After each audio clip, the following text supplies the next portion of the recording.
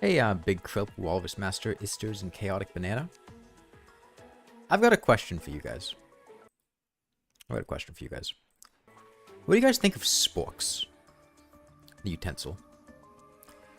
This had come up my Discord server, I think it was last night, and I don't like sporks. I can't stand sporks. I think sporks are one of the biggest scams that we as a human race have ever been sold.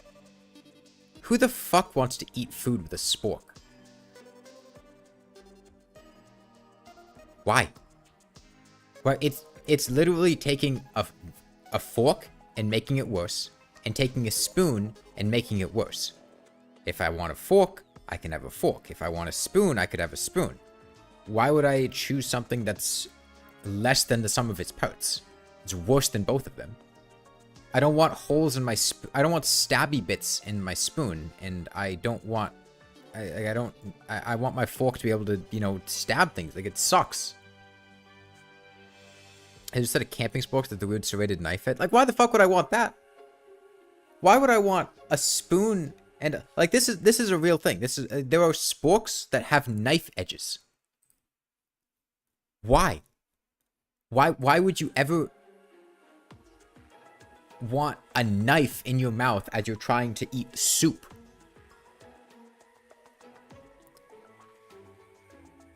Okay. What was going on when we were... Dude, it's been a couple weeks. I genuinely don't remember where in the game we were or what was happening. I think we made it to hard mode. What was my character's name? I genuinely don't remember.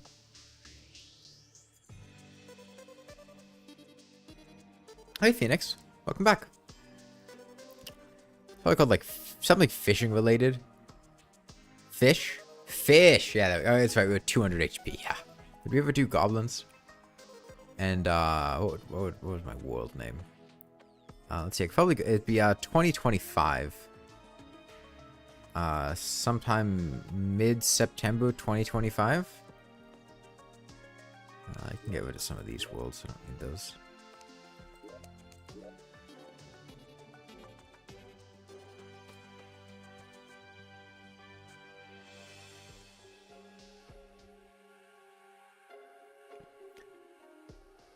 Is it this one? 30th of August 2025? Is that? Yeah, this is the one. You discovered that something like spork exists while playing Fallout New Vegas. Okay. So we're in hard mode. We have a blade tongue and a crystal serpent. We're at max mana. I don't think we've killed any mech bosses yet. I think we were probably fishing for HP. I think I was fishing for HP, and I said as soon as I got to 200 HP, I was going to end the stream. Then I got to 200 HP and ended the stream. Maybe. We're still working on gold armor. It's hard mode right now, so we can fish for tier 3 ores. That would be nice. We have fin wings. That's good.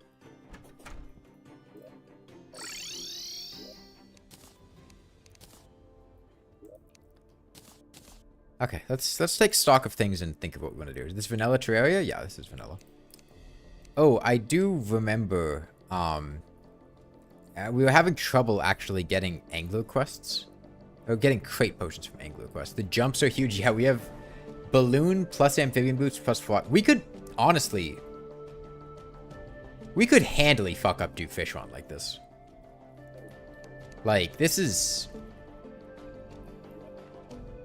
I mean, do we just do Duke Fishron? With this much vertical mobility, we are fine against Duke Fishron. I'd probably want to get some kind of hard mode armor set first. But we can totally just go straight to Fishron, right? Why not?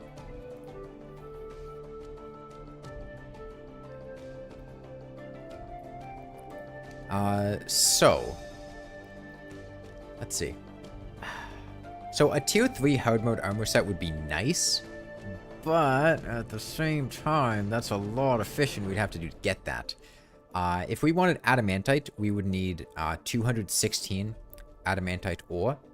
Currently, we effectively have 40, 68, a little over 100 adamantite ore. So we need to fish up a bit over 100 adamantite ore, which isn't great. If we shimmered everything we have here, we could probably make a mythful armor set. I think we probably have enough between all this, but I don't know if it's worth it. Let's just go do some fishing, right? Get some Shimmer arrow. Oh, right, we used the blood rainbow. Hey, Turtle Man. Fishing up ores is really slow, so do we wait? I mean, it's a fishing-only challenge, right? I mean, there's got to be fishing involved in the fishing-only challenge. I hate to break it to you. I hate to be the one to tell you that we are, in fact, going to be fishing during the fishing-only challenge. Do I have any crate potions? No, we're out of crate potions. Plus, more HP lets me, get more... do I have any ale anywhere? Or sake? I should have glass, right? Potion ingredients, blocks. Yeah, we have sand. We can make some ale. How to use the mob drops? No. So no. The Otherworld soundtrack is heavenly? No, not bottles. I want, mugs.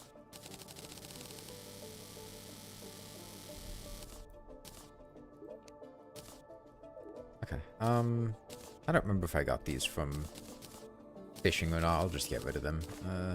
Yeah, I'm being, like, semi-loose with the fishing-only thing. It's not, like, the end of the world if I accidentally do something that's not from fishing. I don't think I need fuzzy carrot anymore. We should have... Actually, we don't have fall... Actually, no, we do have... We have wings, yeah. Was silksong good in my opinion? Yeah, silksong was good. I mean, I wouldn't call it, like, you know, best game ever made or anything like that, but... it was good. Let's see. Keg? Keg. When do we use Duke gear? Yeah, that comes from fishing. Okay, and Traveling Merchant is down here. Not that it really matters, but I'm kind of curious. Oh, come on! Now he sells the Gatligator? Like, the one challenge run where I can't use a Gatligator is when he sells it? God damn it. Yeah, being tipsy from drinking ale and increases your fishing power. And we have our fishing loadout here. Hold on. Angler earring. Surely I have a tackle box, right? Seriously? Okay, I guess we haven't done a fishing quest for tackle bag. That's surprising. Oh, my angler's dead. What the hell happened the last time I was playing? Okay. I can use Gatligator. Alligators come from water. True. I hadn't considered that one. Scale of 1 to 10, how much did I enjoy silksong?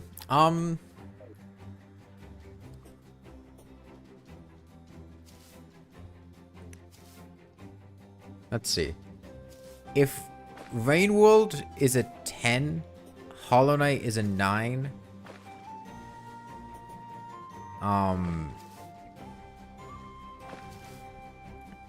What are other games?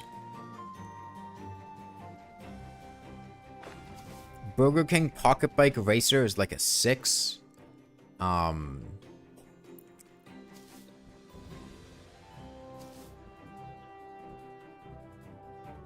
think Silksong is maybe like an 8. I mean, I liked Silksong. I don't think it was quite as good as Hollow Knight, and I wouldn't consider Hollow Knight to be a perfect game in the first place. Right. So I think it's a little bit weaker than Hollow Knight. Which, again, not a bad thing, because Hollow Knight's a very, very good game. It was very fun. I enjoyed it.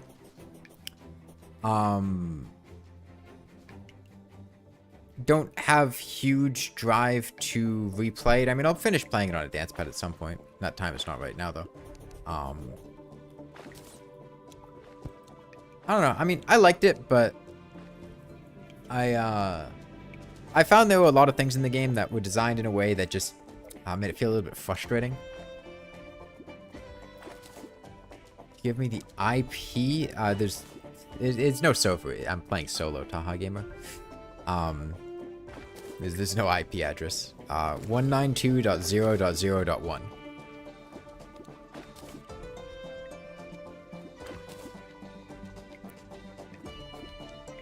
Yeah, I'd say I liked Silksong. I'm not unhappy to have played it or anything. I think it was totally worth it. Worth buying. And I enjoyed my time a lot. Is this guy able to get up here or does he get stuck? He does get stuck. Good. You can give me OP stuff. You say you can give me Meow Mirror? You're not joke? Well, shit. You didn't say you could give me Meow Mirror. Hey, you should have led with that one. When is the next multiplayer video coming? I don't have any immediate plans. I haven't started working on it. It would probably be the hardcore one.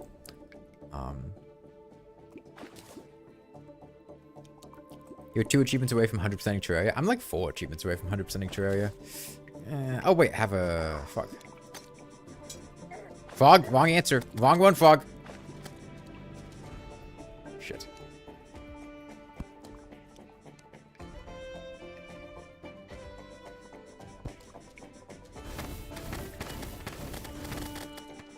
Dude, we suck. Our damage is so bad.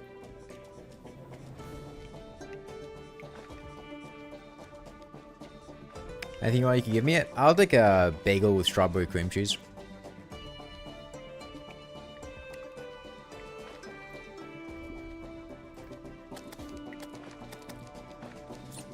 Oh, that's a fuck.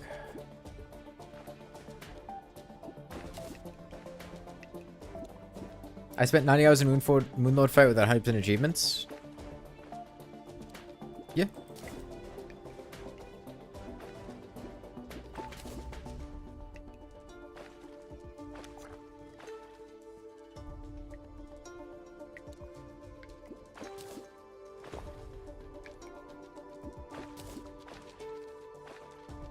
You need an inhuman amount of fishing to get to 400 HP? Yeah. Yeah, it's ridiculous. I seriously doubt we're going to get to 400 HP. I mean, we're already basically out of crate potions, and odds are we're not going to get more. So... Have we even gotten a sundial yet? I don't think we have. Yeah, I'll sit here and fish for a bit. I don't know if we're going to get enough for a tier 3. Wait a minute. I'm fishing for hardmode ores. What am I doing down here? I was fishing down here because I was, I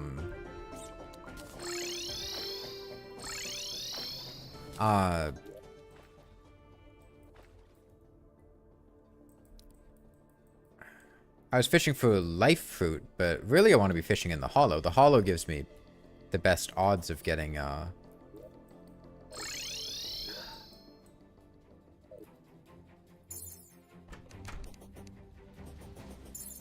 getting hard mode ores.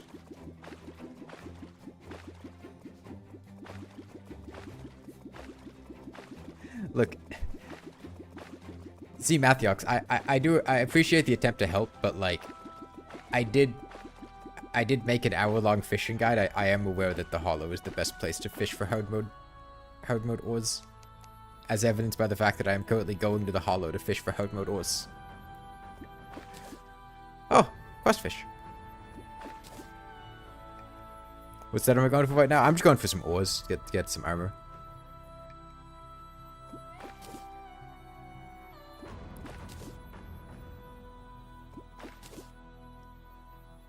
I guess we get prismite from doing this, which...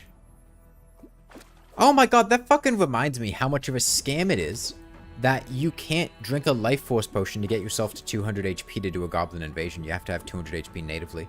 You can't use temporary buffs. That's a scam. Oh wait, I'm not on my fishing loadout and we broke like 3 lows in a row. Jeez. Does it fishing only mean you're basically stuck with pre-mech loot? Duke Fishron exists. You fish up Duke Fishron. Just put that one out there.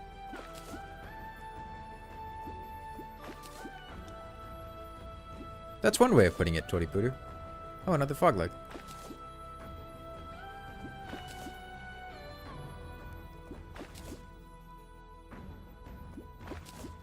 You know, Sam, where you need 200 HP to use the summon? Yeah, I'm guessing it's just a holdover from, well, I'm guessing they didn't intentionally make it so that you needed 200 HP to make the summon. I'm guessing they made it so that you needed 200 HP to do a goblin invasion, and then they made a summon for it. That would be my guess. Right? Because they don't want the goblin invasion to happen when you're below 200 HP to make sure that you don't get, like, spawn camped or something like that. It's probably the idea for it in the first place. And then they were like, okay, let's add a summoning item, and then they just kept the same requirements, not be below 200 HP. Any future plans to make more Terraria servers? I don't really have the time for it right now, but maybe at some point. Oh, there's a sundial. That's nice. When do you think I'll beat Duke Fishron? As soon as I get a hard mode armor set. Might as well do it right away, right? But yeah, silksong. I like silksong. I'm interested to see. I expect they'll probably keep adding content to silksong in the form of DLCs or updates similar to Hollow Knight. And I'm interested to see the type of content they're going to add, because I think a lot of Hollow Knight's best content was in those post-game updates and DLCs.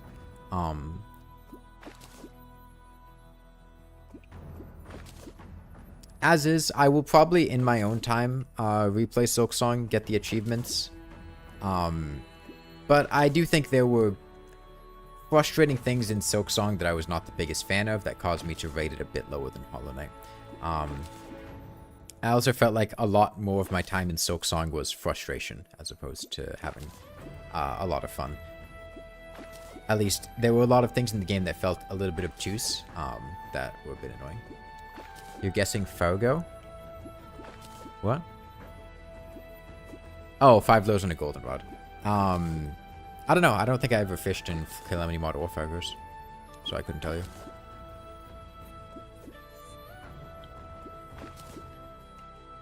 But yeah, another gaming news. The Watcher DLC for Rain World, I think is actually a hell of a lot better now after they updated it in 1.5. So if you had initially played the Watcher and didn't have the best time with it, maybe gave up halfway through, or you were holding off because you had heard mixed things about it and you wanted to wait for them to do some updates, I think now is a good time to play it. Are you sure it's a Calamity thing? I mean, it's possible they could both do it, right? Another frog. Like, man, we're reeling in all the legendary catches.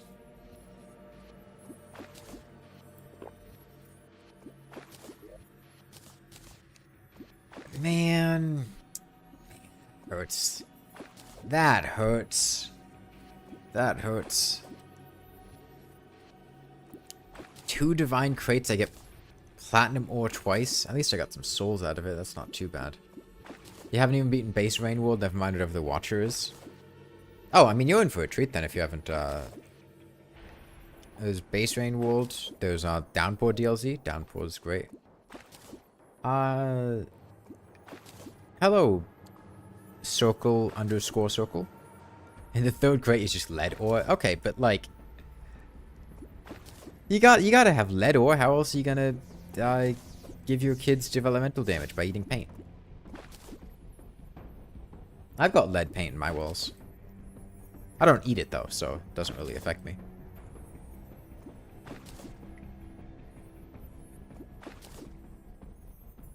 Well, I don't eat much of it. A little bit every once in a while is a treat.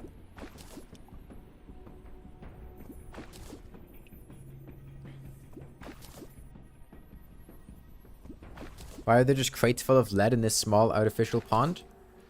Well, that's...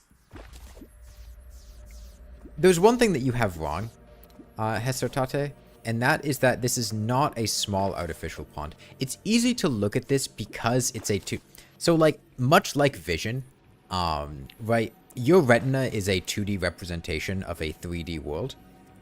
You don't actually see the world in 3 dimensions. You are seeing the world in 2 dimensions, and then that's reconstructed into 3 dimensions based on binocular disparity between your 2 eyes, and where things fall on the retina.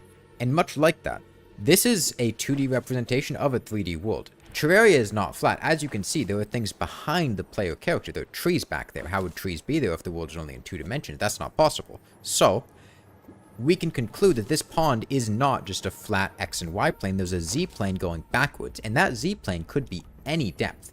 For all you know, this pond could be 7 miles deep. You don't know? Yeah, there could be a water factory just flowing water in with lead crates dumping in the river, flowing downstream. So just because it might look small, it's not. It could have any amount of depth going back into the background. Well, I appreciate your words of wisdom, Gray.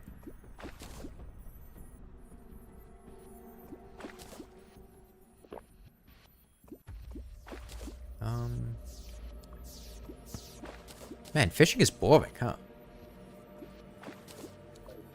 Let's go turn in that pixie fish before daytime comes.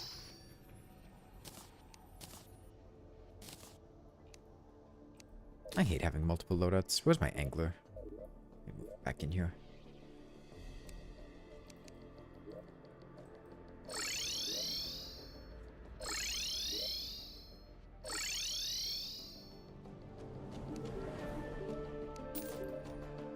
Oh, tackle box. Is that the last one we needed? Hold on. Let's just get, wait. Wait, did we have so many fucking tackle boxes? What? That's right. Okay, okay. I remember now. We were waiting to get the,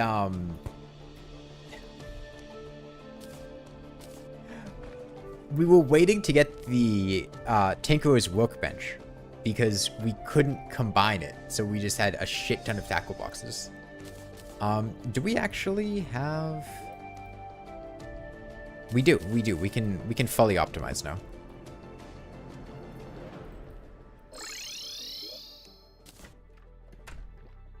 There's that Bass Pro Shop sign. You know, I found out the other day that there is a Bass Pro Shop pyramid in Memphis, Tennessee. There is a giant pyramid that, like, Bass Pro Shop sponsors or something in Memphis. Wait, shit, that's not the one I wanted to... Okay, 1 earring, 2 earring.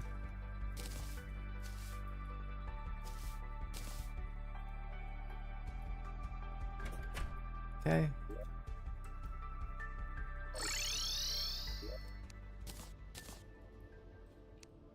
One, 2, and then, I remember now, we never got a lava-proof fishing hook. We fished in lava and got everything except the lava-proof fishing hook. What do you guys think? Is it worth going back to fish in lava a little bit more to get that lava-proof hook? Because it's like a 1 in 9 chance or something. It's not that rare. And we do have a much higher fishing power now, so the time to bite should be lower.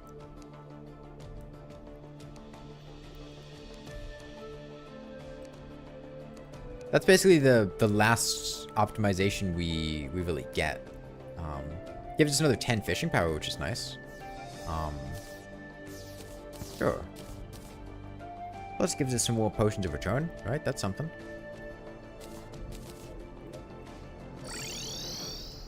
Is there any reason to get it? It lets me equip a third. It lets me optimize my fishing power, right? We pick up a third.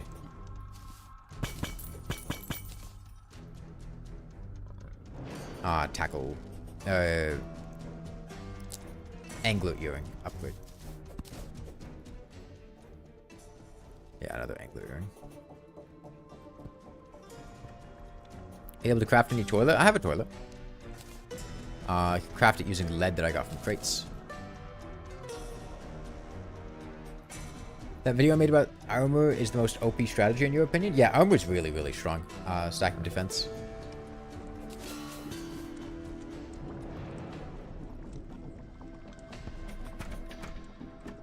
I took over a large mall in Clarksville, Indiana a while back and turned it into a Bass Pro Shop. It was the biggest Bass Pro Shop in the world until they took over the pyramid.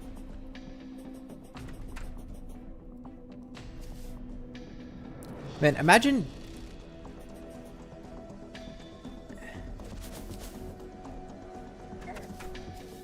I don't know. Imagine you're like a tourist visiting the US or something, right? And you see this giant pyramid in the distance. You're in Memphis for whatever reason. And you're really curious about what it is, and you head over there, and it's a fishing shop. Can't wait until Bass Pro takes over the Pentagon. think it's a store, then it's a hotel above it. Is it a Bass Pro Shop hotel? Do you get, like, fish-themed rooms? That would be pretty cool.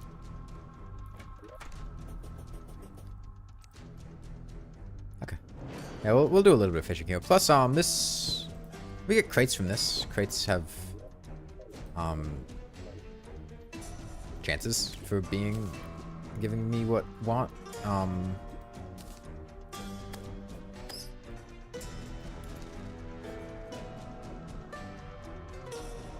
I mean, we get bites really quickly because we have a really good fishing power. Okay, would you guys fuck off for 1 minute?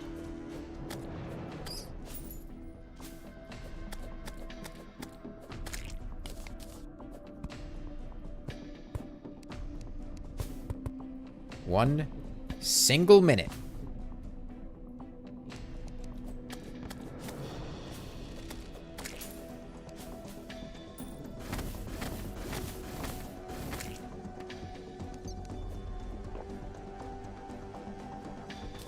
When the Bass Pro CEO died, he would be buried in the Bass Pro pyramid along with all the current employees staffed there. Random question, do I find Duke or Empress easier? I don't think either one's particularly difficult. Yeah, it feels weird having 200 HP. We die so quickly. Plus, we have really low defense. Especially in the fishing mode.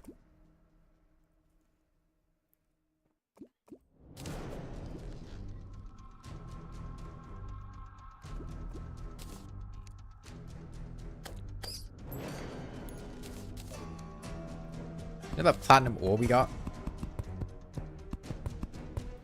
I'm very glad we got that platinum ore. You know, I'm quite happy with this arrangement.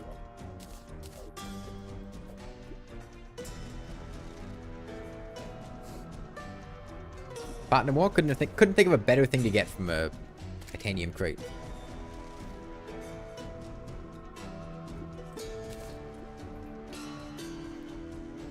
You just watched my fishing guide in the past streams.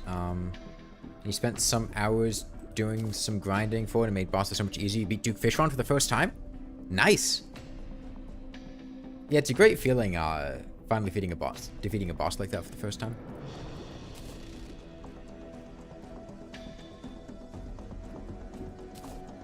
Okay, we got another bottomless lava bucket before we got a single hellstone crate. We got a third bottomless lava bucket before getting another hellstone crate.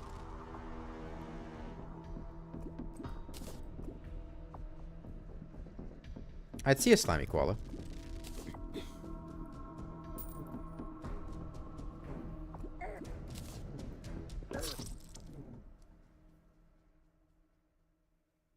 You know, I think 2 angler earring accessories is fine.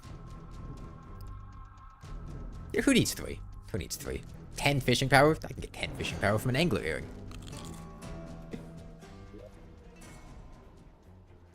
Oh, we did get an obsidian swordfish.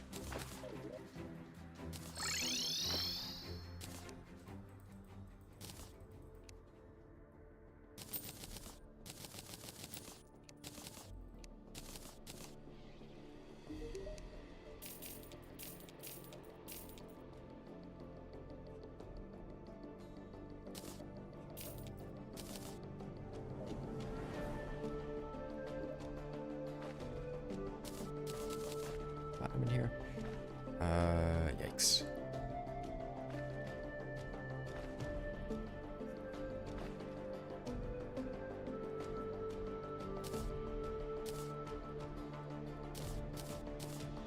Yeah, I'm done with lava fishing. Fuck that shit. Let's go back to the hollow. How did I learn to build? From the ancient Greek masters. I studied Aristotle, Socrates.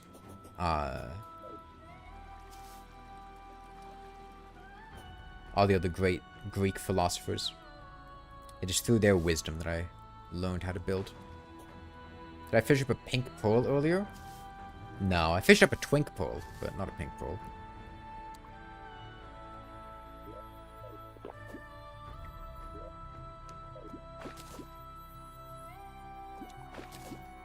Basically, in all achievements, one character world run and you got on fishing with name changing helped a lot. Yeah, that makes it so much easier trying to get 200 fishing quests. It's ridiculous how slow it is if you don't do that.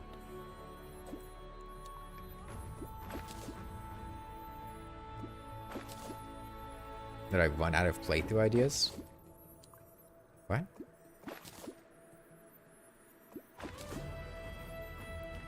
Why can't I make a lava pool at the surface and fish for hellstone crits? I mean, I could, but where's the fun in that? Where's the danger? I like excitement.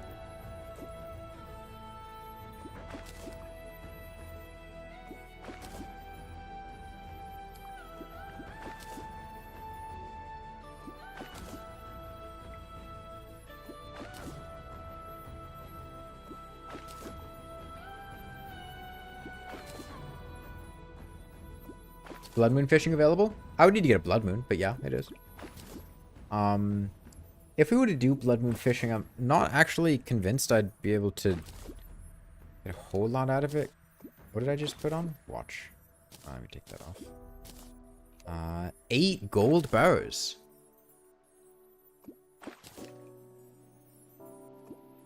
This is the Terraria Otherworld soundtrack.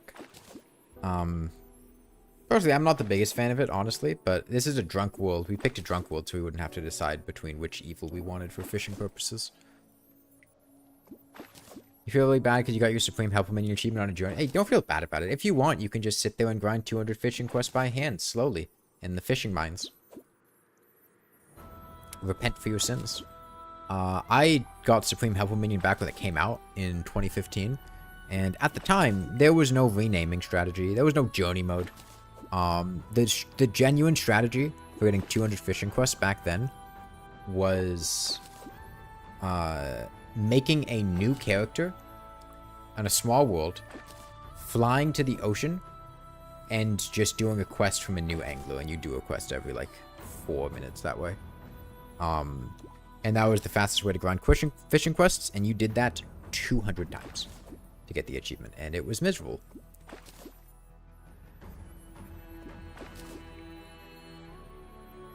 Am I for eel right now? I had some eel in Lake Sewer when I went to Japan. Big fan of eel. It's really nice. I forgot about the whole Otherworld thing. You were being vaguely hyped about it. I never even knew that Otherworld was a thing back until after it got cancelled. I wasn't hyped for Otherworld at the time that it was in development. I think it could have been cool, but the world were... Like, I think it could have been cool in concept, but the world where Otherworld actually would have been good, I don't think ever existed. From what it sounded like, it was basically Relogic giving the, I don't know, Terraria IP, Terraria,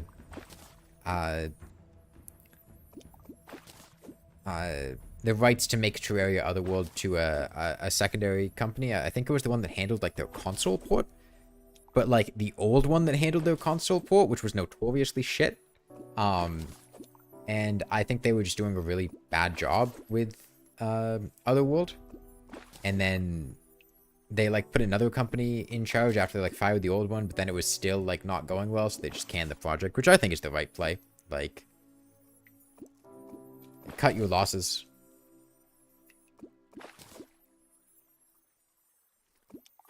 Toxicrope is pretty good. Toxicrope is a ranged weapon, not a magic weapon. One of these days, we'll get any amount of hard mode ore from any of these crates. Jeez. Am I pretty much forced to get mage gear? I mean, we could play non-mage character, but right now, mage weapons are... The game really fucking wants me to use a magic weapon. That's 3 crystal serpents we fished up so far. Maybe we just settle for a tier 2 armor set. This is very, very slow, and we're getting no ores out of it.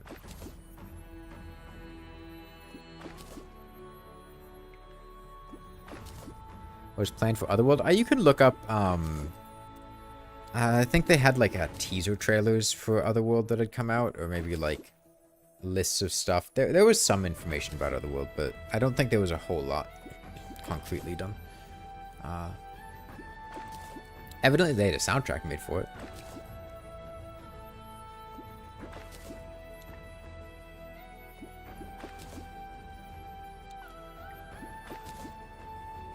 If I don't get,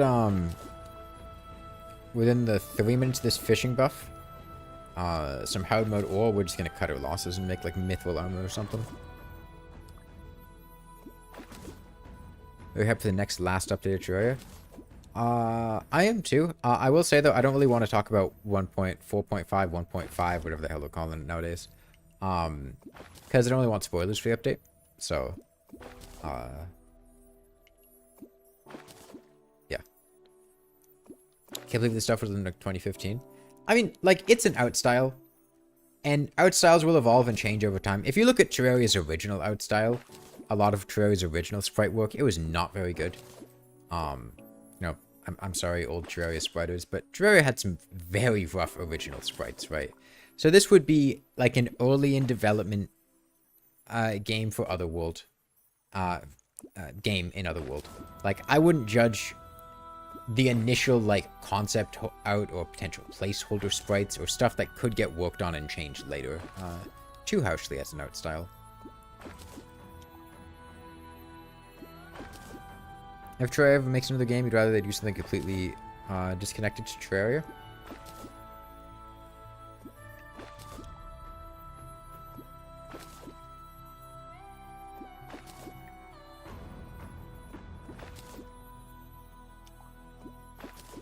I don't know. I think I wouldn't mind seeing a version of Terraria made on a framework that doesn't suck. Alright, Turtle Man, I get the jokes and stuff, but please don't talk about fake spoilers, because then it just encourages people to talk about real spoilers. Like, you get into this awkward situation where, like, ah, haha, here's this funny joke about something they're not doing, but then people see that and then start talking about what they're actually doing, or they make jokes about what they're not doing, but it's what they're actually doing, and it's better to avoid the topic entirely.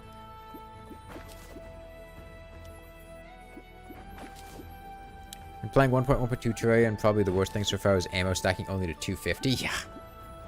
Yeah, I remember downpatching to the old versions with the Steam beta stuff, and oh man, that was brutal. Let's get a 5th Crystal Serpent, 6th. I mean, I have very good fishing power. I get legendary catches pretty often. Apparently, we cannot get any fucking crates though, and when we do, they only have free hard mode ores in them. Oh, okay, we got 3 palladium. Okay, well, I think I'll just make mithril and fight Duke Fishron with that, because I'm getting a little bored of sitting here fishing for those. Let's see, where's my, optimal happiness? I guess here.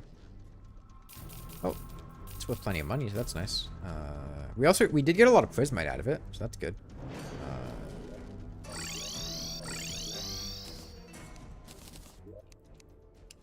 Okay, let's see. Do I have enough for mithril? I've got to have enough for mithril, right?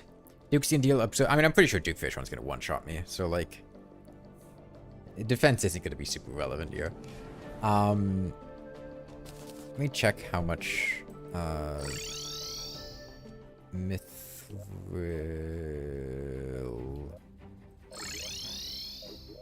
My guide's... And my guide's still dead, huh? He doesn't have a house. Okay. I assume it's 54 mithril bows for a mithril armor set. Let me check.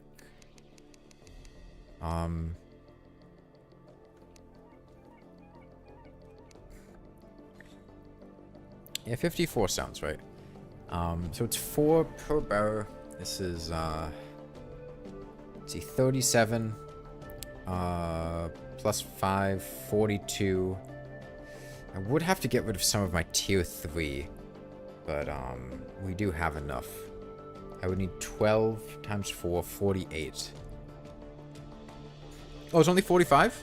Oh shit, I think we have enough just for from the tier 2s then. Let me shimmer all this. What did you miss? Absolutely nothing. You have missed absolutely nothing of consequence.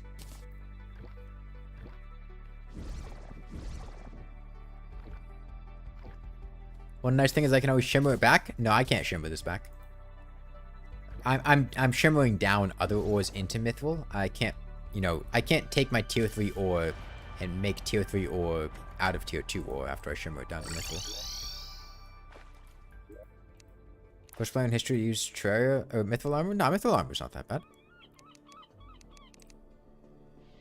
Particularly the melee set. You don't usually use the magic set, but... Oh. 10, 20, yeah, it's 45. Rest in peace, a tiny amount of adamantite. Okay. This is fine. Let's see. We need 3 bows, which is 12.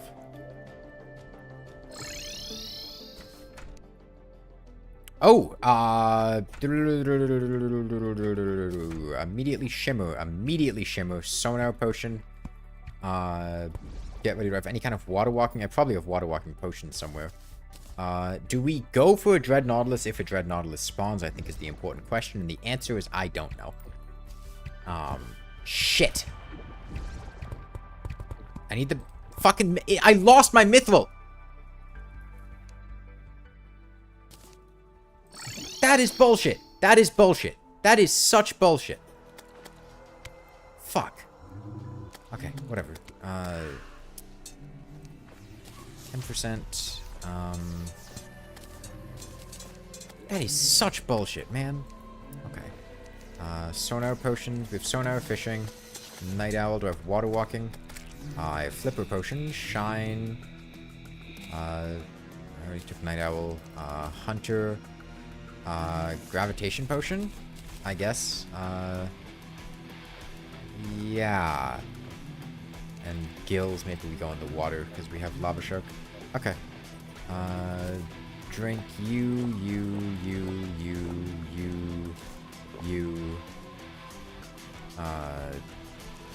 Enter my toilet. This is fine.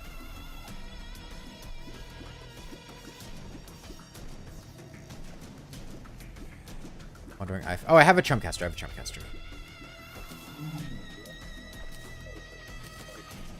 Chumcaster doubles your odds of fishing up a hardmode enemy. I would like a Hemorax. I do genuinely want a Hemorax. Shit. If I want a Hemorax, this is a bad place to be fishing. Because, the guys are gonna get... Okay, you know what? We flood this. We fish enemies up inside of here.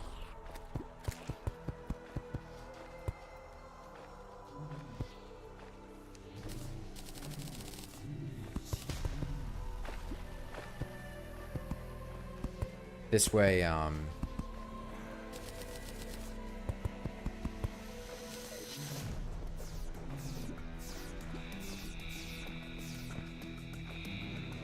we lose 5% fishing power, but whatever.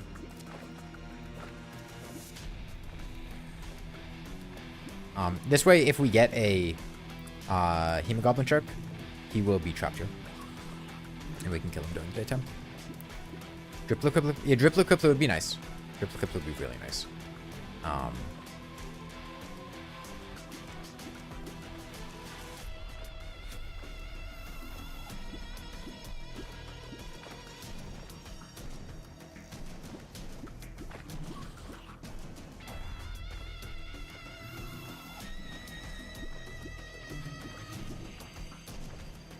Allowed to break altars? If I get a hammer, if I get a Hemorax, yes.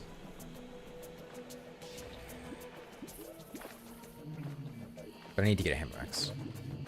Dude, terrible luck. What is going on? Every one of these catches should have a 1 in 3 chance of being an enemy, by the way.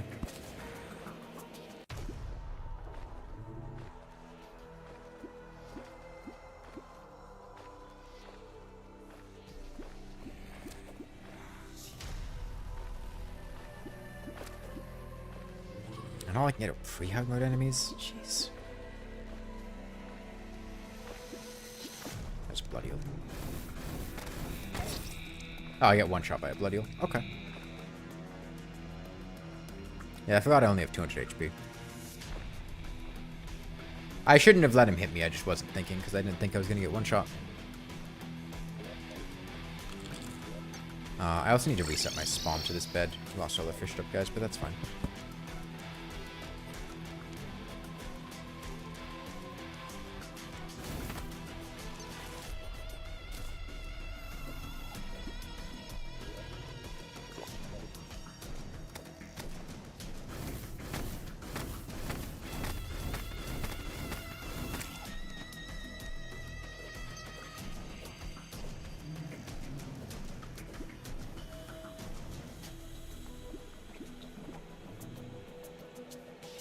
Trophy guy sells a hammer that breaks altars.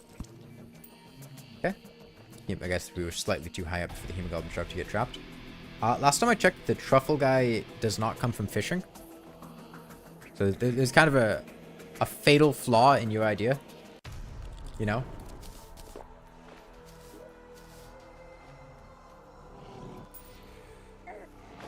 This is gonna be miserable, man. And we can very slowly kill him.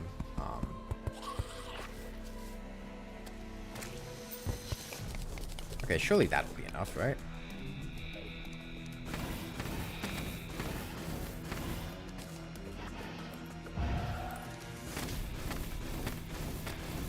It's not even worth... If we get a Dread Nautilus, it's not worth fishing him up, because we do not have the time to kill him. So at this point, we're just trying to get the other things. It's relevant to NPC loot only, but I'm not doing NPC loot only.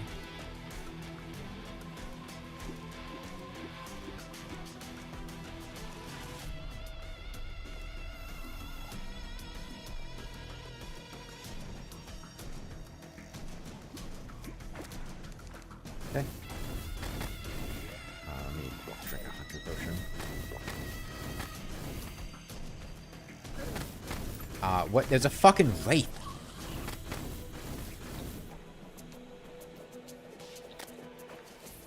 Yeah, I would love to fight this blood eel, but I am gonna die to this random wraith.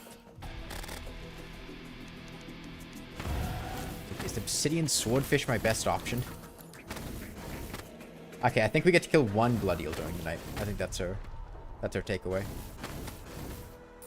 I genuinely think obsidian swordfish is my best option for dealing damage here. I guess I could try anchor. Yeah, maybe anchor is my best option, actually. It's a wild thing to say, but... The crystal serpent is doing nothing.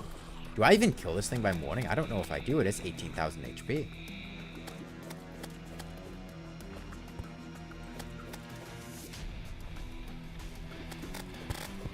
Yeah, I do.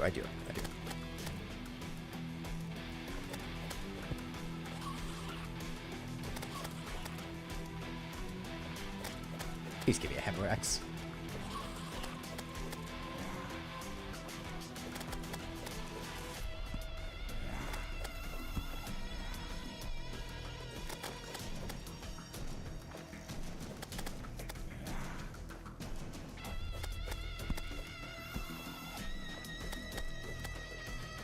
The hardmode or hammers break altars? I don't think there are hardmode or hammers.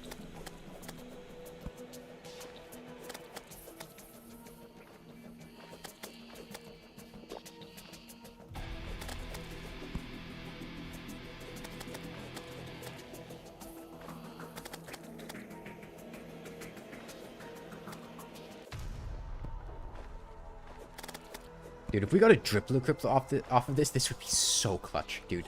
I need a weapon.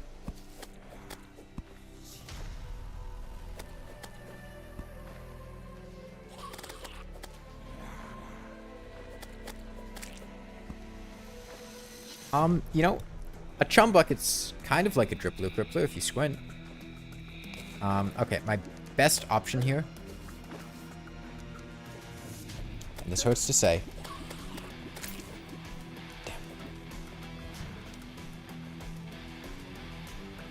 it sucks, but that was my best option. Can I kill him in... No. Maybe? No. No. So the reason I was doing that is because my best option is to try to just get a bloody tear. And my best chance of getting a bloody tear is killing them, but I have to kill them before the blood moon ends. So just running at them with my highest DPS weapon is the best way to try to do things. Didn't work, but it could have.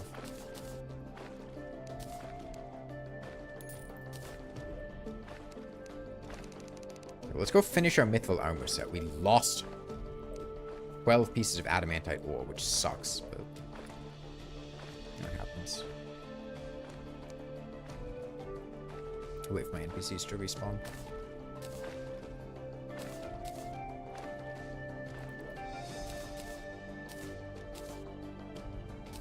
Then we go back to fishing for... Oh, you got out.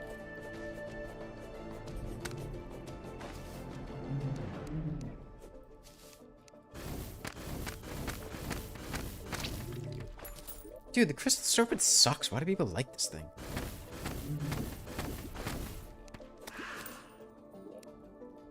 I've got magic buffing over, and my melee weapons are still doing better than my magic weapon. What even hit me? That was a slime.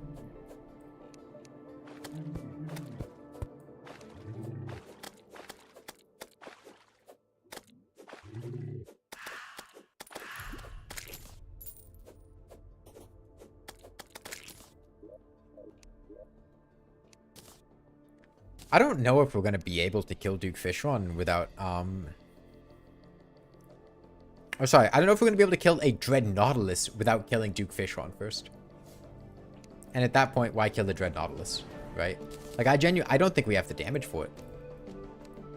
He's got, what, 20-something thousand HP? Odds are we're going to have, like, a couple minutes to fight him. I don't think we have the capability to do that.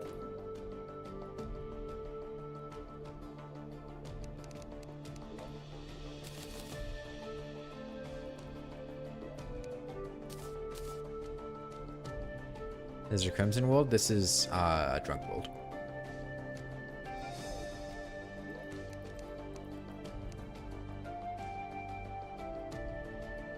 But no, the Crystal Serpent is good on Duke Fishron because it explodes and all the projectiles hit him. Like, the Crystal Serpent's better than the Toxicope. It's not like the Toxicope's very good either. Like, it's not saying a whole lot, but it is better. We do also have the capability of summoning the twins, if for some godforsaken reason I wanted to. Honestly, we just walk down to the Shimmer.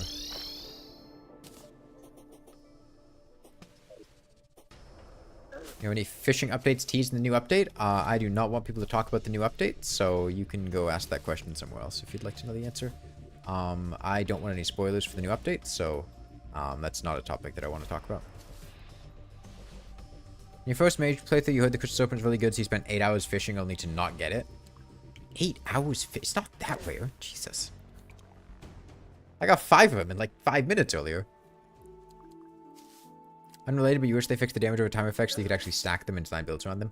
So you can stack damage over time effects. I know in my Flare video I said that you couldn't. That's because it's actually a visual bug. It's not a functional bug. Oh, right. They're arrow famous. They kind of go up on the surface.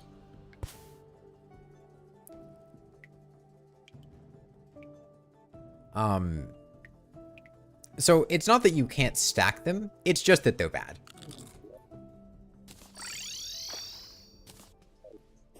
You won't have the damage numbers pop up for both of them, but they will properly deal the damage.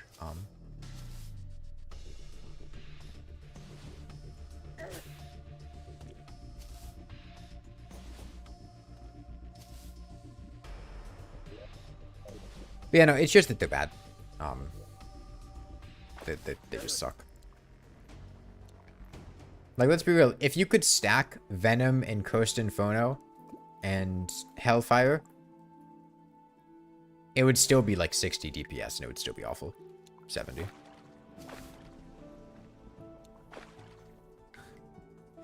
It's not...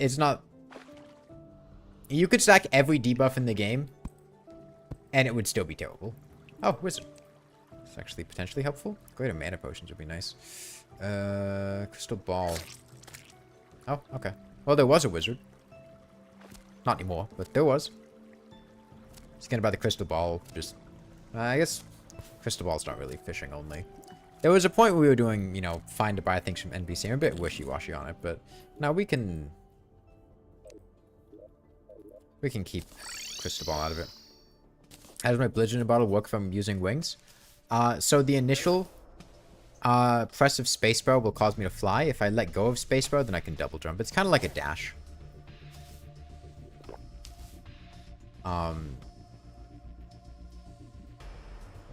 So if you're on the ground and you press space, you start flying. If you're in midair and you press space, you do a double jump. It also works if you fall off of something. Like right here, if I fell and pressed space, I would do a double jump. Double jumps only work when you're in midair. And then once you use your double jump, it's gone until you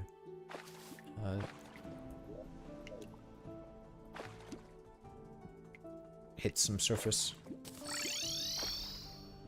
Okay, this was a productive use of our time.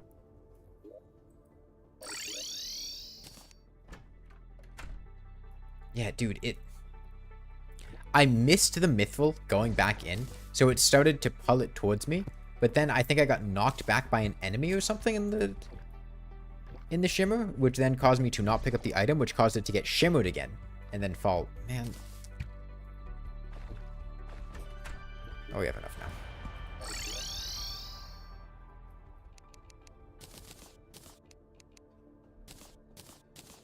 Okay, and our set bonus is 17% mana cost, which isn't terrible, honestly, with the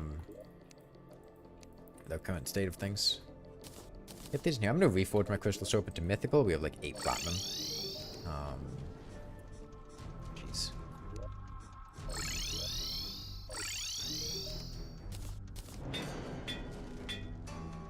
Okay, I did it. Okay, and oh man. Man, it's gonna hurt me because I'm pretty sure we just reforged all these to warding. Maybe I'll get alternate versions of them, but I was gonna say, yeah, I'm pretty sure Duke Fishron's gonna one-shot me regardless. Maybe we do reforge these to like menacing. The boots are unnecessary. We don't need boots. Let's get a lucky aglet. Lucky aglet's better than boots here. I do want all these ascension boost bonuses.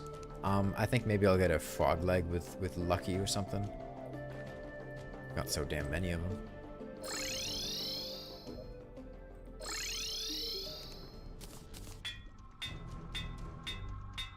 Yeah, forget lucky or menacing first. Lucky.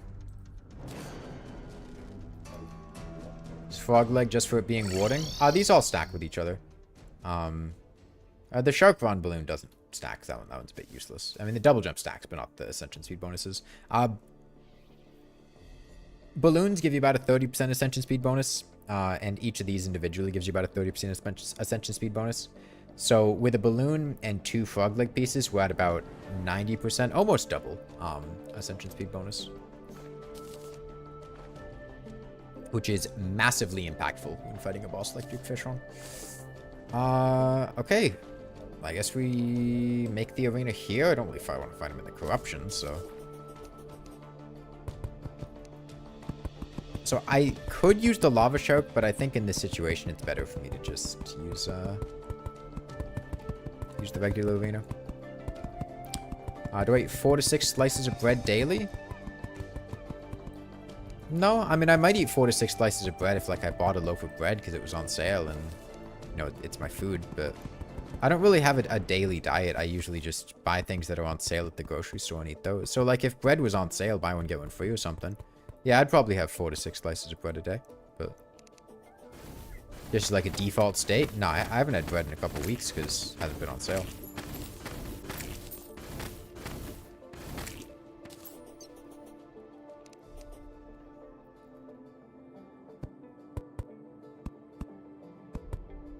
Hey, Harms.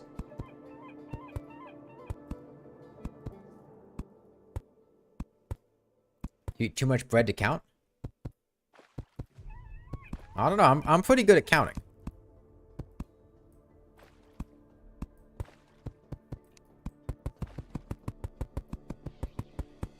Back in elementary school, they used to call me the counter.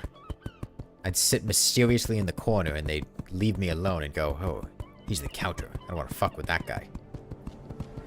Or that or they just didn't like me. Either one is possible.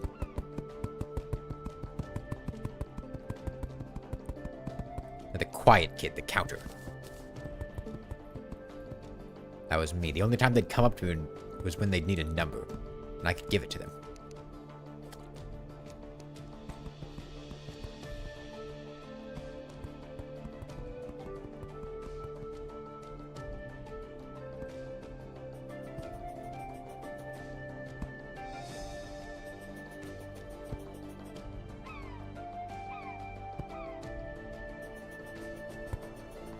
Hey, Jason, man. Thank you for the membership. Okay, are we ready? I mean, what the fuck am I gonna do to get ready for Duke Fishron, right? It's a fishing-only challenge. I have my weapon. We got the frog leg. Potions, hunter potions can come in handy, so why not? Outreach is useless, obsidian skin's useless, swiftness maybe. Hunter, I already took. Shine, night owl, why not? Life Force, I'm pretty sure he's gonna one-shot me regardless, so I don't think that's worth it. Yeah, I think that's about everything. Stone platforms so much nicer than wooden. How do you make them? So you add a furnace. You first make stone or gray bricks, which take 2 stone blocks. If you have stone in your inventory, you will find this recipe at a furnace. And then gray bricks can be turned into stone platforms. These platforms also cannot be burned by lava, so they're nice for the underworld.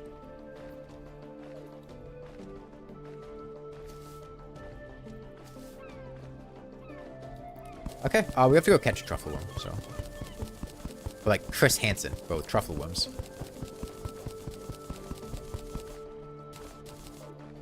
Dude, when I was in,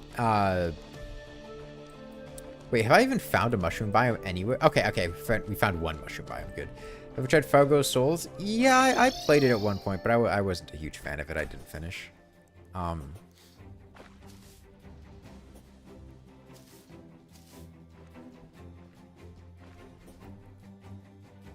Yeah, when I was, in Atlanta, staying at a hotel with friends before we flew out to Japan, one of my friends brought a tablet with episodes of To Catch a Predator downloaded on them, and I had... Holy shit, thank you, Z Mathiox. That's incredibly generous, thank you. But yeah, we were watching episodes of To Catch a Predator because he had it downloaded on his iPad. And dude, what a weird show. What a weird show. I don't... It was literally just like a bunch of... Just basically cuts of Chris Hansen sitting in a room and then just going, here's a guy who was messaging an underage girl in a chat room. And then just like them sitting down. And like that was it. You just cut between them. Like there wasn't a whole lot else other than that. It was just here's a guy. He messaged our agents pretending to be an underage girl. We invited him to this house. And they go to the house. And then the guy shows up, but like Chris Hansen's there. And then that's it. Like there's not really a whole lot of like build up or like payoff afterwards. It was just like doing that like 6 times in a row. Dude, I don't want to die.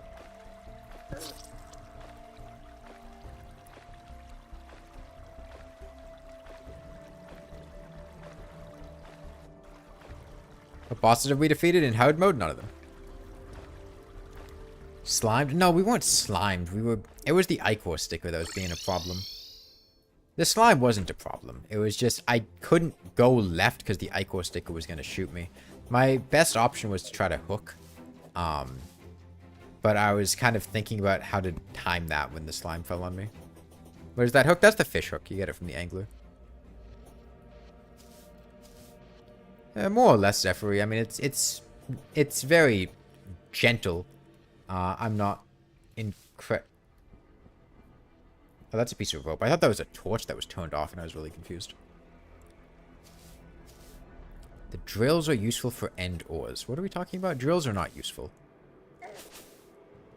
There is literally only one singular thing that drills could possibly be argued as being useful for, and it is only remotely relevant in literal speedruns where shaving, like, frames off of your usage matters.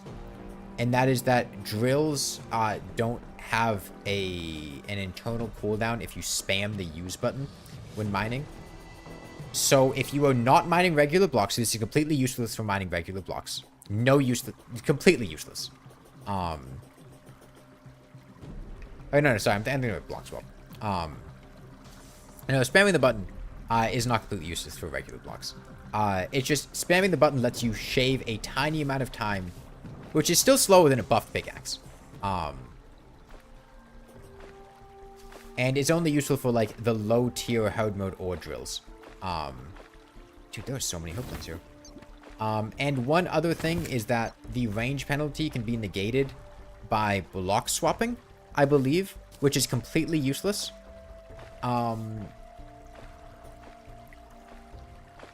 Drills are a lot of missed potential. I mean, the main problem with drills is just that they're bugged and they don't work properly. Like, if drills worked properly, they'd be fine. No. We kill Duke Fishron. We get Duke Fishron weapons.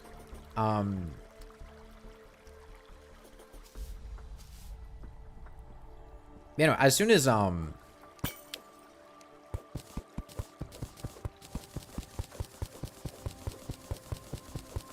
kill Duke Fishron, we're good. We get Razor Blade Typhoon, we get Flare On, we get Tsunami, whatever.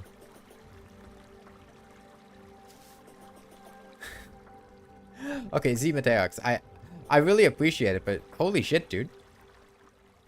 Thank you.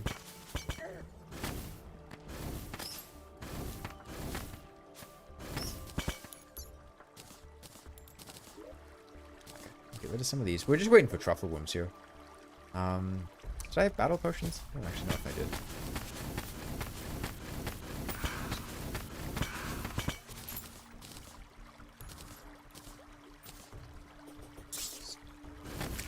Truffle worm?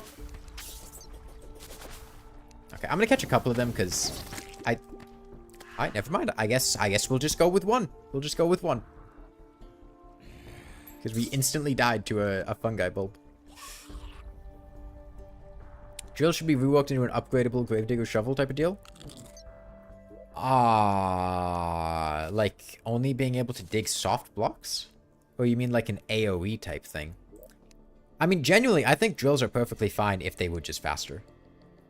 Like, mechanically, drills are not bad. The concept behind the drill just being, like, oh, you get to, you have a faster initial speed, but you can't buff it.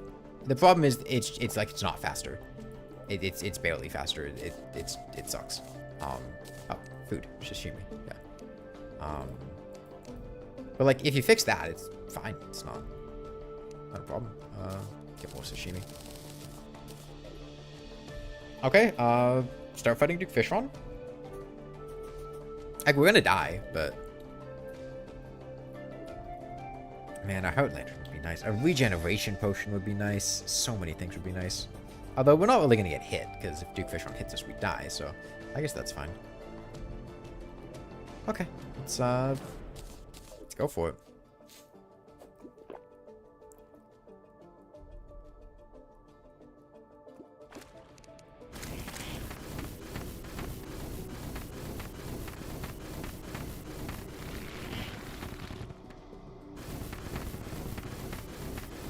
Our damage isn't bad. Yeah, we have to,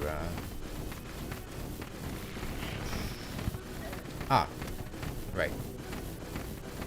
I don't know why I was thinking he was going to be doing his, phase 2 Sharknado. This is bad. Actually, we don't get one shot in his phase 1. Okay. That's fine. I haven't fought Duke Fishron in a little while. I think I'd like another layer up there just to catch things. It's also a medium world. We'll get one shot in his phase 2, but not his phase 1, so that's nice.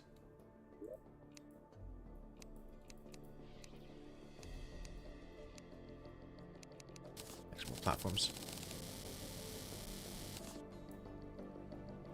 Wait, that was the wrong, hold on. If the drill lawnmower sound was an actual motor sound, it wouldn't be so bad. Endless ripcord sounds is rubbish. Yeah, I hate the drill sound. But hey, at least they gave us pickaxes. Back in 1.1, there was no cobalt pickaxe, mithril pickaxe, or adamantite pickaxe, or pickaxe axe. There were only drills. Yeah, they could use a sound redesign. They really could. For such a polished game, it's crazy they haven't been fixed or reworked. I mean, they just have so much content in Terraria. There's only so much you can do, right?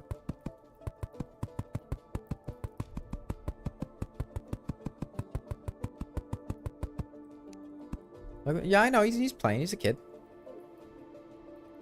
That's what kids do. They play.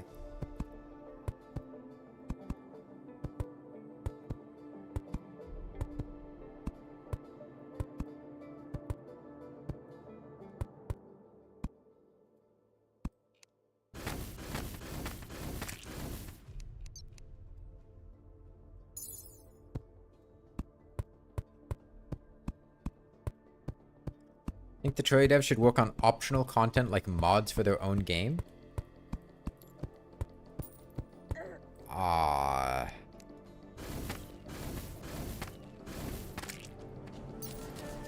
If a developer makes a mod, isn't that just a DLC? Like, aren't you describing a DLC?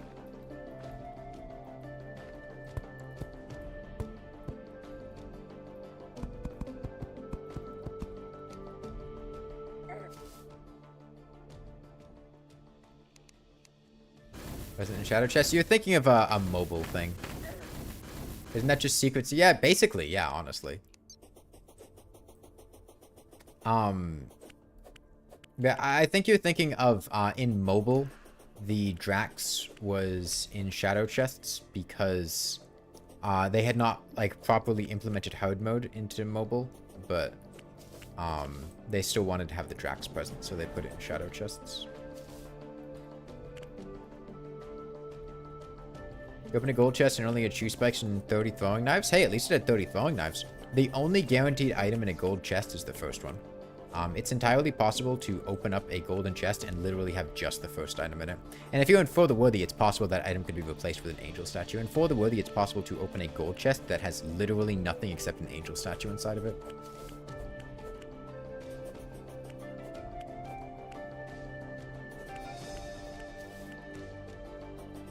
XCOM 2 is a mod that was technically developed by the same studio. It's not a DLC because the actual DLC has... You know, the actual DLC is the mod is a separate thing. Are you talking about... what DLC are you talking about?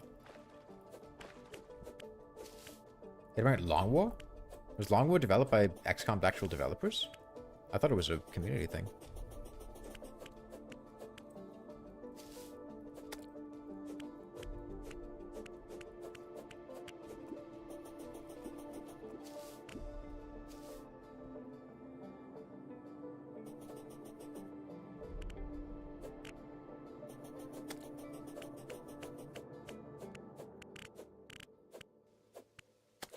I can't believe an anchor is my best option here. God.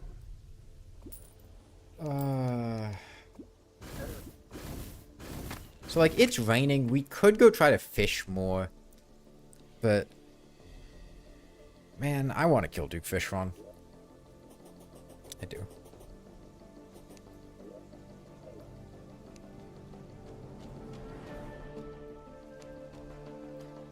Each update adds more stuff. People may feel like they have to try everything, like they add more challenge modes. I mean, they can just do secret seeds for that. They don't need to... Introducing it as a mod is a mistake, Green Blob.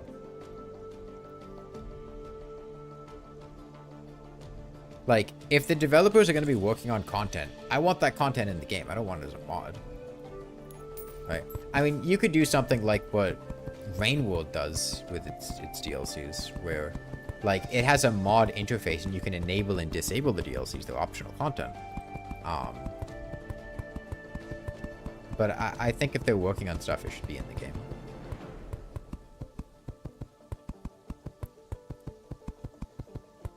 Especially because, bear in mind, there are non-PC platforms, and you can't really get mods on console, Switch, which really is console, but it's kind of its own console, and mobile. Question number 1, how bored am I? Maybe a 6. I mean, it's fishing. Fishing is kind of boring, but... What was the weird Easter Bunny boss called? You're thinking of Lepus. That was never on PC. That was a mobile thing.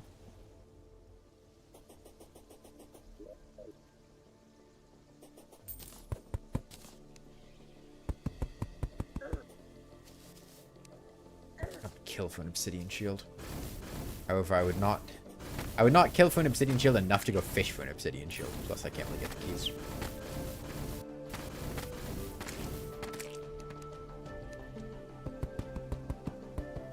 The turkey was Turkor the Ungrateful.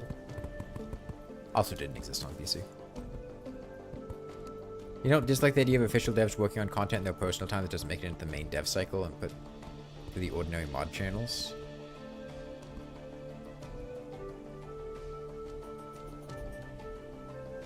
I don't know, I kind of dislike that.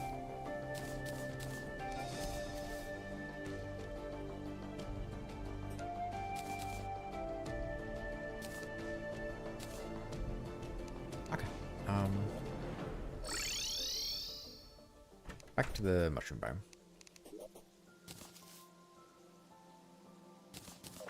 This vampire frog stuff is useless now, man. Yeah, the pillars were boss that were deleted from the game when you first checked the wiki. Terraria's, like, categorizations of bosses is very silly.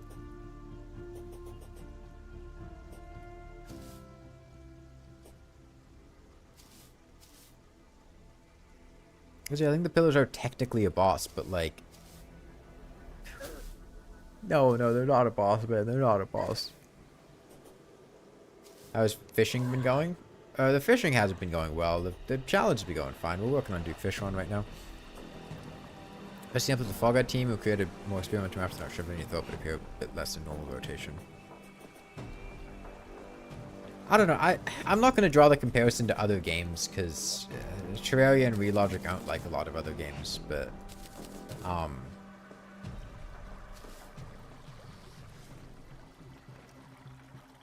I think if Relogic is working on stuff related to Terraria, it should be, you know, Terraria content. Stuff that, you know, they want in the game. I would rather they worked on something that wasn't Terraria if they were going to work on stuff that wasn't a Terraria update, right? They have a finite amount of time, and if there's the choice between, hey, let's work on a Terraria update, or let's work on some random Terraria side project that isn't going to make it into the game, and maybe will come out as a mod, maybe won't. I would rather have the devs spend time working on something else. Different game, different passion project. If they have passion for Terraria, I'd like to see that reflected in the form of a Terraria update. If they don't have passion for Terraria at the moment, then well, they wouldn't be working on it.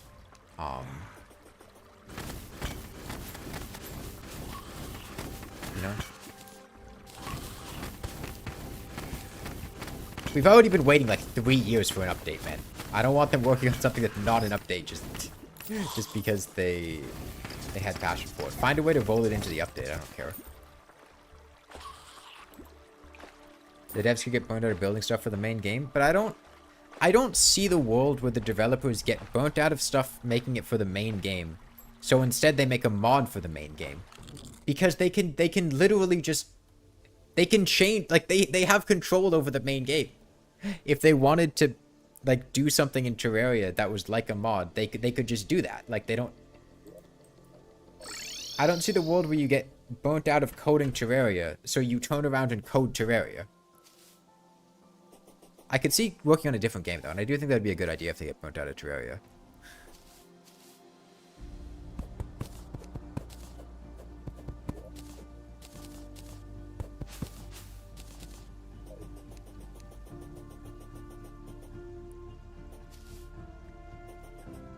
Can't believe Terraria just Minecraft it were good.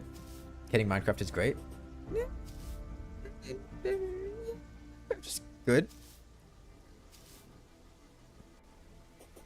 Terraria Otherworld? Relogic didn't even work on Terraria Otherworld. They outsourced that to, what was it? Was it like 565 games or Pipeworks or whatever? If it actually worked on Otherworld, maybe it would have not gotten cancelled.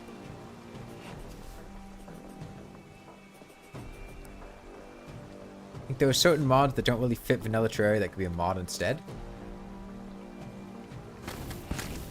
I don't think you said what you meant to say because that sentence doesn't make sense. There are mods that don't fit vanilla Terraria, so they should be a mod instead. Like a moderator on the Terraria forums.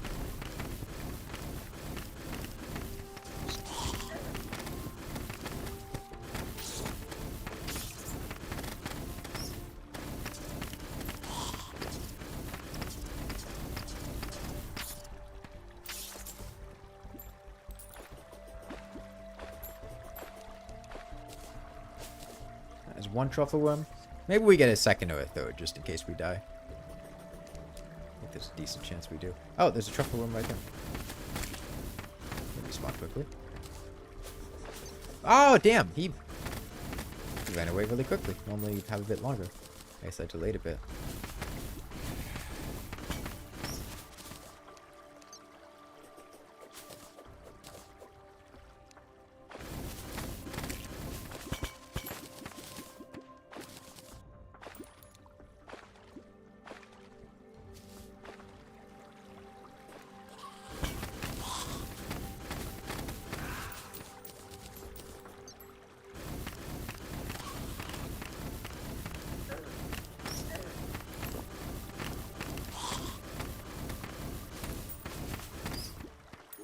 I'm getting Souls of Night from this. I don't really want Souls of Night.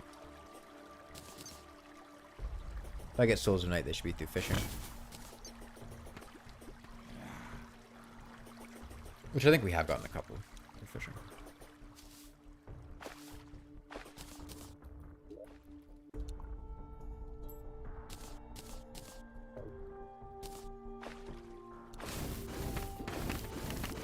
I do hope we get 1.4.5 sometime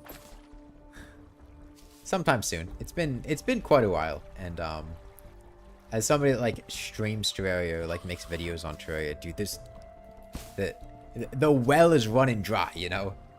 There's only so much good stuff that you can make Terraria content on when you haven't had an update in 3 years. You know, at a certain point, you just run out of like interesting mechanics or challenges, as well as just kind of getting bored of things. I think they should ever even make a 1.5 update? Sure, why not? Do what they want.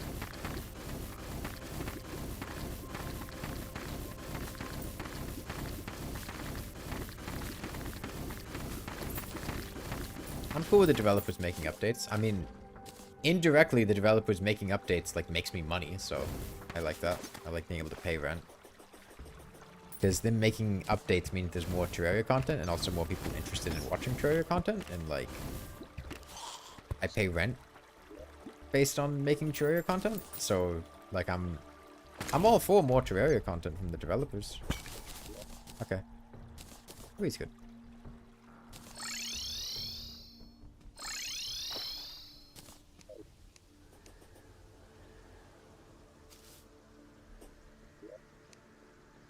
Okay, tell you what, I'm just gonna sundial to the morning, because I don't want to fight Duke Fishron at night.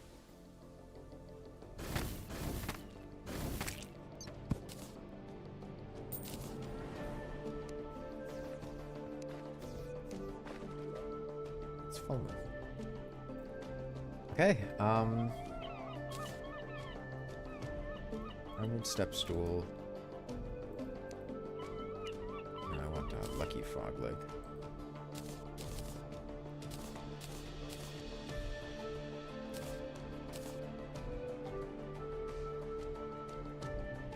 Okay.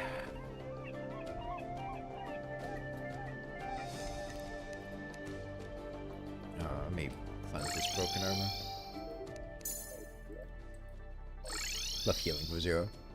Love Don't Starve Together. You got 2,000 hours and Don't Starve Together? Damn. I've only got a couple hundred. How much of that,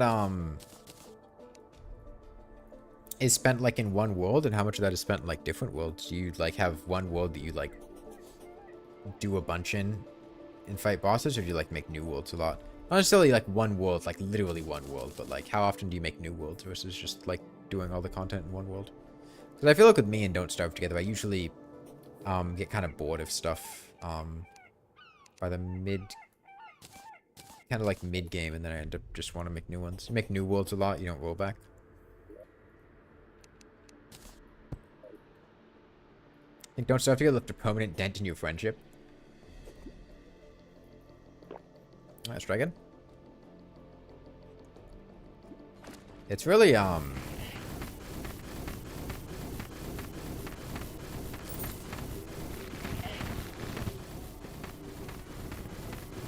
Dude, we're gonna die again. Yeah.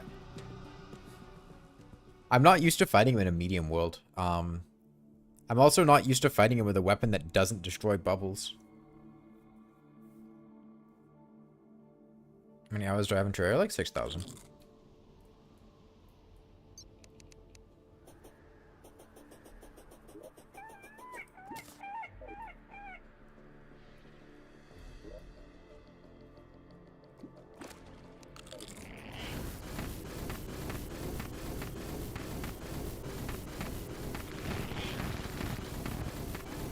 My mage sucks. No, it's fine. It's just... Normally, I would just stand next to Duke Fishron and shoot. And that works fine. But that's not... Why did those go so far down? He was above the... We float up too fast. Okay. I forgot to drink a healing potion. Immediately died to a Sharknado. I think that's part of the problem. We ascend too quickly. We're flying up to the skybox, and this is a medium world.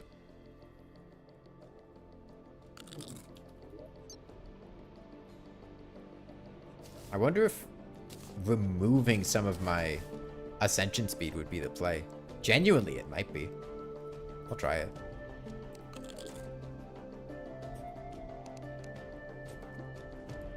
Through the ceiling? No, I think it's a mistake.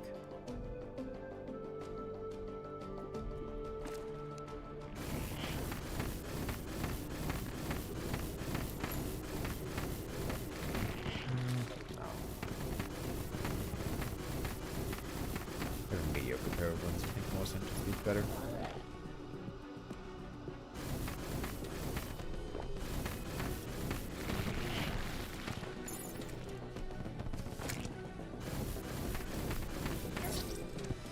I'm forgetting to drink my potion.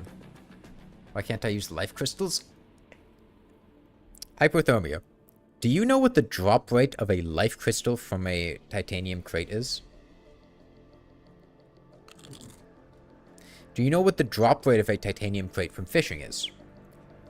Do you know how long it takes to get a fucking life crystal from a titanium crate? Do you know how many hours we spent getting life crystals? We spent probably 7 hours just to get 5 life crystals.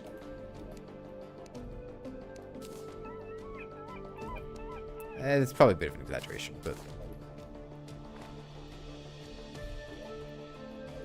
Probably half of the playtime in this world was spent just fishing for life crystals. And we're out of crate potions now, and we can't really get more, so...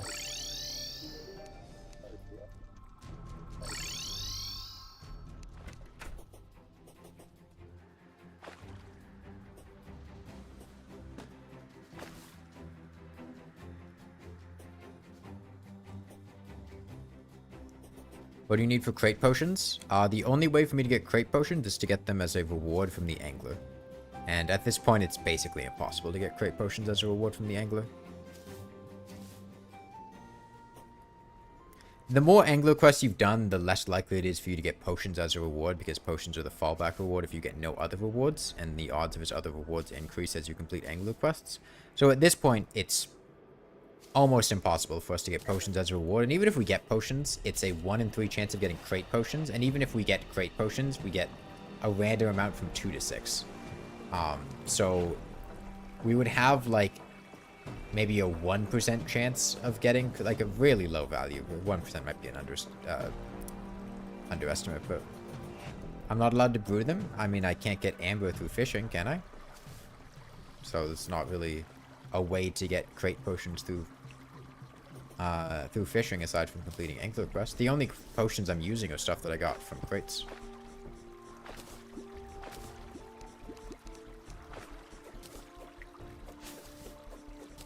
As you get plenty of truffle worms.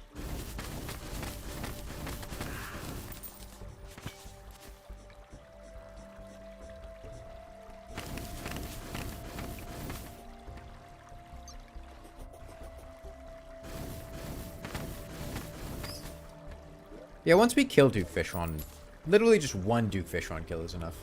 We're in a pretty good position. One other possibility is we could try just flooding the arena and using the lava shark. The benefit there is that the Sharknadoes will pop immediately in water. And we also don't have to worry about low gravity. So if we do this a couple more times and it's feeling kind of clunky, I might consider that. But we'll try this a few more times. We got 4 more worms. Like the other sanguine staff, dude. Do you know how much HP a Dread Nautilus has? Do you know how difficult it is to do enough DPS to kill a Dread Nautilus in like 3 minutes? Right, you only have, if you get a Dread Nautilus at the very beginning of a Blood Moon, fantastic. It still one-shots me. But I would give me 9 minutes to kill it. Odds are, I get the Dread Nautilus past midnight. It gives me 4 minutes tops to kill it. And then I would need to deal, what, it's got 28,000 HP, I think? 21,000 HP, maybe? Because 28,000 might be for the worthy. Okay. I need to deal 21,000 damage to an enemy that's constantly dashing all over the place, reflecting projectiles, summoning ads. All while never getting hit. While waiting for a random Blood Moon to spawn, because I don't have a Bloody Tear. Like, it's just such a non-solution. Yeah, 2,800 is for the worthy. It's like, yes, like, technically I could. No, it's not really an option.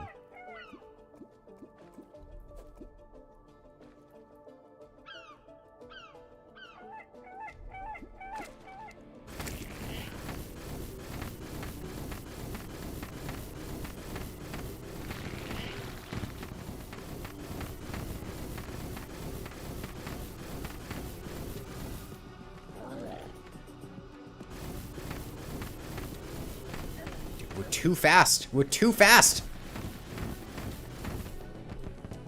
Genuinely, we're too fast. I can't be up on that top layer of platforms. I can't. I have to force myself to stop right here. Because I cannot jump here without going into low gravity.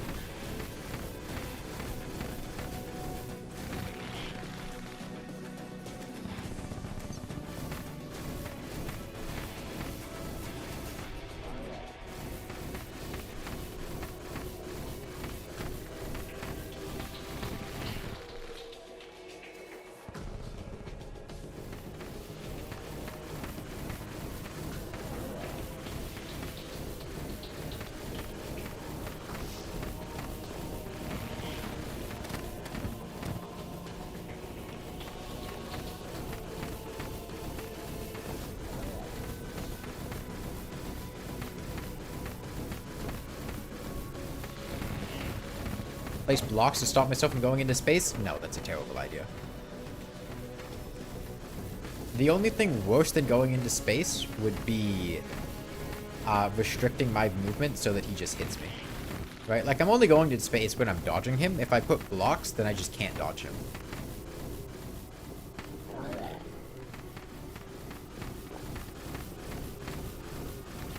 So, like, yeah, it sucks going into space, but it sucks more not being able to avoid attacks.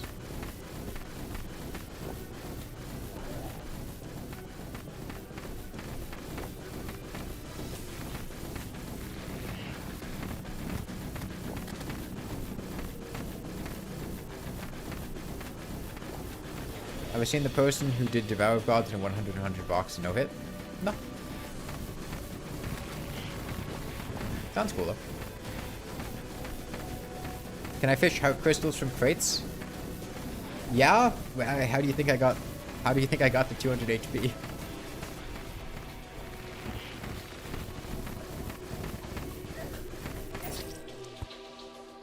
That felt like a generous hitbox on that sharp phone.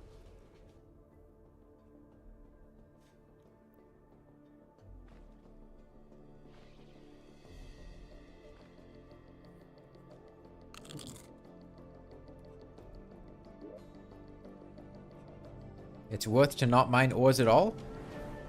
You mean in general or here? I mean, I can't mine ores here because we, I just can't mine ores here. They don't come from fishing.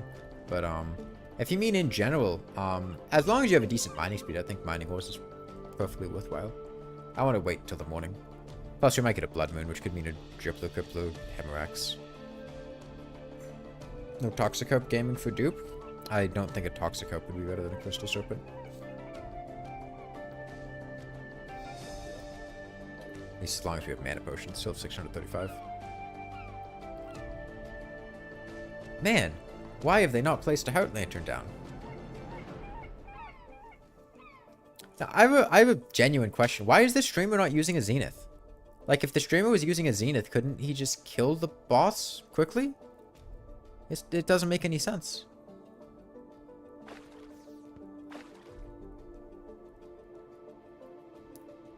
You've not used Blade Tongue as Inflict Ichor? Yeah, it's bad though. It sucks. It's awful. Can you explain the parameters of this challenge? Yeah, I have to use stuff that comes from fishing. I don't think it's very complicated. Why am I fighting Duke again? Yeah, name me a good weapon that comes from fishing in hard mode that doesn't come from Duke Fishron critical. Name one. Literally one weapon that you could get through fishing that doesn't suck. That doesn't come from Duke Fishron. Sanguine Staff? Driplo Crippler? Both those are time limited. I can't consistently get them. Tried. Didn't work.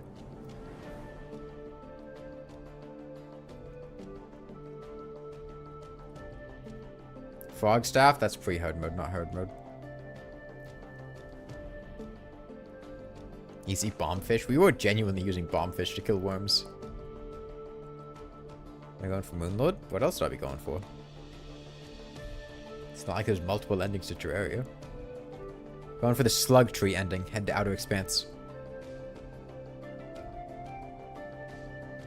Literally using one of the better mage weapons as we speak. Yeah, and this weapon still sucks.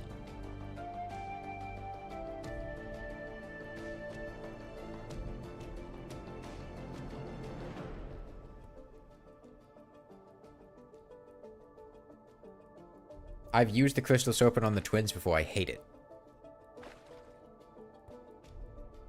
I don't like this weapon. I'd love to have literally anything else.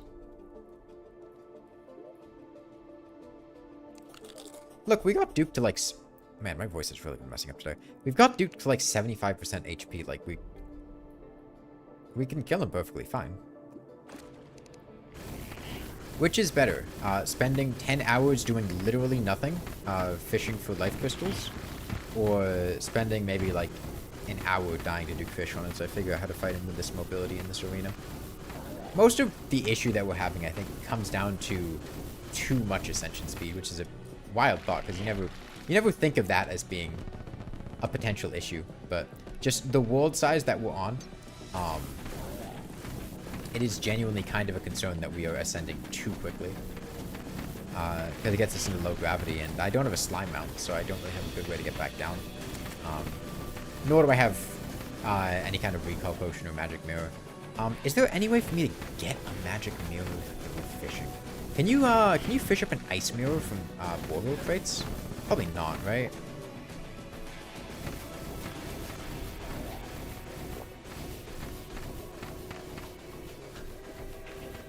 I feel like probably not.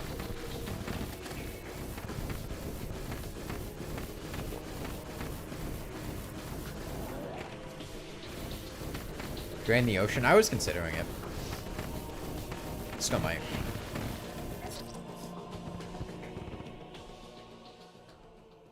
deterrent to this weapon, not being able to destroy bubbles. I think low range and low projectile speed are what make the worst weapons. I mean, it depends on the damage of the weapon. If it's got really high damage, then, you know, who cares?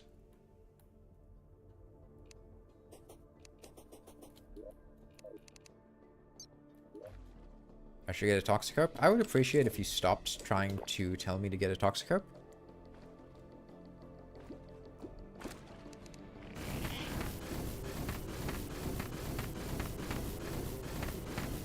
I really don't think Toxic is better for Duke Fishron than a Crystal Serpent is.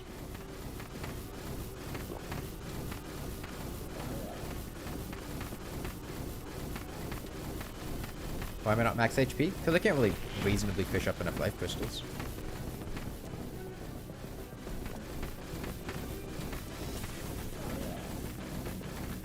Your source is the Terraria wiki. Ah. Alright. I'm glad you're citing the wiki. Something reliable. Something I can trust for accurate Terraria information.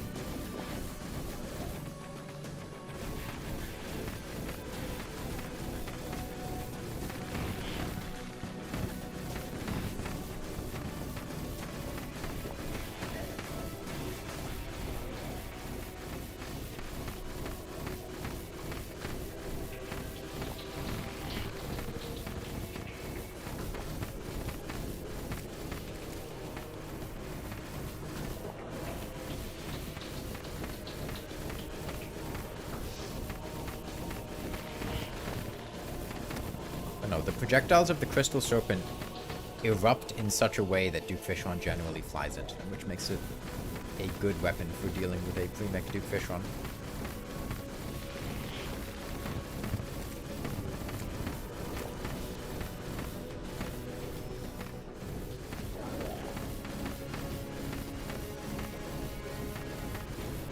Oh, the angler died.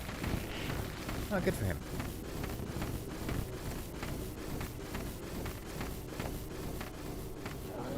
Honestly, I think once we hit phase 2, it's going to be easier, which is a weird thought. But honestly, like, the way his Sharknadoes are spawning in this phase is really throwing me off. It herbs from shimmering the potions we fish up? Yeah, so I've been crafting potions, but it's not really a whole lot I can do with that.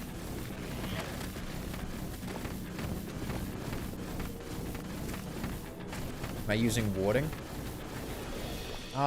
Most of my accessories are warding just because... Actually, honestly, in this situation, having some warding is nice because it lets me survive getting one shot with, like, just at the line of getting hit for 200.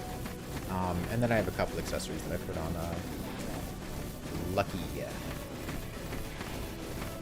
Just because I thought I was going to get one shot. And once we hit phase 2, I'm pretty sure we're going to get one shots and stuff. So there's... Oh, okay. So Inferno Potions not seem like the play here. Dude, do you know how difficult it is to get Inferno Potions? Like, yeah, they pop bubbles, but the bubbles aren't really the problem we're having. It's mostly the, like, random sharks from the stuff he's spawning. And, like, Inferno Potions last 4 minutes, that's nothing. We could afford to make 4 Inferno Potions, which would accomplish nothing. Like, it just wouldn't do anything.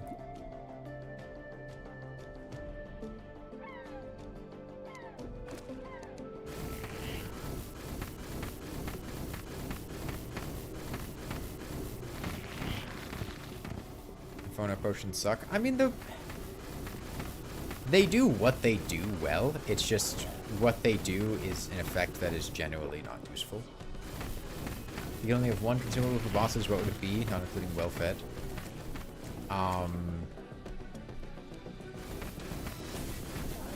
It depends on the boss, but probably regeneration.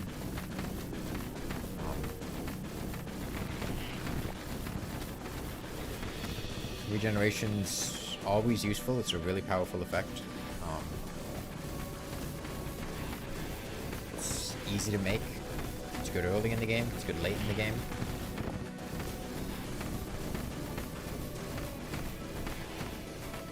Did I get the Galaxy Orb? No, we didn't get it. Cool.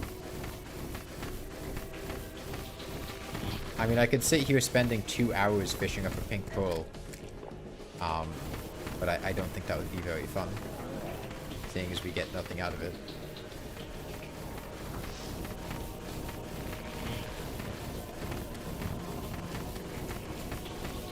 would be spending 2 hours to do nothing, basically, because the pink pool doesn't really help at all.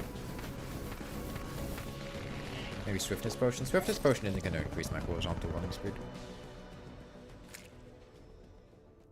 Regeneration. Regeneration would be very useful here, Hypothermia. Because we're not getting one shot.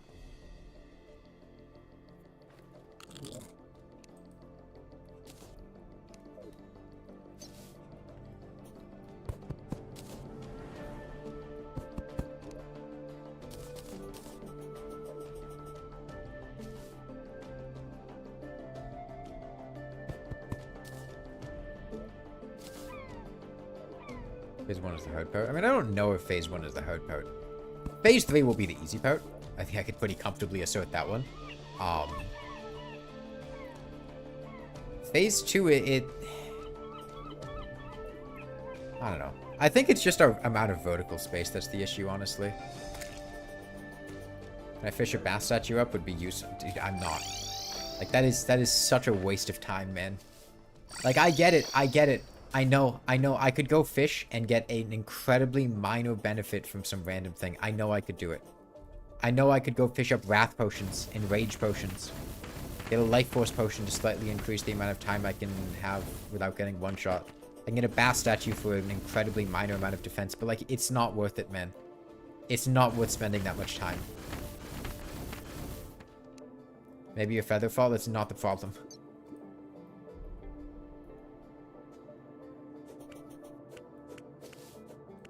No, we don't need more Ascension Speed Flambeau. That would not help.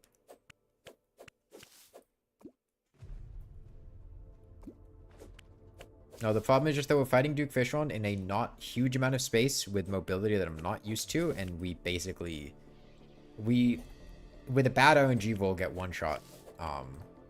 With a good RNG roll, survive slightly longer. Life Force would give me 40 max HP.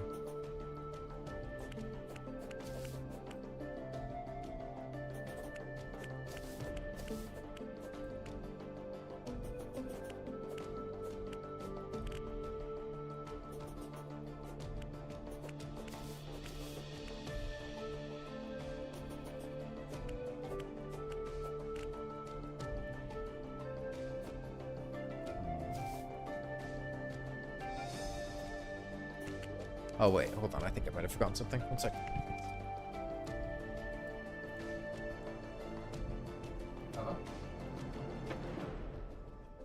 Oh, shit. I forgot about that.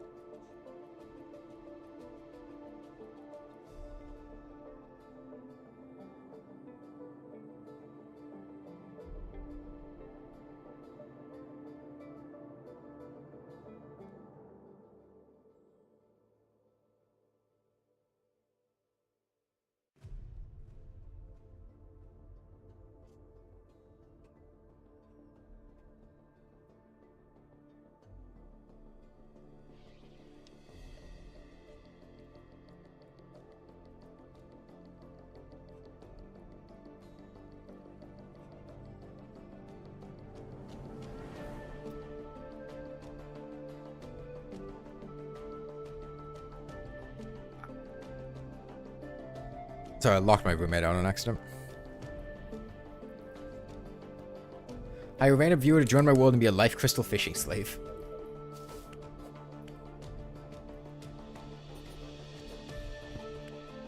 You know, I mean, we'll get this eventually. It's just slow. Tell you what I will do, though. To expedite this process slightly. Actually, yeah, we're gonna just get rid of this ocean. Give ourselves more space to work with. Why are you fighting Fishron with an anchor or a crystal serpent? What else am I gonna fight Fishron with?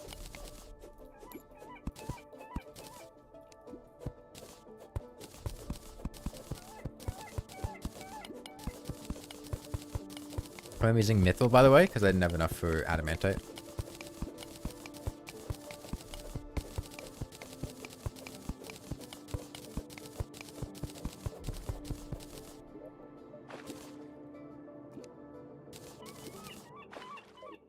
Make more ocean and use lava shark.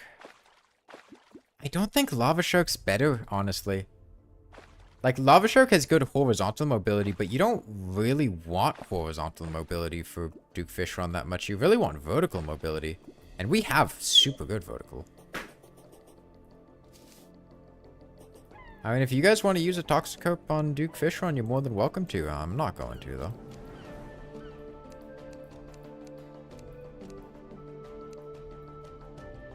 I think we had a sponge, didn't we?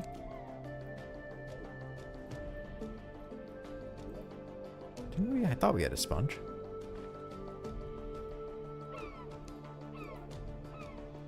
We have a lava sponge. Maybe it was just the lava sponge that I was thinking of. I thought I got a super absorbent sponge at one point, though. And we did so many fishing quests, surely I would have gotten a super absorbent sponge, right?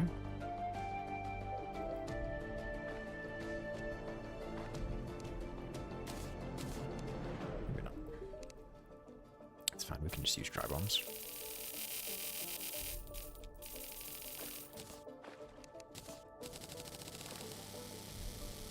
Got a lava shark while playing Fogo Souls. You'd never seen it before and you thought it was from the mod. It does feel a little odd in vanilla just because it feels like out of place.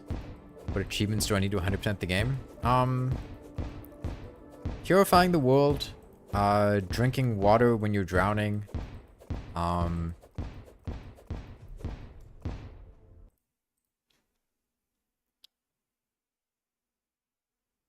oh, and have all of the town slimes moving at once. It's just 3.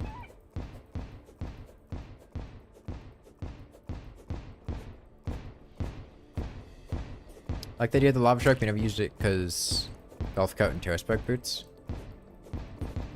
Yeah, it's just very niche. It is. How much could you even drain before Fishron gets enraged? Oh, Fishron enraging has nothing to do with water. Now, the one thing we do have to keep in mind is that you do need 1,000 blocks of water in order to summon Duke Fishron. But Duke Fishron's enraging is based on distance from the edge of the world. It's not based on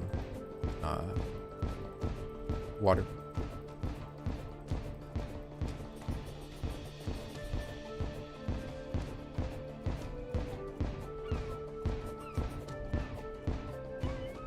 Hey, Jordan.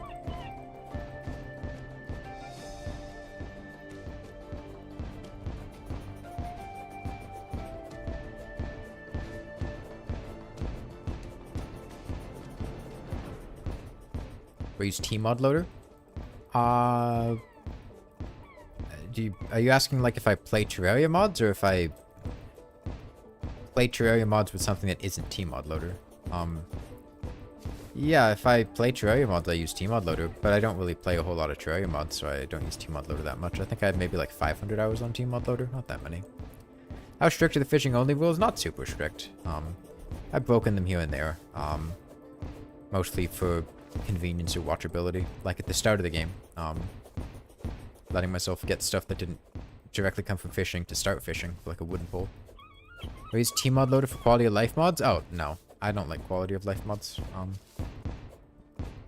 Right now we're playing on regular Terraria. Also, T-Mod loader is in many ways worse than vanilla Terraria.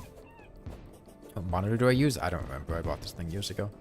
I don't know the name of it. There's a lot of niche technical stuff in Terraria that doesn't work properly on T-Mod loader. For instance, a sharpening station will not apply its...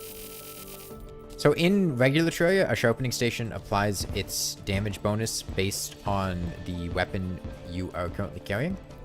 So if you summon a minion and then swap to a melee weapon, the minion will have... of course it happens right now. And it's worth doing. Let me get sonar potion back out. Potions. Sonar potion. Chunk caster back out.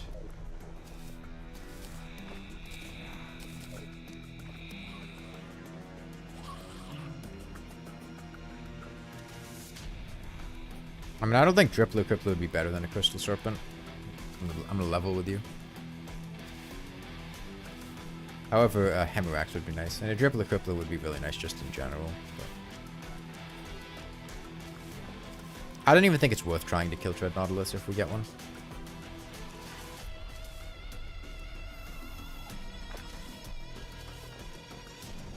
Right, we're too high.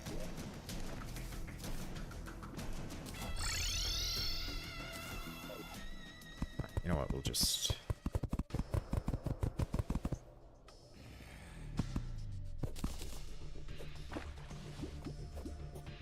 something like this.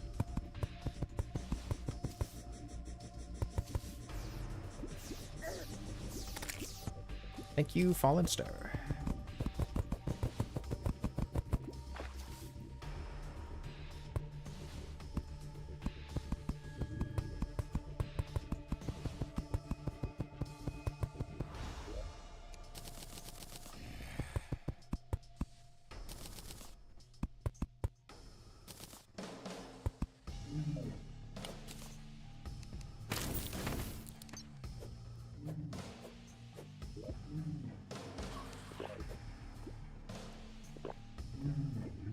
No, yeah, you fish up Blood Moon enemies anywhere. It doesn't have to be the ocean. The ocean's just usually a convenient place to do it. How many fishing potions do I have? Like 30 or something? Right, this is my golden fishing rod. I don't want to use this.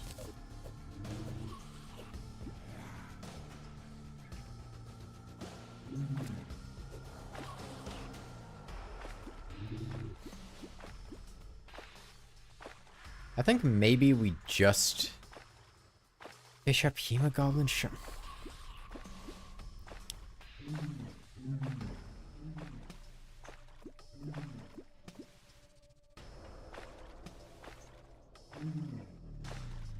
I don't know. Like, if I summon a Blood Eel, it's gonna kill me. I think I just want Hemorrhaxes. Which I think means I'm just gonna fish up Hemogoblin Sharks. This is on Master Mode, recent table. I think it is. 1, 2, 3, 4, 5. Oh wait, no, is this on Master Mode? This might be Expert Mode. Wait, no, this is Master Mode, because we didn't use a Demon Heart, because Demon Heart didn't come from, fishing. Any particular reason I want the Hemorrhax? So I can break altars. Because otherwise, I mean, how am I going to spawn the mech bosses, you know?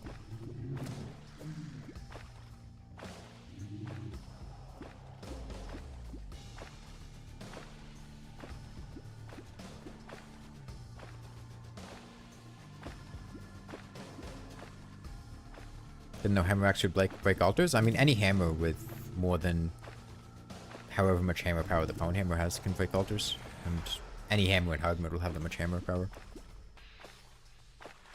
Why am I so passive-aggressive when people ask questions? I think it depends what question they're asking. Sometimes it gets mildly frustrating when you're being asked a question for the 30th time in a row. Especially when that question is a little bit self-evident if shit.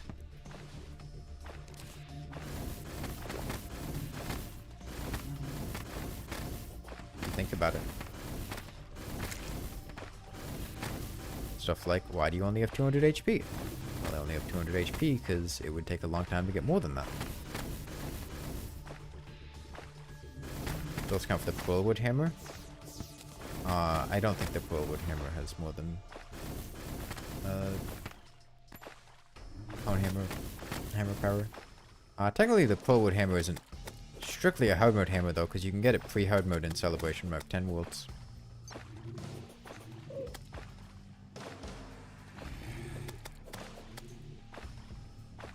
Am I okay with people playing Journey mode master for the quality of life? Oh, am I okay with it? Well, I'm not gonna like come hunt you down if you play Journey mode for the quality of life. That's good. That's why Journey mode is there, right? It's like Journey mode is kind of like a customizable difficulty setting. It lets you choose what you want to do, which I think is really nice. Some people want lower spawn rates, higher spawn rates. Some people want to be able to change the difficulty depending on, you know, maybe they want the beginning of the game to be harder, but later in the game to be easier. Maybe they don't like grinding items. Maybe they don't like biome spread and they want to turn that off. Maybe they just want to build and they don't want spawns at all. Maybe they just want to explore the world and they want God mode, you know. Give us options. Please, Fallen Star. I really want this Blood Eel dead. Nothing out of it, but at least it's gone. Yeah, it's really awkward having a Blood Eel just because I don't have the framework to kill it comfortably here. Can't trap it.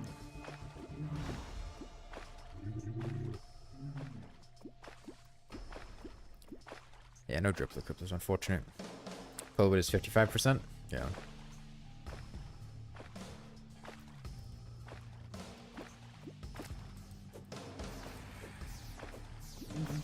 What bait am I using? This is Masturbate.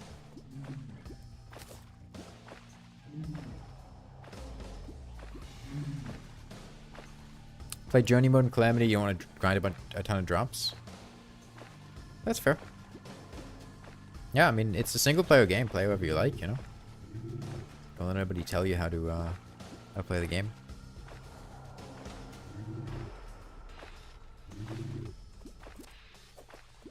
Masturbate is shown on screen? No, I'm not masturbating on stream.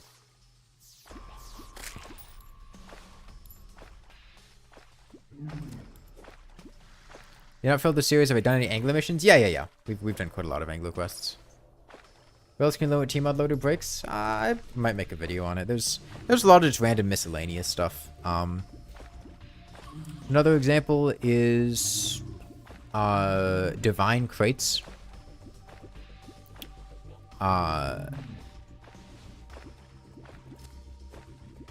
In regular Terraria, they have, yeah, like if I fit, that's the first Dread Nautilus I saw tonight. If I fished up that Dread Nautilus, I would have 80 seconds to kill it. I cannot deal 21,000 damage in 80 seconds with my build.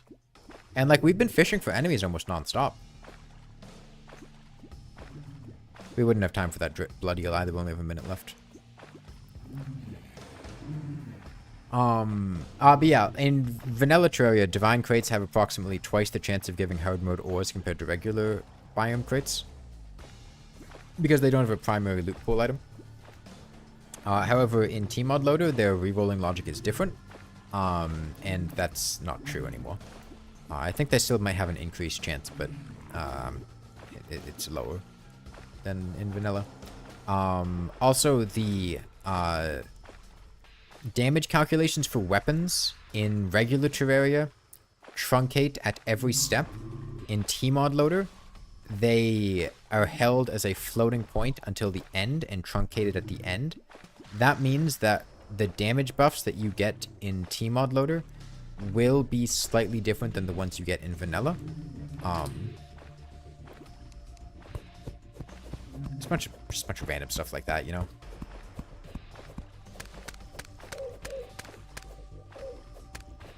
Man, are we doing this? I guess we're doing this. You saw that Terra Steel video too? I have not seen a Terra Steel video. That is something I've learned from talking to people who work with Tmod loader. I don't know what video you're talking about. What does truncated mean? It basically means rounding down. It's common in a lot of what Terraria does. It truncates, which just means it rounds down instead of rounding up or down. So like if you had a 90% damage bonus and you had a weapon that dealt 1 damage, you do 1 times 1.9 and you get 1.9, and then that would truncate down to 1. So you effectively wouldn't get a damage bonus. But as soon as you hit 2, then you would get to 2 and it wouldn't round down anymore. Tuning in for the first time, how far along are we? We are in early hard mode. The example is a mythical Vilethorn. Recently Terraria made a video about that.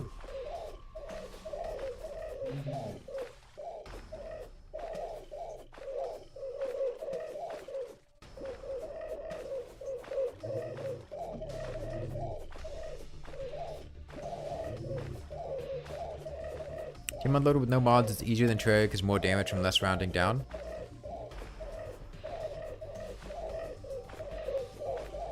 No. Like, it's a very subtle difference that, in most cases, is not even going to be noticeable.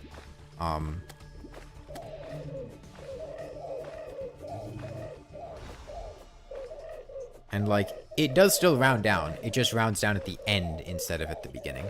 Or, sorry, instead of at every step.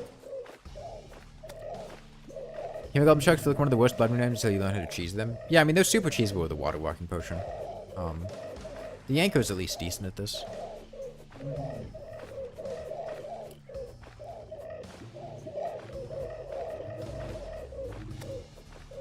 Yeah, it would be like 1 damage on most weapons, if that. Fishing something like Vampire Frog Staff would be helpful. A Vampire Frog Staff would deal 1 damage to a Hemoglobin Shark. You want to see it? Because I have a Vampire Frog Staff. Holy shit, it's dealing 1 damage to an enemy with 15,000 HP. So, as much as I love the Vampire Frog, I don't think he's helping here.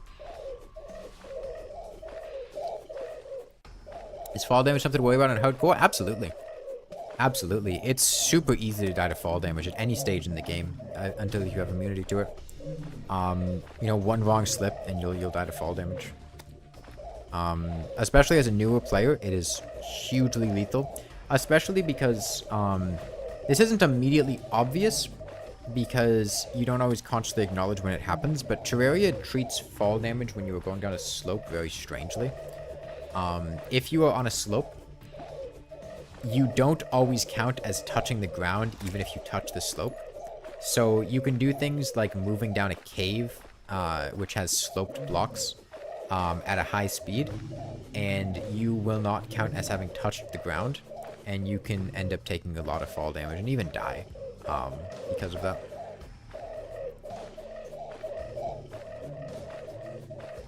Fall damage is also threatened because of enemy knockback, yep. But if you always have wings on, well, you gotta get to hard mode to do that. Yeah, I mean, that's why the Lucky Horseshoe is such a nice accessory. How to keep dying to the Crimson Caves? Probably, yeah. You just want to go through it a little slower. Maybe you could shimmer to downgrade the adamantite and titanium I have into mithril to make a melee headpiece. Oh, well, I'm already here. Like, yeah, if I had a melee headpiece, it would let me do this slightly faster, but I mean, I could just shimmer my mage headpiece into a melee headpiece if I really cared. Titanium or adamantite? Adamantite's generally better for armor. If you want weapons, titanium's better. The titanium armor set isn't particularly great. If you want a pickaxe, titanium, 100%. With maximum... Okay, there's a bloodthorn. Not useful. But I guess we have it.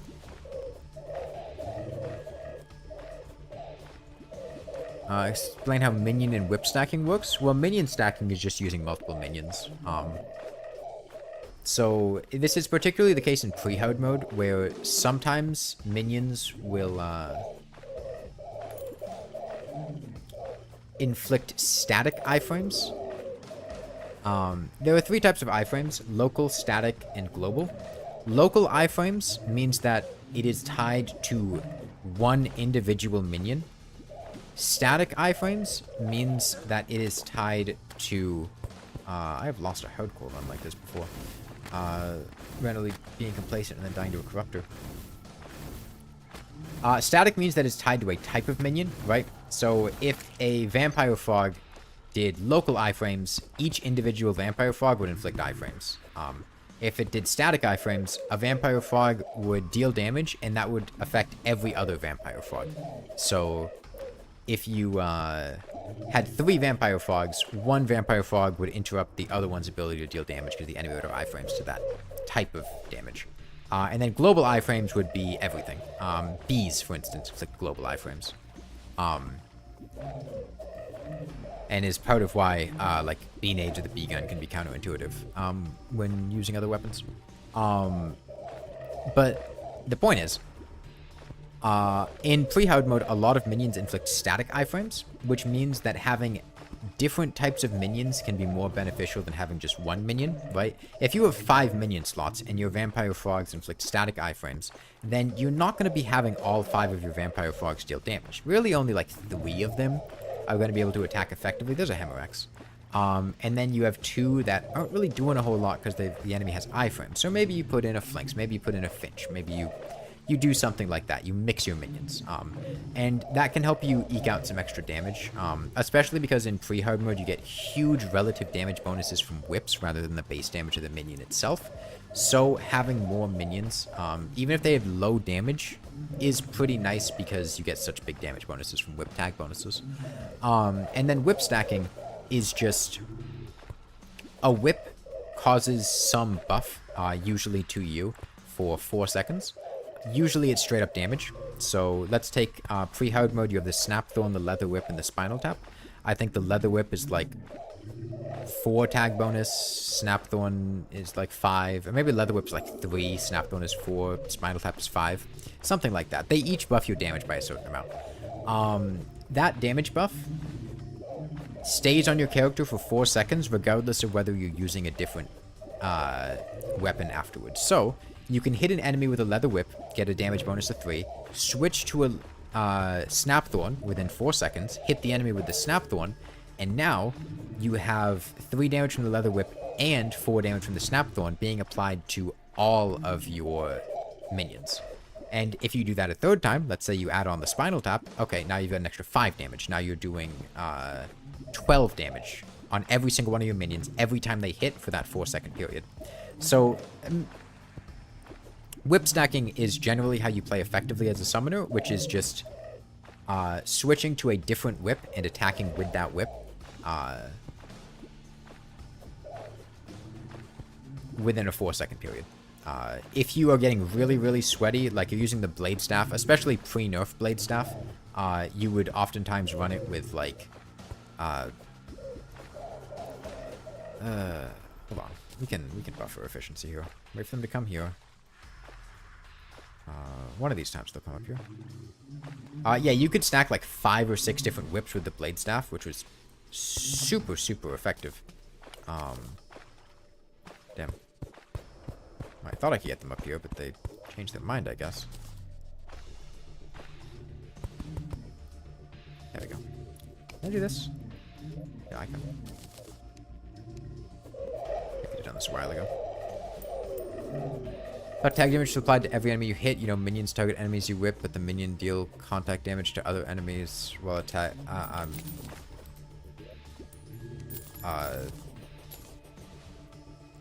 What? Hold on, I need to think about what you just said. Okay, we have a hammer axe now.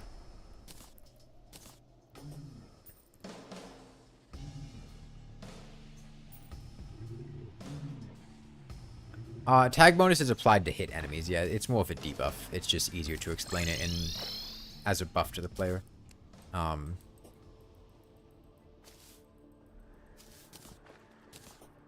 do you want, a casual playthrough to contain corruption? I guess this kind of counts as a casual playthrough. I have done nothing here. Here, I put down 5, like, tiles of gray brick. Yeah, that was it. I put down a couple tiles of gray brick. Have I watched the comprehensive guide to fishing? I made the comprehensive guide to fishing. Whip stacking just temporary on hit damage buffs? Whip stacking is just stacking temporary on hit damage buffs, and minion stacking is because some minions hog the immunity frames of other minions of the same type. Yeah, minion stacking generally is only a thing in pre-hard mode. You don't usually stack minions in hard mode. Usually just use the same type of minion.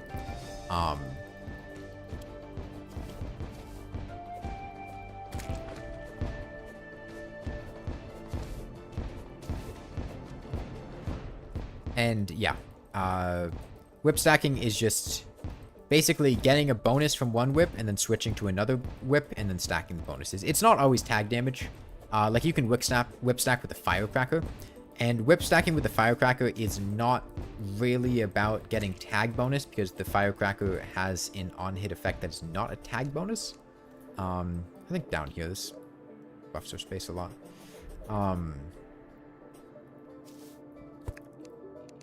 Alright, you guys can ban me for cheating, but I'm just gonna buy some dynamite to build this up because I'm impatient.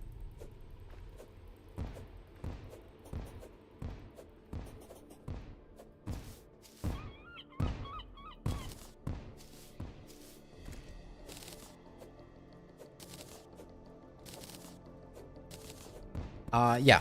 Firecracker just gives a one-time hit effect. Usually you stack it with whips that provide you a speed bonus when whipping, like Dark Harvest. Gives you like a 35% melee speed bonus when you hit an enemy. So the advantage there is you're able to hit with the Firecracker more times by swapping to a whip that gives you a speed bonus.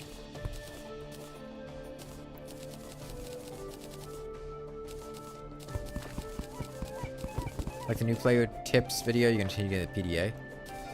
Yeah, I mean, like, there's nothing wrong with getting the cell phone if you really like grinding for the cell phone, but I know a lot of people that don't like grinding for the cell phone, but still do it anyway because they feel like they need to, which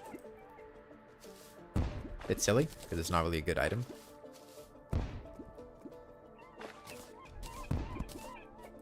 Oh, people aren't hired to write things on the wiki.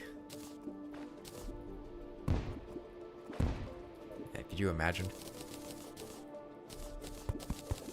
Could you imagine people who were paid to write those things that were on the wiki?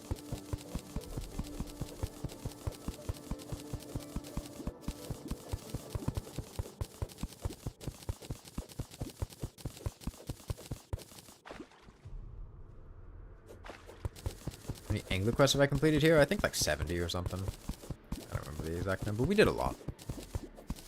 Enough to the point where getting potions from an angler quest is nearly impossible, which is really the only thing we would want for more angler quests.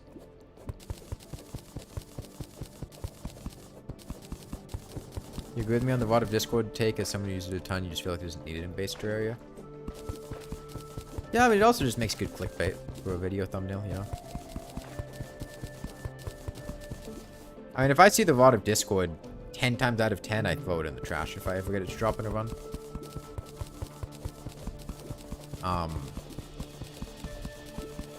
This is probably enough to summon Fishron. Why not sell it? Oh, because it annoys people more to throw it away.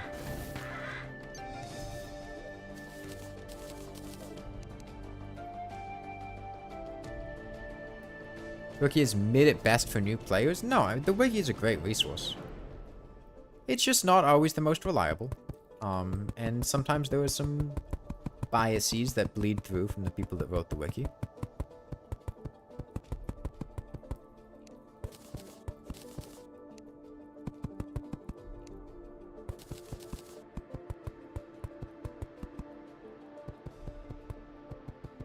Rod of Harmony? I don't really count post-game stuff as content very much just because it... Well, I never play post-game, so...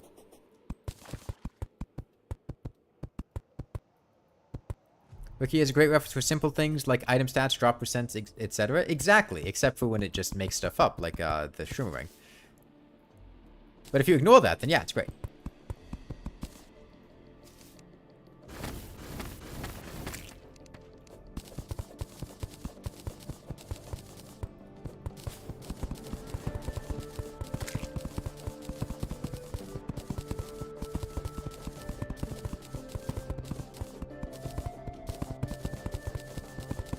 One of the biggest games of all time, it's a very subpar wiki. The Terraria wiki is not subpar.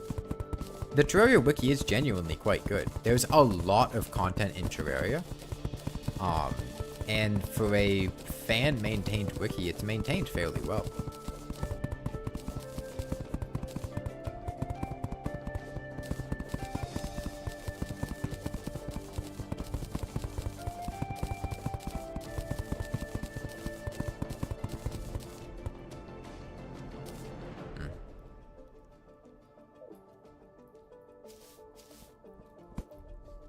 Alright, chat, here's what we're gonna do.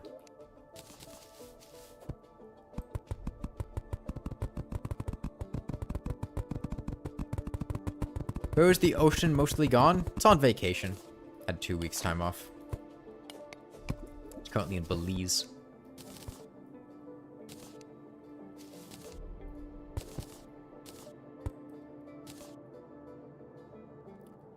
You don't wonder what's wrong with the wiki? I mean, it's just that the information on it isn't always correct. It's low-hanging fruit, easy to make fun of.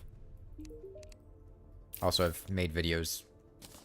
Just go watch my video called, like, Pro Terraria Player Reads the Wiki or something like that. Should explain it.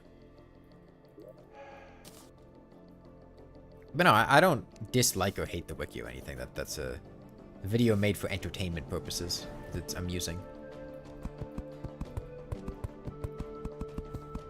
There never was an ocean, and there's a Fig Newton of your imagination. You know, when I hear Fig Newton, I think of figs. And when I think of figs, I think of wasps. You guys know about fig wasps?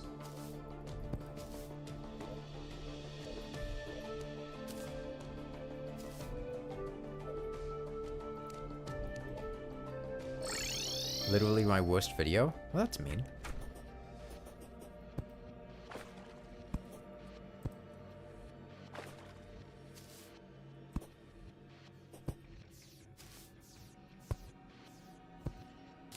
I mean, don't get me wrong, I don't particularly love that video, because I think it was a little bit, it could have potentially come off as a little bit mean-spirited, but I do think it's a pretty funny video. Teach me of your fig wasps. Yeah, just, figs got wasps in them.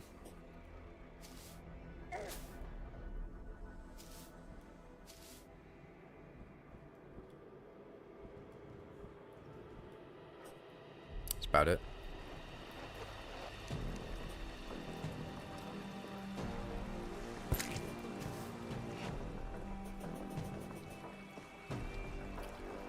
Is it true that lava doesn't break great brick platforms? Platforms, yeah. No, it's only wooden platforms that get broken by lava, or wood-adjacent platforms and pumpkin platforms and stuff get broken by lava. But no, most platforms are able to survive lava. Planter boxes survive lava too. By the way, planter boxes can be so nice for arena building in the underworld for the Wall of Flesh.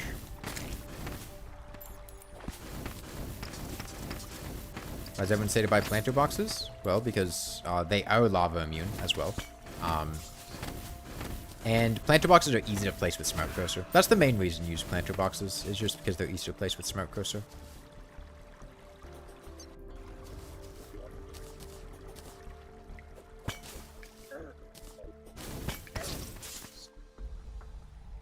But mushroom platforms? Not 100% sure, but I would assume they get destroyed by lava. Didn't I no-hit the Zenith Seed? No?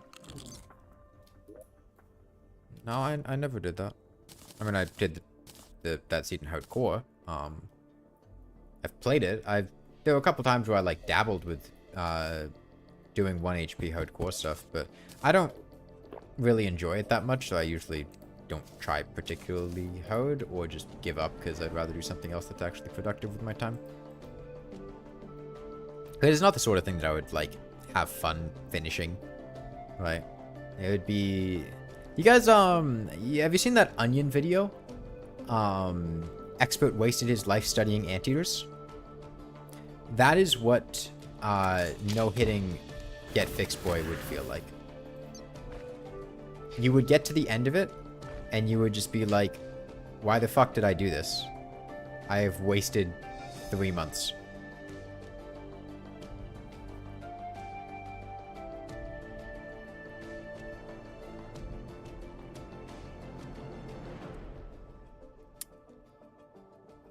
One HP is needlessly pedantic. 1 HP hardcore Get Fixed Boy is what the community is driven to after 3 years without an update. Because it's a slippery slope, right? You gradually are going to be getting more and more difficult challenges, more and more random side content, more and more niche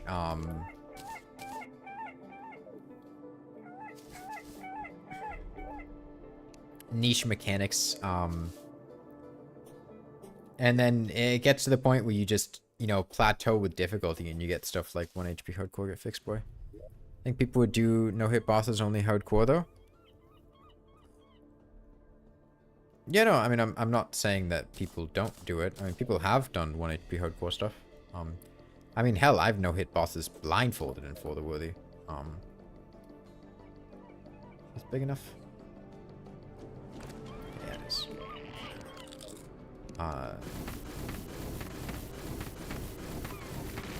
But like, genuinely the only reason that I would be driven to try to do 1 HP hardcore is because like I gotta pay rent and I have no fucking idea on what to what to make a video on.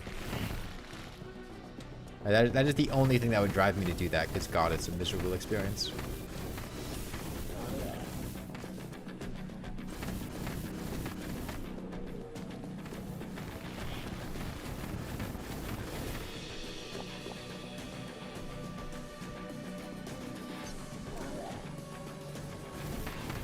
Wasn't Get Fixed Boy kind of a meme response to the devs complaining about a lack of difficulty? I don't remember the exact story behind Get Fixed Boy. Wouldn't be surprised, but like if you put a difficulty setting in your game, it's no surprise when people play it.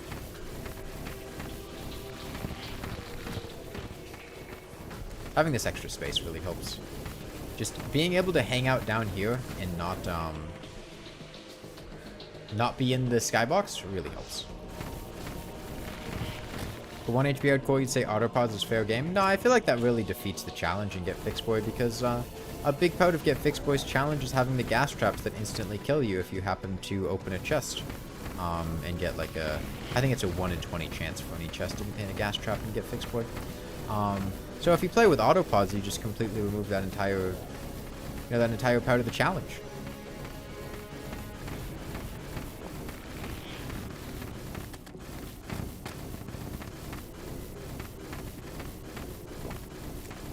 That Fixed Boy was made to complain about a bug. I mean, that's where the name came from, but that doesn't mean that's why the seed was made. You know, don't mix those two up.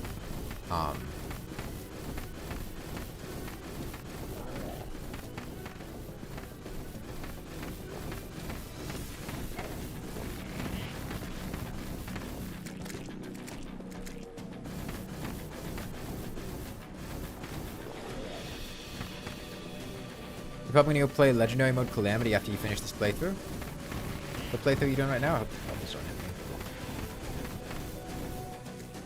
Yeah, I want to go further down. Your number 24th fan, how do you rank up? That's YouTube's, like, XP ranking system. I'll be honest, I do not know how it works. I think it has something to do with, like, sending messages in chat to rank up, but hell if I could tell you. I think sending super chats increases your XP. It's just a way to make you go, oh shit, I'm low level or high level. How do I get higher level? And then engage with things as a result. That's the entire purpose behind it. Can I make you a super fan? Dude, I can't even make myself a super fan.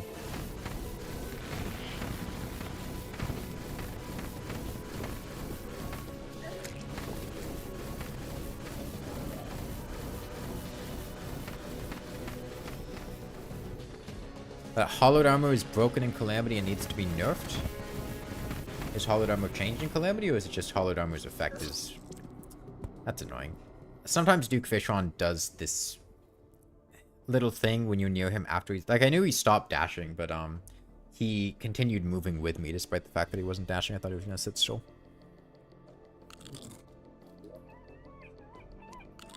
Sometimes there's this, like, lock-in-place type thing. That's not too bad, though. This extra space helps a lot. Get a free dodge every 30 seconds. Is it pre-nerf hollowed armor or post-nerf hollowed armor? That is, did Calamity revert the nerf to hollowed armor, or did it go through with the nerf that it got in vanilla?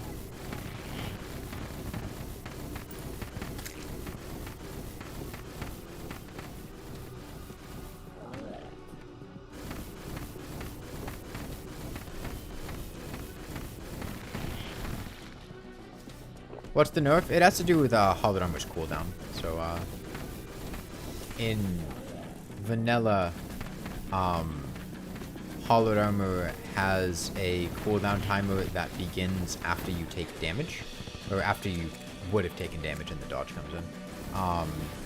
Pre-nerf, the timer started when the buff was activated. So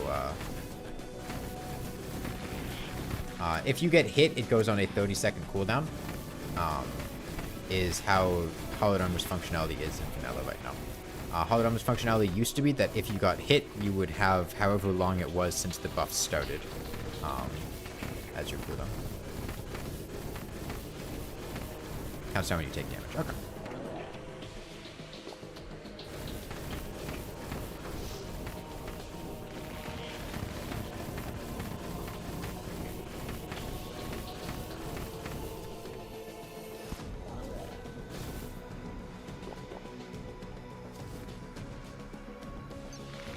Once you have the dodge loaded, it only lasts for 6 seconds in Calamity.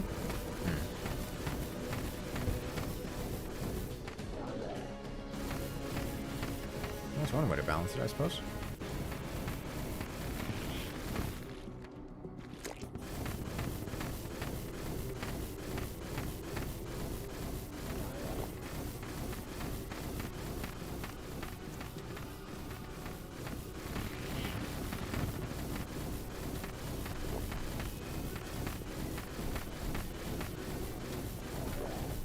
With my DPS a single digit? No.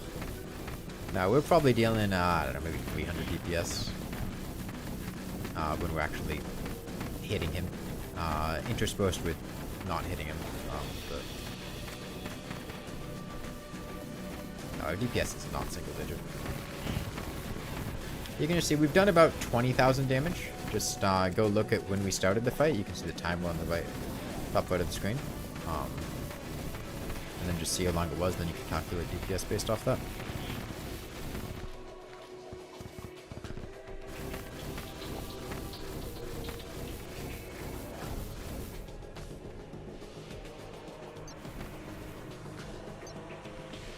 Yeah, for a pre-mech Duke Fishron, this is pretty reasonable damage.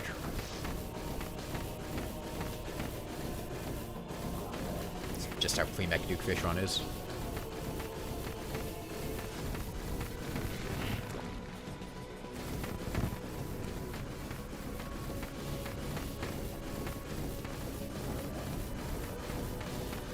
Watch from some of my recent streams, you have 0 XP. I think it resets every stream. But, yeah, I don't know how it works.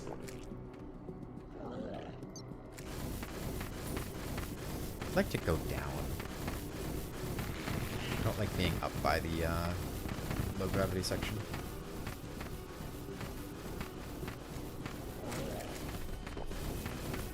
So, we get to see whether Phase 2 is going to kick her ass or not, so...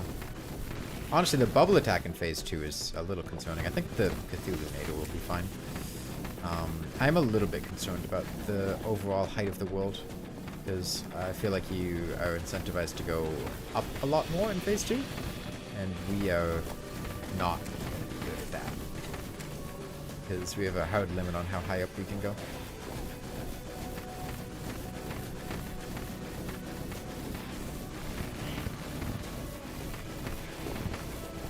Do you think that Eater of Worlds actually eating the world would be cool? What do you mean, like destroying blocks? No.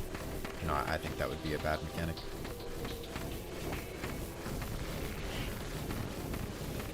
Enemies destroying blocks is never fun.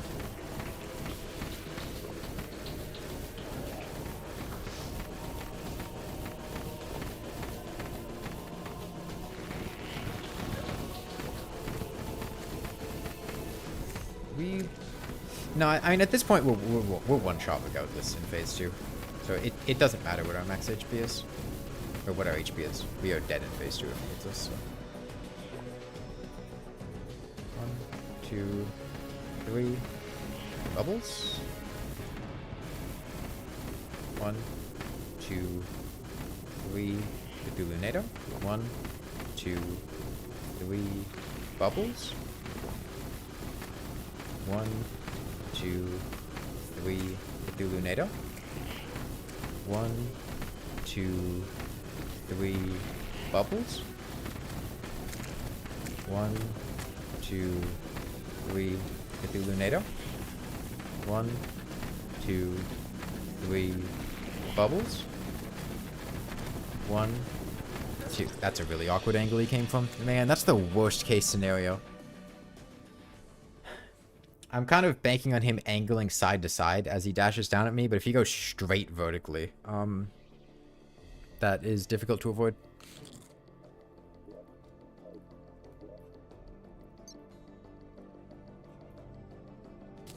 Bloodthorn might be nice for getting more truffle worms.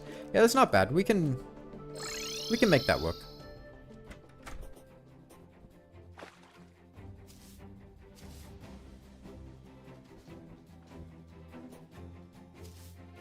It's just, if he hits me once, I die. There's no no circumventing that. And that was just a really unfortunate situation. When trying to get down, I was expecting him to go diagonally and then dash to the side. And if he's doing that, I can just fall straight down, right? If he's doing a diagonal dash, I fall straight down. But there, he did a straight vertical dash, which he does not do very often. I was not expecting, and he hit me because of that.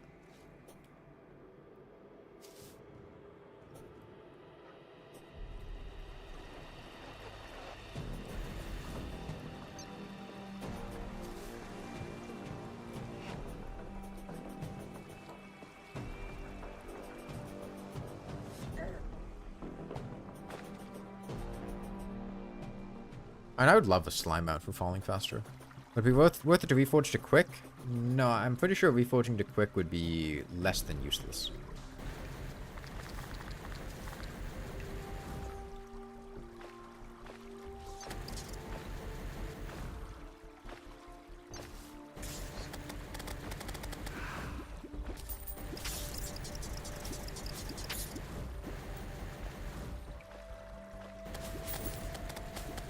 This is the one thing the Bloodthorn is kind of good at, is enclosed areas like this. Even then, it's still super inconsistent, but...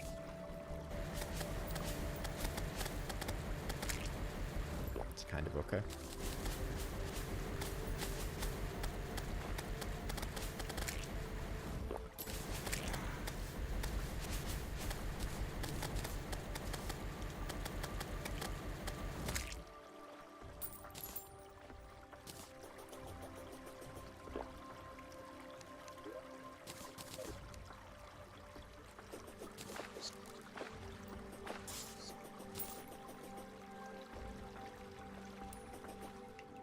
We were doing okay here. And once we kill Duke Fishron, we're in a much better position, right?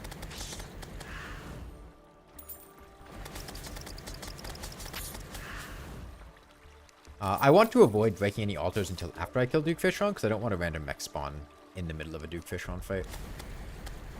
Because that would...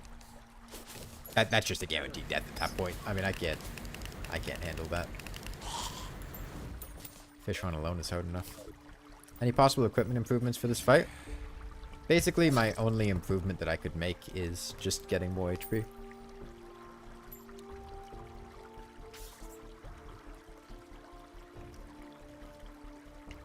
But it takes a comically long amount of time to do that, so I'd rather not. Given literally any alternative. Do I care? I think we'll be fine. I think we'll be fine.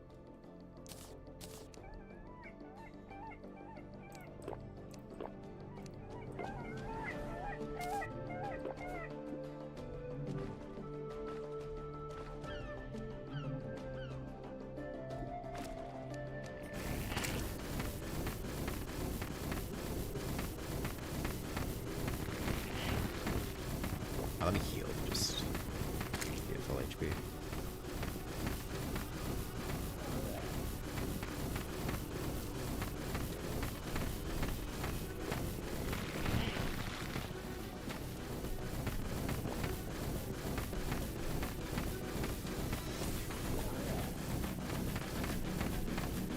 If we stay a bit closer, we can DPS more consistently in this phase.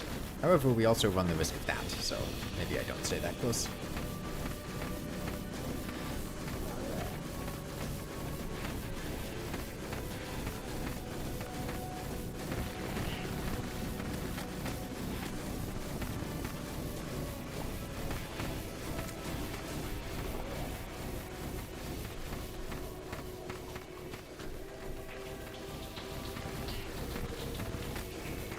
DPS is really solid. Yeah, I mean, the Crystal Serpent is not a bad weapon for a pre-mech Duke Fishron. This is like the one thing it's really good at.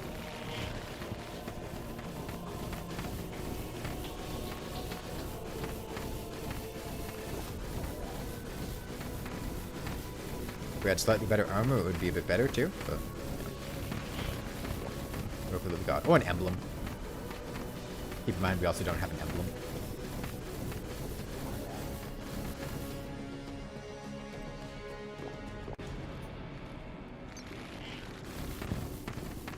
You can have this fight just because it's taken 10 years? Oh, I mean, this is I feel like this is a pretty fast fight as far as fights I've streamed in challenge runs. Yo, did we get a fallen star hit? I couldn't tell if that hit or not. We might have.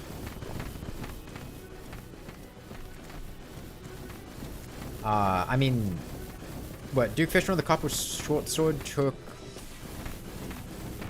20-something hours? Was it? That was a while.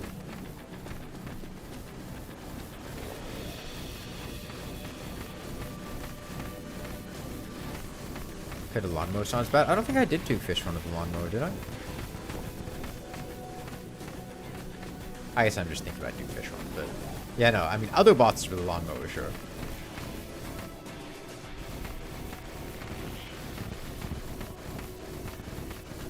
I think the longest Duke Fishron fight I did was Copper Shortsword, which I think was 20-something hours.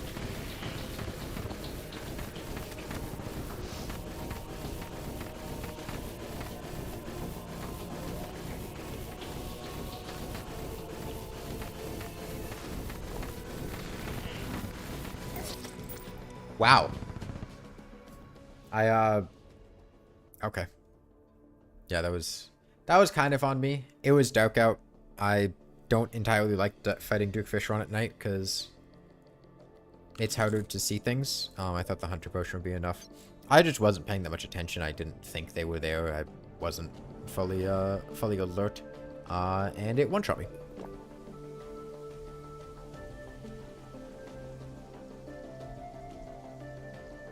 I have no idea what you're saying, Thane. I don't know what those words mean. Oh, is a strap for Copper Shortsword? I mean, you just had to stay close enough to him to hit him without him hitting you. Like, if you can go watch the video or streams where I did it. I mean, it's hitting him with a Copper Shortsword. There's not really a whole lot of strategy there.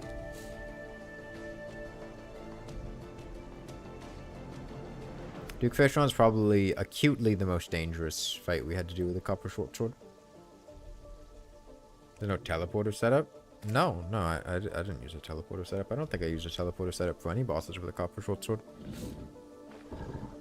Is he able to hit me? No, he isn't.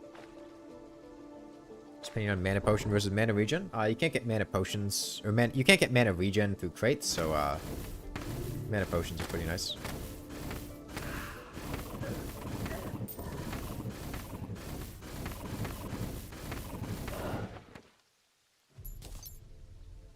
We're doing purely fishing drops. Duke Fishron drops weapons and comes from fishing, so we are fighting Duke Fishron to get weapons. We can make it to a second phase, and then after that it gets a little bit trickier, but we're getting to a second phase at least.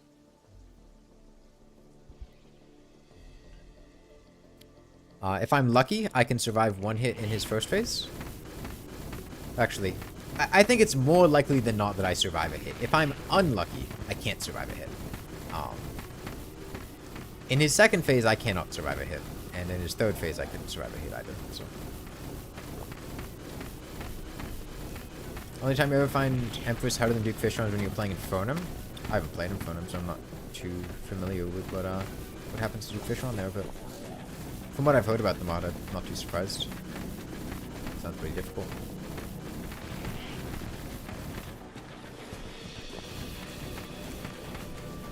With Flesh Knuckles, I could survive a second phase hit. Well, one, I don't have Flesh Knuckles. So. 2, Flesh Knuckles don't come from fishing. So I feel like there were a couple flaws with that idea.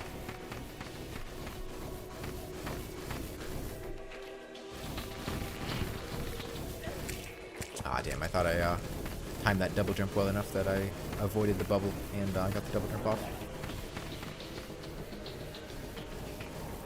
I mentioned I get souls from crates, which I could use to make keys. Okay, I could also get souls from crates to make a better fucking weapon.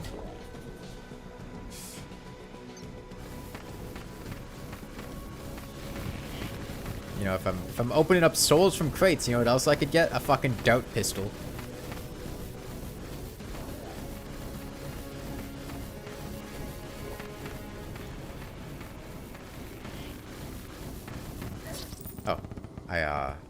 Forgot that he was on bubbles. Amphibian boots better than Terra Spark? Yeah. I think amphibian boots are much worse than Terra Sparks because they involve fishing, which I, outside of very specific situations like this, will never do. So I will never get amphibian boots ever because I will never fish. But Terra Spark boots I might get through random chance, so I might actually get Terra Spark boots, so they actually like have value because of that. Can you join me? No, this is a solo world.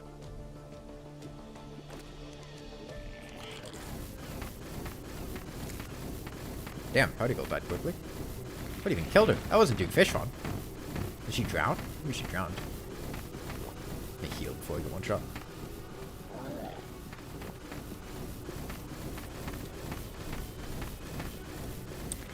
Do planter boxes pop, do...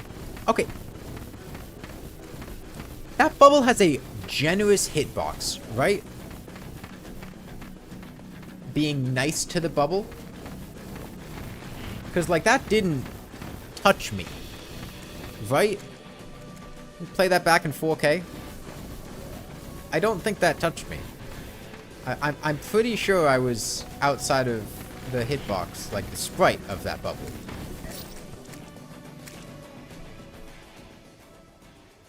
I'm an independent critical. It's my FPS. I don't know the FPS off the top of my head. But like there wasn't a stutter there, so that wouldn't affect things.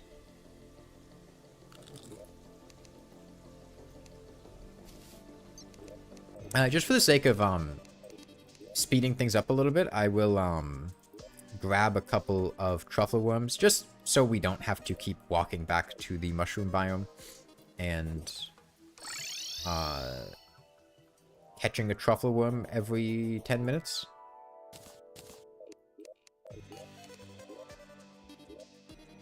I just want to die to Duke Fishron a lot. And this will just save, like... save us time. There's the one.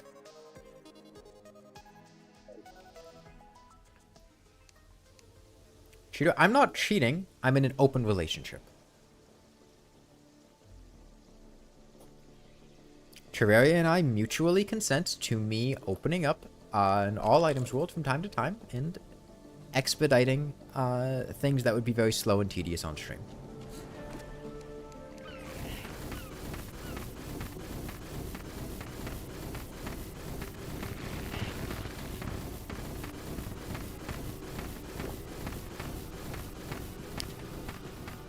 Journey mode is basically what I just did, so it's okay if I play it. I am sorry, I have some bad news. Playing journey mode is actually what thou shalt not do as the 11th commandment from God.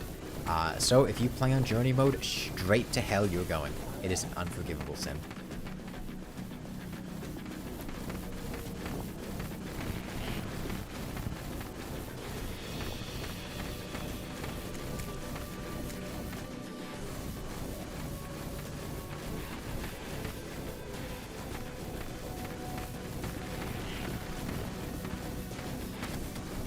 I'm surprised that didn't hit me.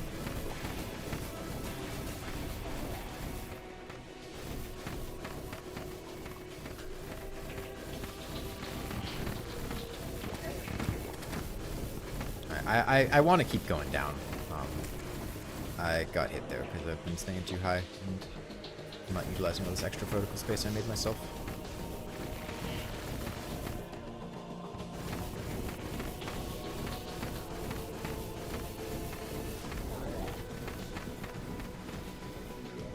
Oh, here's another fun fact. You know how food says that it increases life regeneration? It only says that on expert mode and above because it only gives you improved life regeneration on expert mode and above because you actually have reduced default life regeneration on expert mode and above, and eating food is what returns it to its normal value in classic mode. So eating food offsets a debuff that you have by default in expert mode.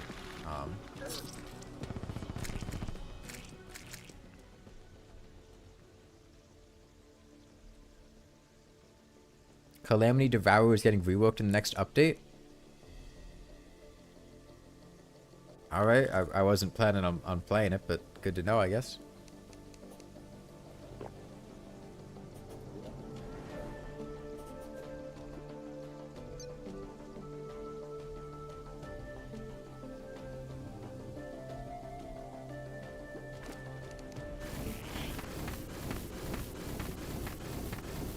Can you still be a fan if you play Joni sometimes? I don't think the two are related. It's been a while since I've been to the fan factory, but I don't think there's a separate assembly line for a different appliance that plays Joni mode, but functions similarly to a fan. So I think you're in the clear. I would check with maybe General Electric. They produce a lot of fans. I think actually, I think I might have a Hamilton Beach standing fan beside me. I've never considered whether my fan would play Joni mode. He's kind of trash at video games, so he might.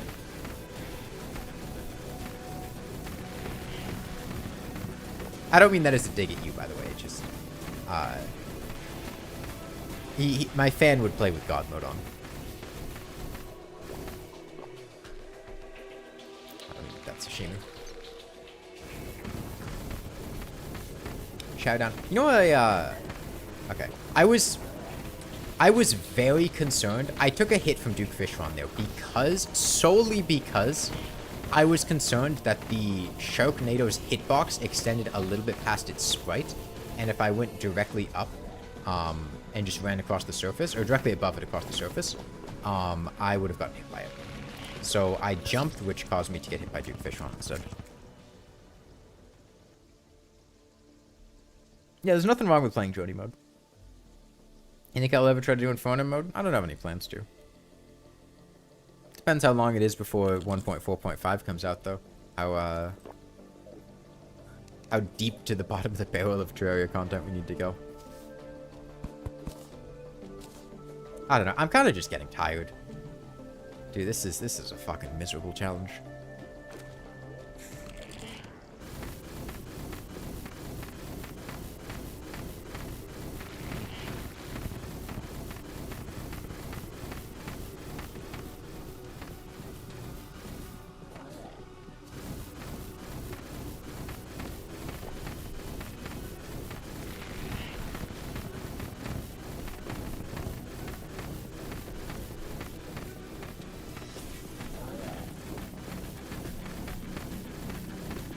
Was free YouTube views. Yeah, but like,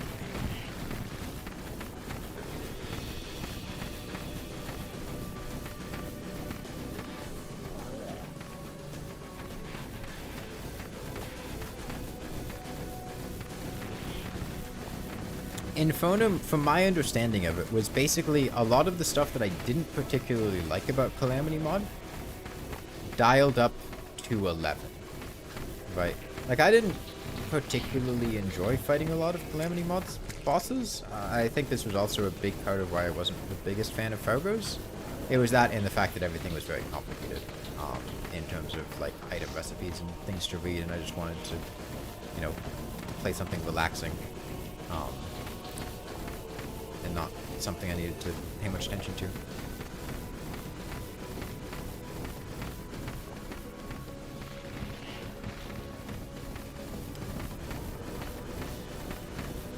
It's super into patterns. Like, that's cool and all, but like, dude, I'd rather play a different game. Right? Like, at a certain point, like, I like playing other games. You know? I like playing roguelikes. I don't mind playing bullet hell games. But at a certain point, I would rather play something that isn't Terraria if I wanted an experience like that. Especially because I know that the Terraria mods that do things like that are not things I'm going to be seeing. This bubble's going to hit me. I got myself into an awkward situation there. Every boss in Inferno has pretty complex mechanics. Yeah, but I'd rather go play like a Souls-like game, or I don't know, fucking Lies of P, or like play Sekiro on a dance pad or something like that. Right? Like there's better things to do there. I don't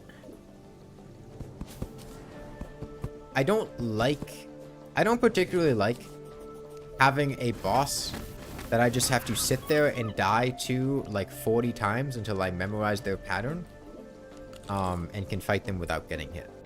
Which feels like a lot of what modded Terraria bosses are. Right? Like, I like things that are intuitive, that make sense, that have damage values that make sense. That I can just hop in and fight and like dodge them, understanding what they do. I don't particularly like having to just sit there and die over and over again to memorize exactly what a boss fight does, its exact patterns and whatnot, which is what we're doing right now. Although Duke Fishron is very simple pattern.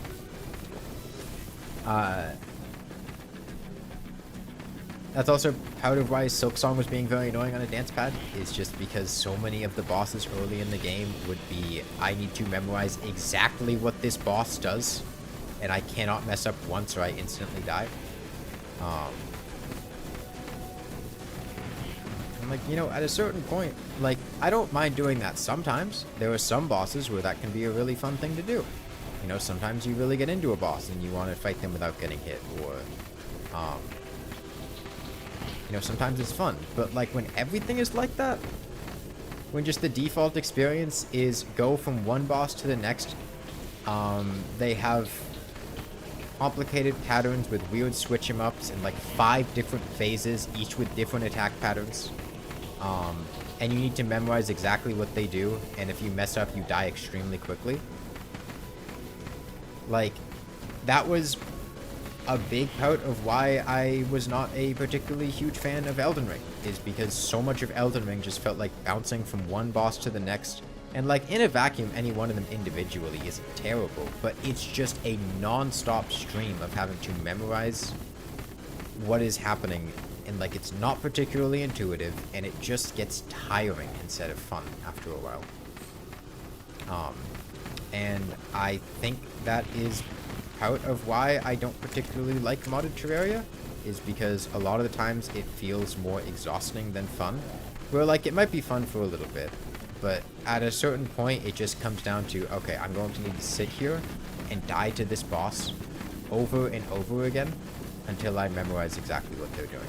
And, like, I did that. Right, with Calamity, well, that's how we beat Aquatic Scourge. Now, granted, we were fighting Aquatic Scourge way beforehand. And, like, I was having fun with Aquatic Scourge. But then there's the entire mod after that, you know? And, like, I wasn't having a terrible time with it, but, like, I wasn't having a great time either. It wasn't like, man, I super love this. It's more like, I mean, this is cool to see, and, you know, it's fun, but I'm not loving this experience. It's just not really my vibe. But yeah, from my understanding, Infernum is basically, is there a, what is going on screen? Are you guys seeing this? Are there like horizontal bows that are flickering in and out of? It's like, as we're changing layers a little bit to space, the background is like freaking out. I don't know if that's coming through on stream. It might be, the bit rate might not be high enough to pick up on it, but something about the rain, is causing it to freak out, and just like flicker when we go like right about there. You're seeing it? No, I'm not crazy.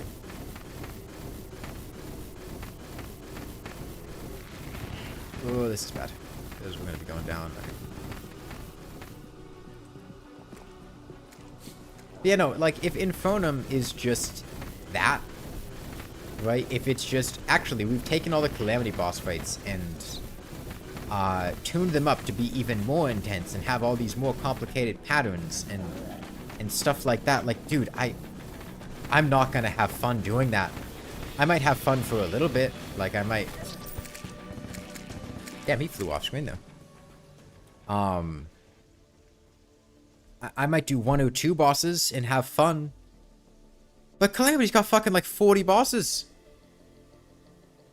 Right? That's not gonna be fun. Dude, I'd rather do anything else. I'd rather do this. And I don't like this.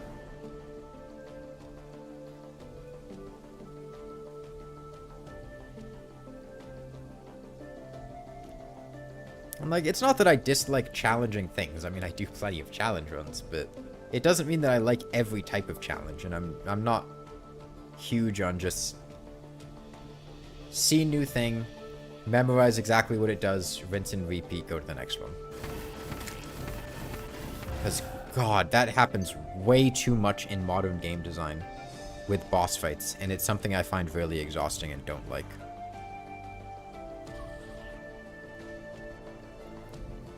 Like, that is a big gripe that I had with some things in Silksong. It's a big part of why Elden Ring is my least favorite of FromSoft's Souls-like games, is because, God, dude, like, it's just non-stop tedium. Like, you can only do that so many times before it just, like, weighs down on you and gets boring.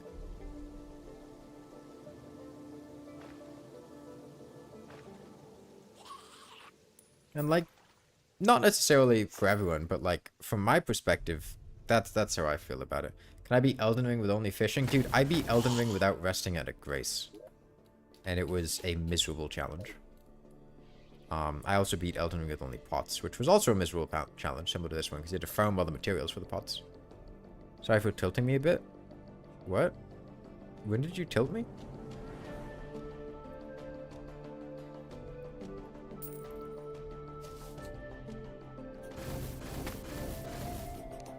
And it was kind of an awkward situation here, because Duke Fishron at night in the rain is pretty low visibility. I was hoping the Hunter Potion would help, but the Hunter Potion doesn't help you see the bubbles, and the bubbles were a little annoying. Creepers are loved, yet they break blocks. I was talking about Terraria, and I'm also pretty sure that creepers are not loved for their gameplay performance, and I'm also pretty sure that creepers were severely nerfed to break almost no blocks compared to what they used to break.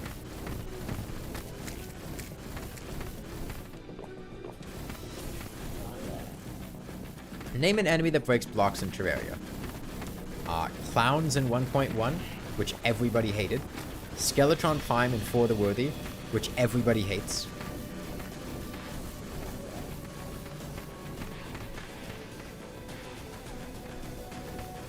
Basically just those two. I can't think of any other enemies that break blocks, but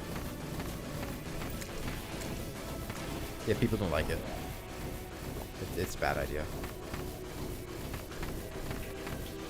Corrupt used to corrupt blocks with its spits. Yeah, it's not quite destroying blocks, but it's similar. It's also a big part of why people don't like biome spread and why they're so afraid of it. Even if biome spread, like, barely impacts the player, just the fact that it's perceived as destroying stuff really annoys people, and I don't think it would be a good idea. Antlions make blocks? Oh yeah, yeah. Yeah, that can be really annoying. Frost Legion? Oh my god, dude. A multiplayer world where someone summons Frost Legion, the entire world is just blanketed with random blocks of snow. It's so annoying. Creepers are iconic, but they're not loved because they break blocks? Yeah. It's like a weird relative at Christmas who spouts conspiracy theories, right? Like, you love them because, you know, they've been in your family for a while. You see them a lot. They're a nice person. But you don't love them because of their conspiracy theories. You love them despite their conspiracy theories.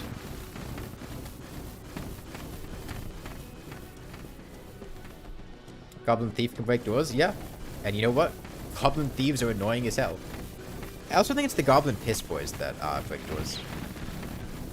Actually, I think I was wrong when I said that the Goblin Thieves do it. I think it's the peons.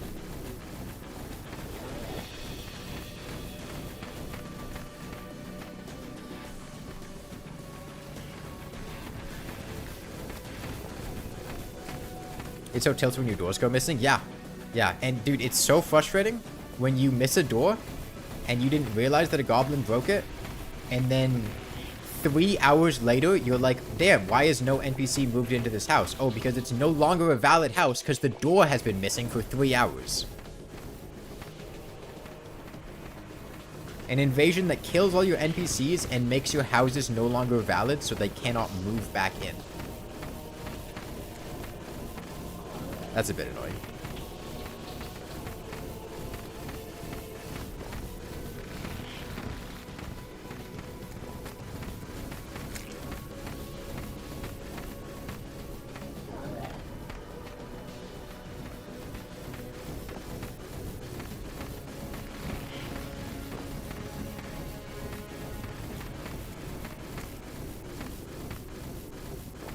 Someone said your base smashed by a meteor?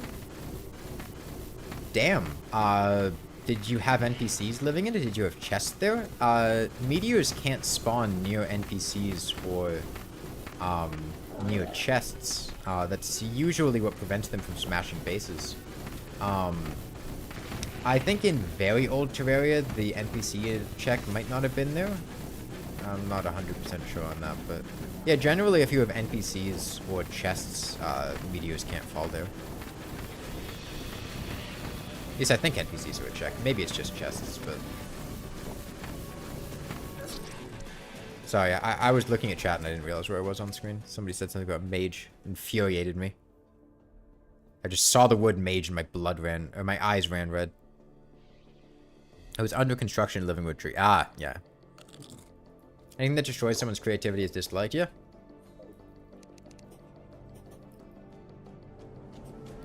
I gotta stop reading chat, honestly. Like, half the time I die is just... We're 60% of the way through the fight, and I just look at chat, and then I die. Because I, like, lost track of something. Is that gonna stop me? Nah. Nah, I keep doing it. Am I doing Fishron early, or is Crystal Serpent my only option? Both.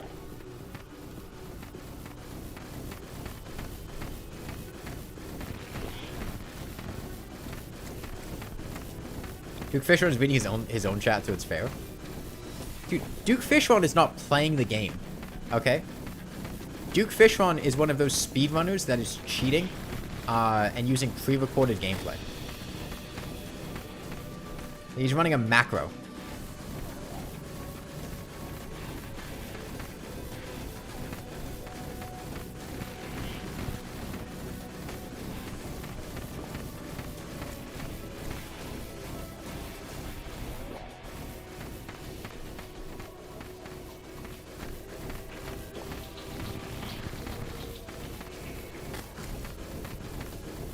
Duke Tasseron. Yeah, dude, there's like... One of the things that always, like, really... I don't know how to describe it. If it's, like, interesting or, like, just, like, a weird... It's, like, a sensation I get every time I am confronted with the fact... Like, generally, I'm pretty good at understanding, like... why people do things, why they behave a certain way, why they want to do certain things, you know, like motivations, drive. But then at a certain point in time, like, you will see things that people do that is just, like, unfathomable, and I feel like a lot of, like, cheating in speedruns or challenge runs, especially, like, very blatant cheating that, like, is incredibly obvious that they're cheating. But like, that's the one that really gets me. Is, you know, people that try really hard to fake their speedruns, I can understand why that person tried to do that. Usually, it's because they want popularity. Sometimes it's because, like, maybe speedrunning is, like, their income source. Maybe they're working as a streamer, and they feel like they need people to be watching their stream, and if they're not doing well, then people won't be watching, and maybe they have, like, a, you know, family, or maybe they have to pay rent or something. Like, there's an external pressure, a drive, to try to have a result, right? I can get that, and I can understand why that would drive somebody to try to cheat. Is it a shitty thing to do? Absolutely. Should people do it? Absolutely not. But I can understand why. But then you have people who just, like, have incredibly obvious... Like, they're running with a webcam over a task that, like, is incredibly obviously a task. Or they're, like, not even trying to make it look like they're inputting buttons. Or things like that. And, like, that... I can't... Like, I can't fathom why somebody would do that. Like, it... Just for clout, but, like, it... Shit, we're dead. We're dead. Unless I can fall. Oh, dude, we're so dead. We're so dead. We're so dead. Not dead. Not dead. We're good. We're fine, dude. It was never even close.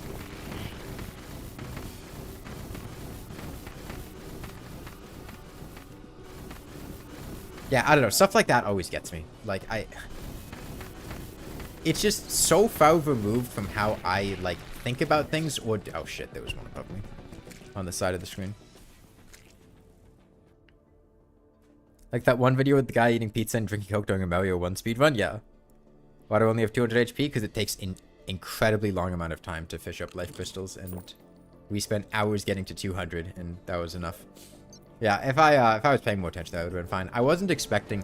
I think what might have happened is he popped the bubble, or the...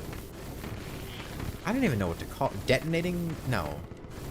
What is the name of the projectile that he fires? I don't know what that projectile is called. The little ring of water. It's possible he might have popped that really high in the air. I wasn't expecting it to be all the way at the left of the world. I was thinking I could go up the left of the world without getting hit by it. But I think just the positioning of... Okay, that was very unlucky.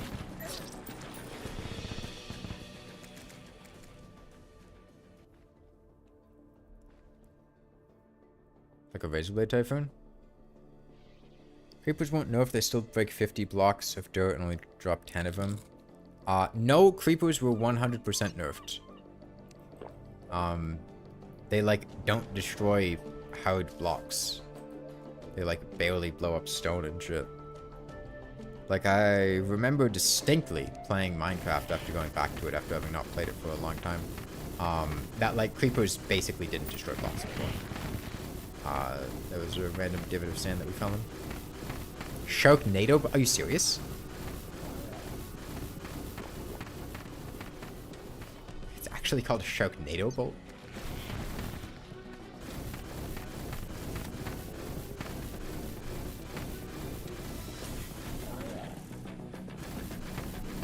What a lousy name for a projectile. Dude, I'm so sick of fighting Duke Fishron like this.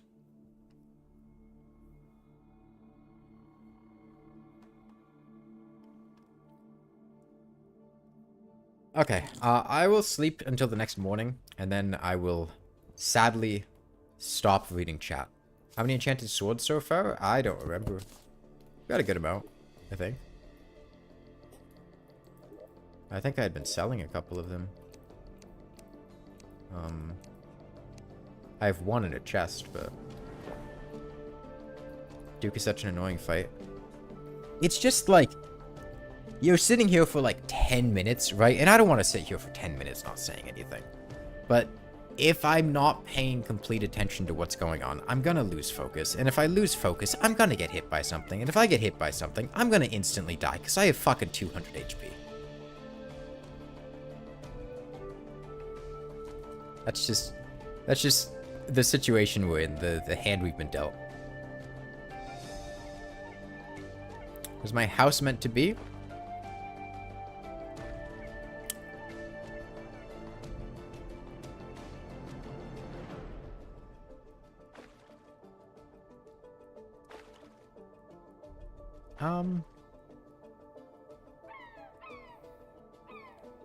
It's a very good question.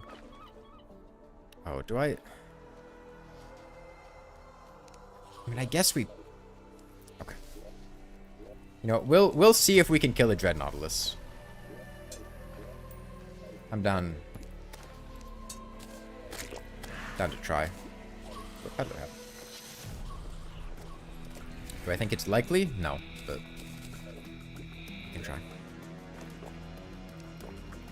Gotta drink a hunter potion here. Do I try for Blood Eels too?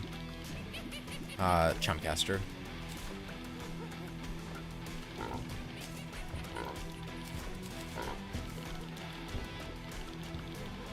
Dude, fucking clown bombs, don't... Chattering teeth bombs don't go down through platforms. It's actually really awkward.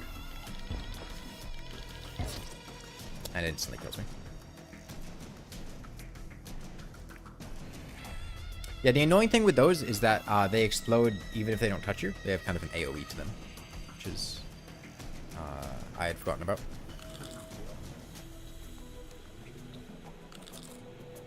And of course it instantly kills you because, you know, why wouldn't it?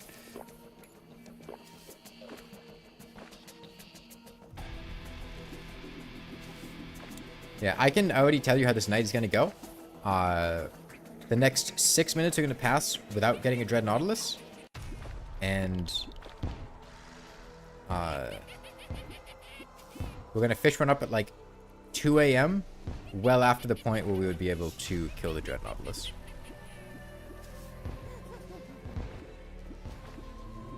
I don't think the Blood Eel is worth it. I want the Dread Nautilus. Crippler is not going to help me, but Sanguine Staff will.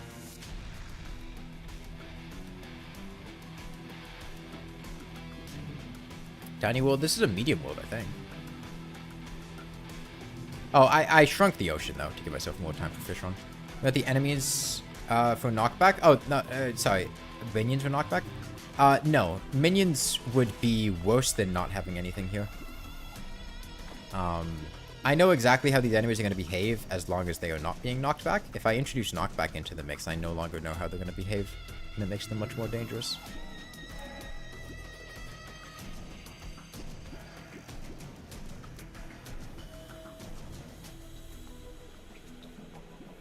Yeah, whenever anyone asks what the problem with Dread Nautilus is, just link them to this stream. Because it's kind of bullshit that an enemy that has a lot of HP and is a DPS test that I need to kill by the end of the night, that is gated behind a random event that I do not control happening, also has an RNG spawning mechanic and is actually very difficult to get to show up. I'm fishing with, like, very high odds. I have 1 in 3 chance for any catch to be a Dread Nautilus, or sorry, to be an enemy, and of that there is a what, 1 out of 20 chance for it to be a Dread Nautilus.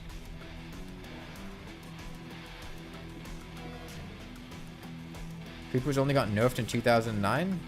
No, I think you're either the patch notes don't indicate it properly, or you're not looking at the information correctly, or misinterpreting what's there.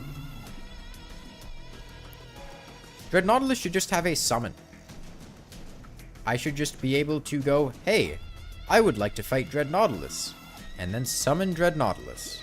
Because this could entirely... I said this in my fishing guide, that there have been 3 times where I have spent an entire Blood Moon fishing and not gotten a single Dread Nautilus to bite. Currently, we are halfway through this night without getting a single Dread Nautilus to bite, and it is entirely possible that we could have this entire night go by without having a single Dread Nautilus bite. By this point, if I got a Dread Nautilus to spawn, it is very likely that we would not be able to kill him by the end of the night because we do not have the DPS for it. And we don't have bad DPS. There's a Dread Nautilus.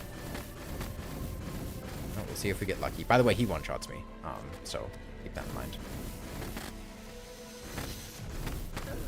Oh wait, no, he doesn't one-shot me. This is really bad. He's gonna kill me here. No, we got lucky. He's spawning though. I need to break line of sight. He's gonna be spitting. Holy shit! What is that blood squid doing? What the fuck was that? I have never seen them do that before. Why did he do that?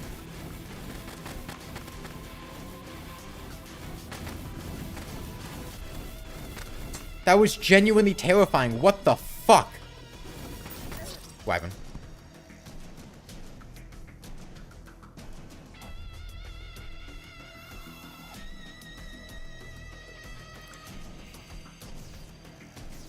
I mean, that's the real boss when fighting Dread Nautilus, is the random enemy that spawns. Because it's not bad enough.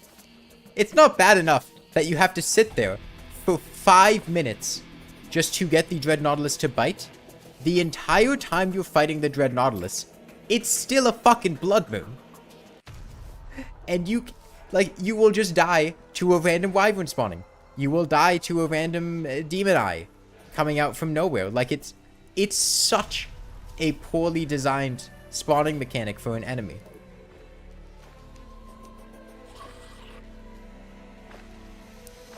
Yeah, no, I thought the Blood Squid was gonna get me. We don't have an arena to fight Dread Nautilus, but no. Guess maybe I can get a drippler. Might actually. You know what? Drop me a blood tear. Yeah, there we go. Okay. Well, once we kill Duke Fishron, we can come back and try to fish up a Dread Nautilus again. And you know what's going to happen when we fish up the Dread Nautilus?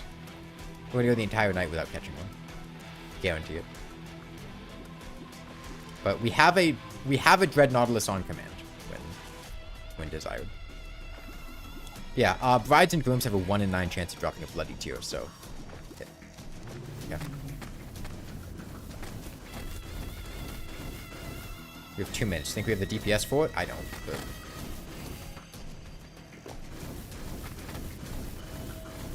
okay. Break line of sight here. Cancels the summon.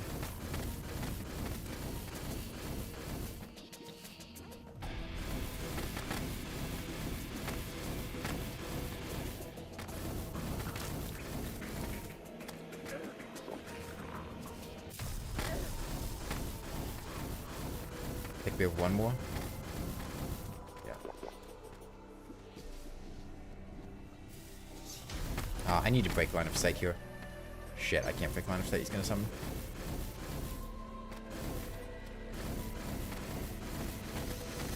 Doesn't matter though, because we're not dealing enough damage to kill him anyway.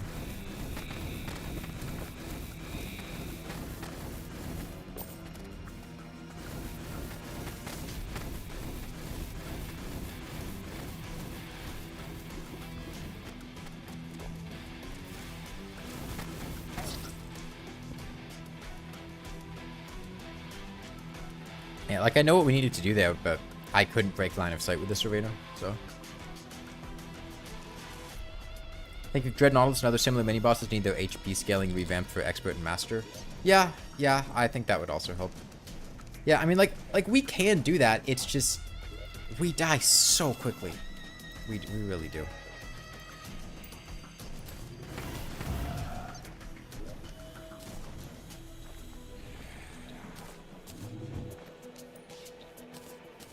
I will take a Life Force Potion for Duke Fishron, because I think that with a good RNG roll might be enough for me to survive hit in Phase 2.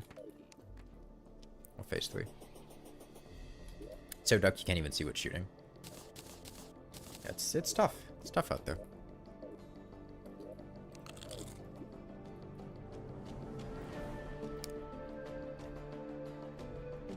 Yeah, like, we would have killed that Dread Nautilus in 2 minutes if we landed all of our shots and played really well. And I had to play really aggressively to do that. And as part of playing aggressively, like, I had to put myself in dangerous situations, and I died because of it, because there's just projectiles everywhere, man. But I feel like I was playing that pretty well. It's just so unforgiving. I don't know. It's very tilting to me. Like, Dread Nautilus wins the mental battle over me before he even shows up. Because sitting there for 4 minutes trying to get Dread Nautilus to show up is so annoying, man. It's so annoying. And it happens every time. Like, people will say here, people will sit there and cite things to me like, oh, actually Dread Nautilus is not that rare. He's only like twice as uncommon as the other enemies. It's actually, I get him all the time. Usually it takes like a minute of fishing for me to catch a Dread Nautilus. Okay, good for you. So happy for you. That's not my experience. Every single fucking time I try to catch a Dread Nautilus, I sit there for 4 minutes like a dumbass doing nothing. I have sat there for the entire night, multiple times, without catching Dread Nautilus. You ever been stood up for a date? Right? Because I have. It happens to me every single time I try to fight Dread Nautilus. All Nautiluses are scumbags. Can't even bother to show up for the date.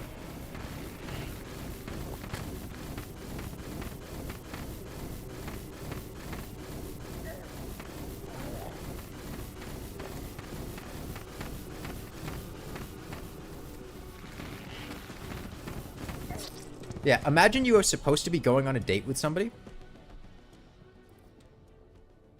They stand you up. And then 3 hours later, you are supposed to be fighting them in hand-to-hand combat.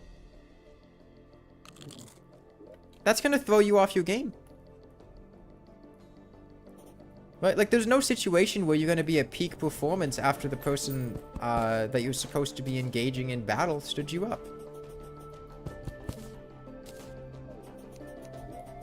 It's rude. It's inconsiderate. And I don't like it.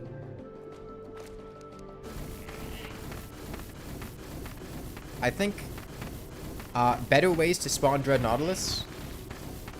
I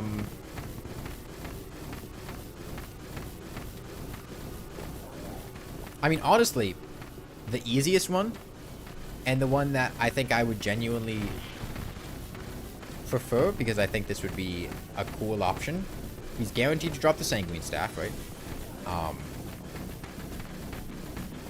On Expert above. So it's not like needing to farm him is a concern. Let's just, like, do something like Deer Plops. If you are in the ocean at, I don't know, 10 p.m., Dread Nautilus spawns. You don't need to fish him up. He's tied to the ocean. If it's a blood moon, and you're in the ocean at 10 p.m., Dread Nautilus spawns. Or midnight. You can make it midnight. It's consistent. You have 4.5 minutes to kill him. Plenty of time. 216 damage from one Sharkron.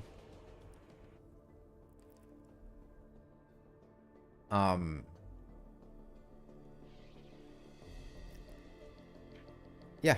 Like, I feel like that's a very easy solution. It's something that's already effectively in the game, because we have something similar in Deer Plops.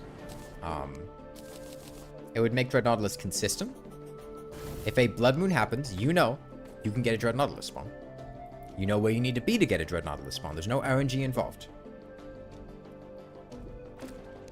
Blood Moon happens, exciting. I can get a Dread Nautilus. Or, you're in the ocean. Oh shit, I need to get out of the ocean. Dread Nautilus is going to spawn.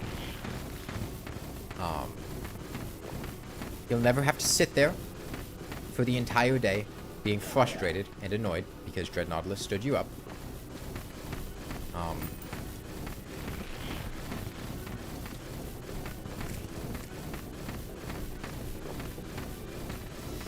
And if you're trying to farm something like the Blood Moon Monolith or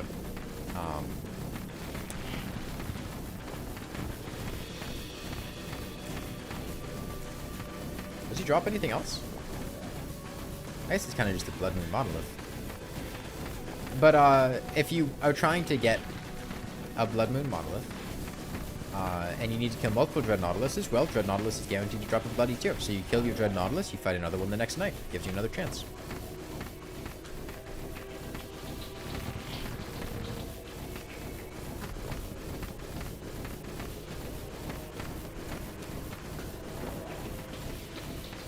Alternative solutions.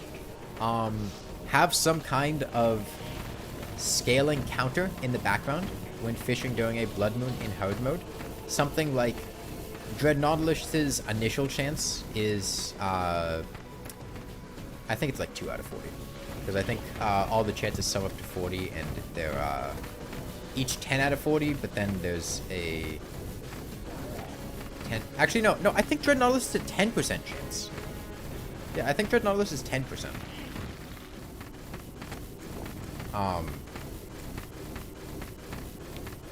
For any given catch. But let's just say there's a building counter. It starts at 10%.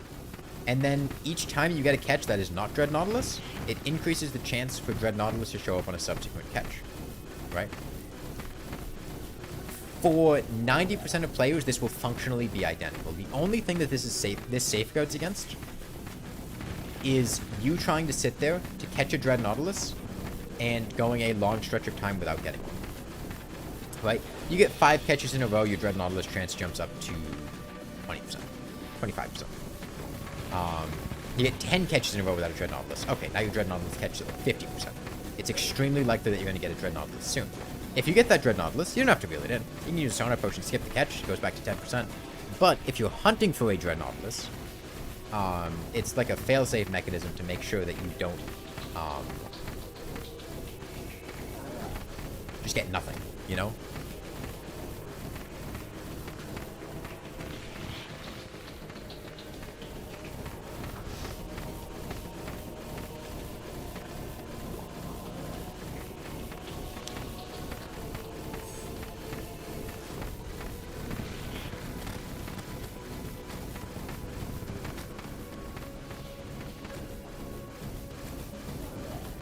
what I get for looking at chat to see truffle worm-esque item to summon Dread Nautilus. Remember what I said about not reading chat? Find bloodworms in the evil biome.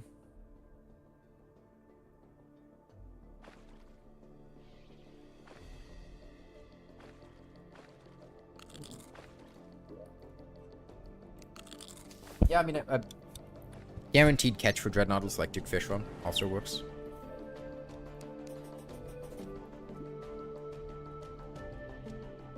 Can't I fish for more heart crystals? Dude, if I had spent this entire stream fishing for more life crystals, you know how many I would have by now? Probably like 3.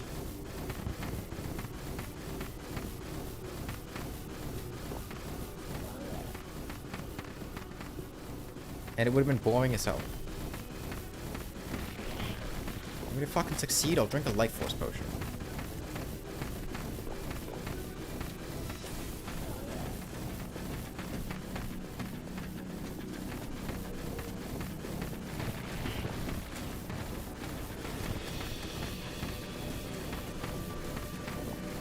Saw something about the Toxicope, so I'm just not gonna look at chat anymore. You guys are in timeout.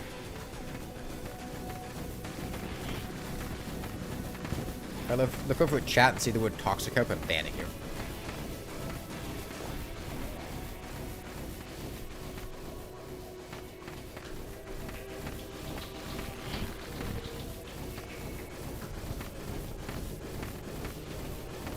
See, the catch is that I'm not looking over at chat, so...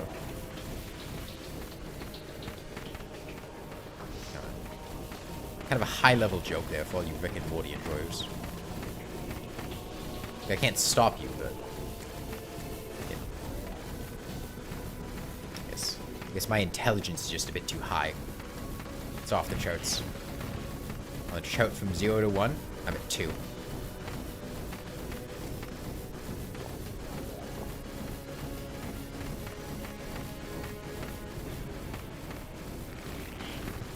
Me personally, I'm in the 90th percentile.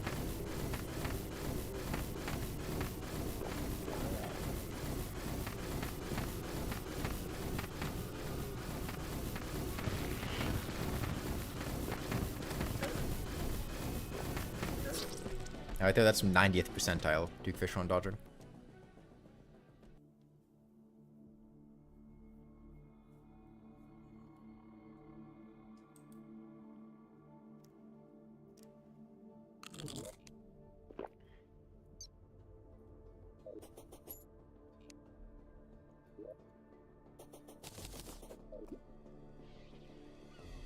Is Featherfall good on Fishron?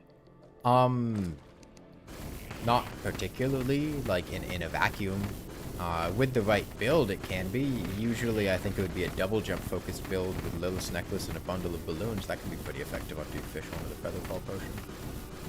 But just in a vacuum, like I don't think drinking a Featherfall potion would be very helpful here. At all. I think it would be actively detrimental, actually, because it's very easy to gain height when using a Featherfall, and I do not want to gain height here. Height is bad. No, we haven't beaten Silksong with the Dance Pad yet. Did that Sharknado spawn off-screen?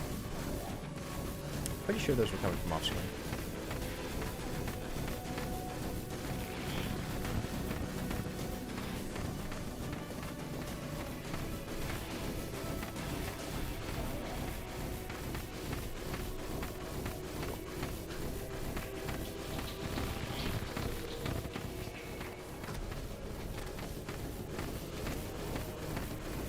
Alright, do you guys like to count? Let's count. 1, 2, 3, 4, 5. Bubbles. That did not hit me. 3, 4, 5. Sharknadoes. That bubble did not hit me. 4. Oh, I can't count. Bubbles.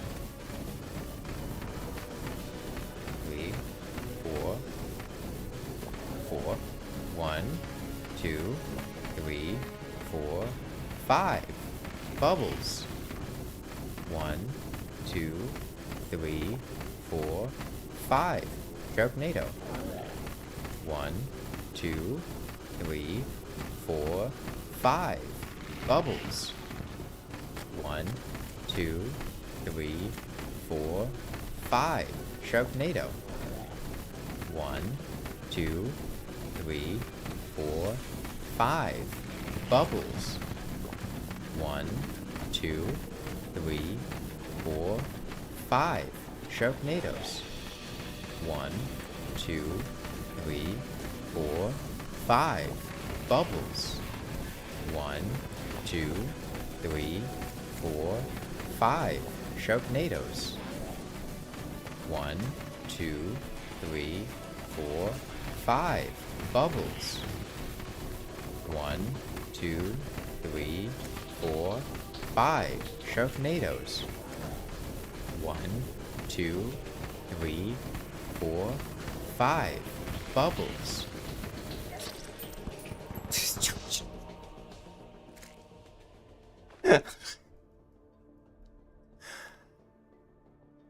Yeah, okay.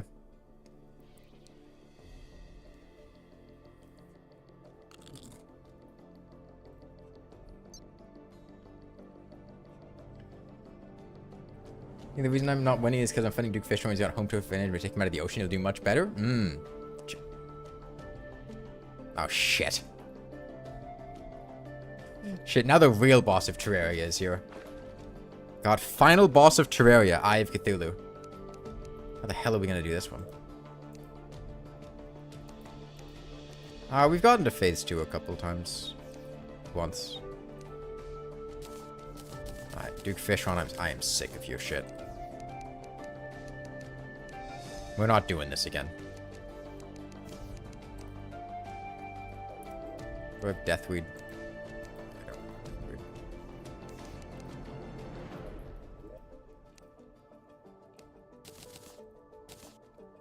Got Life Force, Endurance. I'll make a little more Life Force, right? Surely I can. I need Shiver Thorn. Danger Sense. Let's kill the guy Cthulhu first. That's fine. We can just kill him there.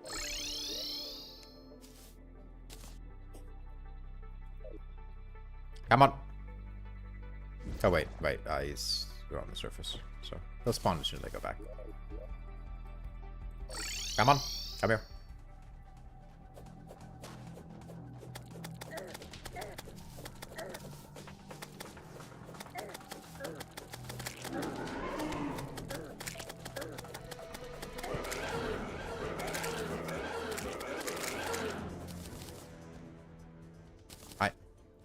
Eye down.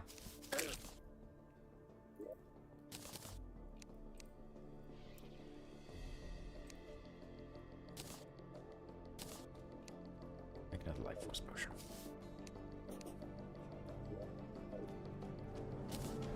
Alright.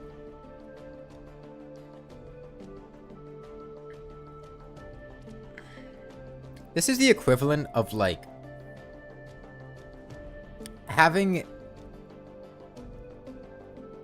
Let's say you're playing some sport. Let's say, I don't know, soccer or football for you overseas kids.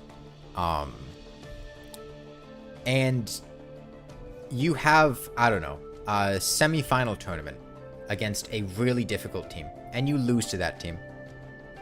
And then you go into the loser's bracket and you lose against that team too. And to make up for it, you just find, like, the local preschool soccer team. And you just beat the shit out of the kids to feel better about losing to the actual difficult team. That's what we just did. Am I getting banned if you think that the shield would have helped me for Fishron? Last time I checked, the shield of Cthulhu does not come from fishing.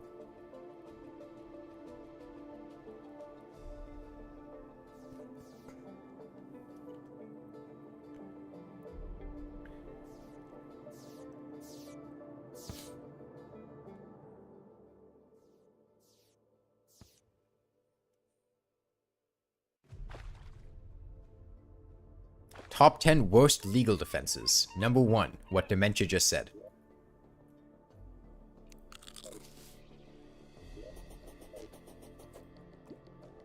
Alright, Duke Fishron again. Let's count to 5.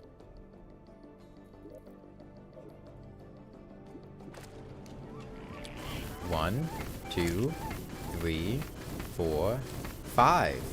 Bubbles. 1, 2, 3, 4, 5. Sharknado. 1, 2, 3, 4, 5. Bubbles. 1, 2, 3, 4, 5. Sharknado. 1, 2, 3, 4, 5. Bubbles. 1, 2, 3, 4, 5. Sharknado. 1, 2, 3, 4, 5. Bubbles. 1, 2, 3, 4, 5. Sharknado. 1, 2, 3, 4, 5. Bubbles. 1, 2, 3, 4, 5. Sharknado. 1, 2, 3, 4, 5. Bubbles. 1, 2, 3, 4, 5. Sharknado. 1, 2, 3, 4, 5. Bubbles.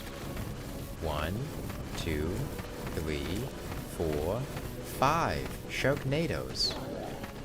1, 2, 3, 4, 5. Bubbles. 1, 2, 3, 4, 5. Sharknadoes.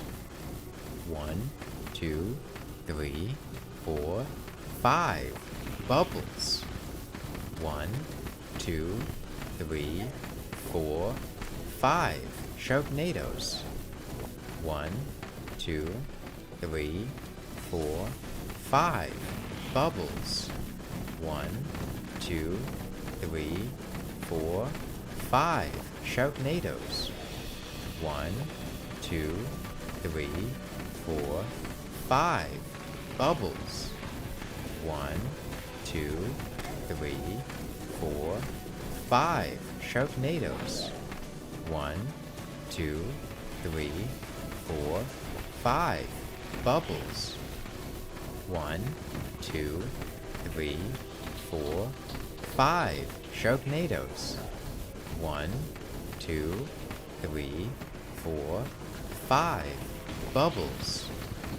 1, 2, 3, 4, 5. Sharknadoes. 1, 2, 3, 4, 5. Bubbles. 1, 2, 3.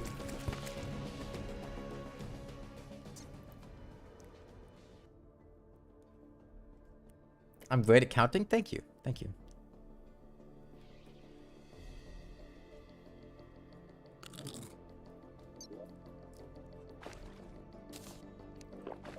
Dude, this is miserable. I hate this challenge.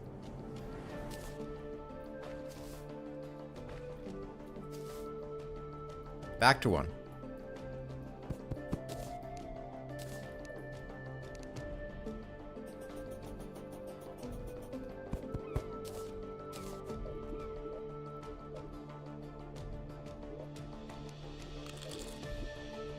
Am I counting backwards? Yeah, try it. 5, 4, 3, 2, 1. Bubbles.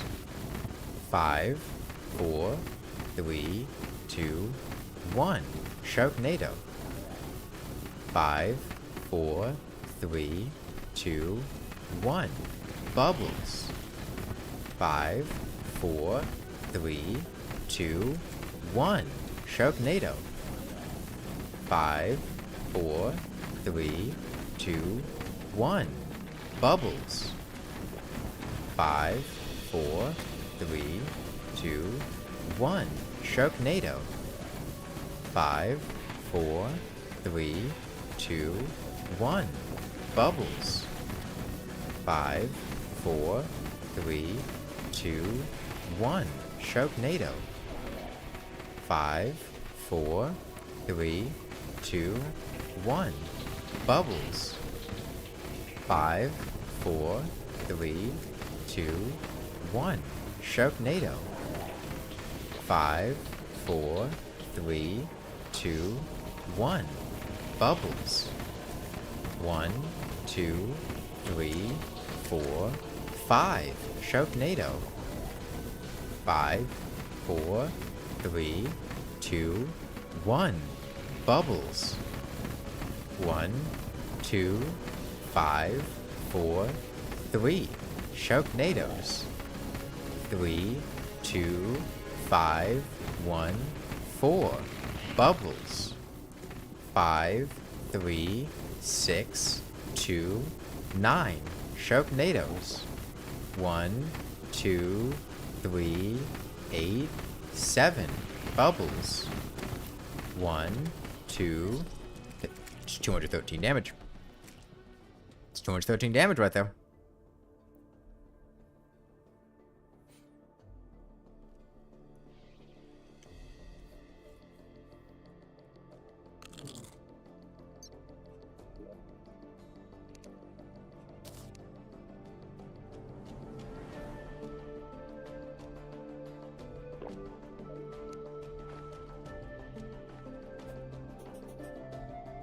Make it asphalt through fishing.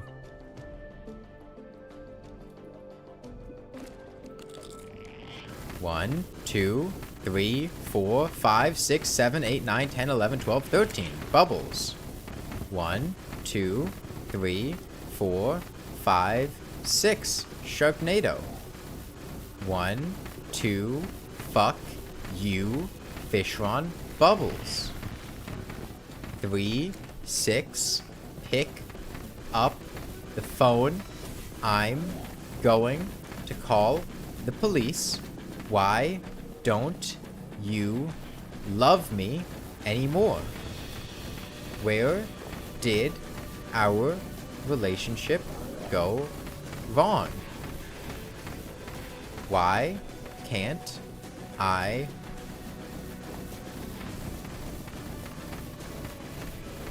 Why? Why? Why? Why? Why? Why? Why? Why? Why?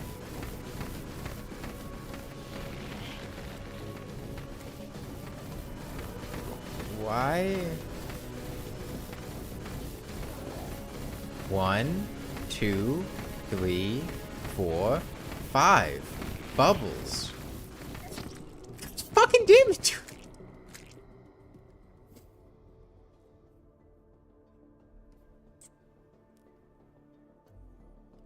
Maybe take a break, dude. If we take a break, I'm not going to voluntarily come back and choose to finish this on another day. Right? Do you understand that? Like, there's no situation where I sit here for like 3 hours fighting Duke Fishron, going, man, this is miserable. I take a break and then I go, you know what? You know what I want to do? I want to come back and finish. I want to do this again.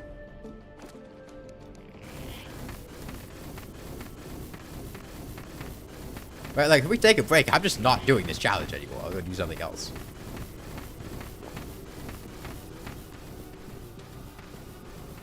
The challenge? I might. There's stuff I can do that's actually fun.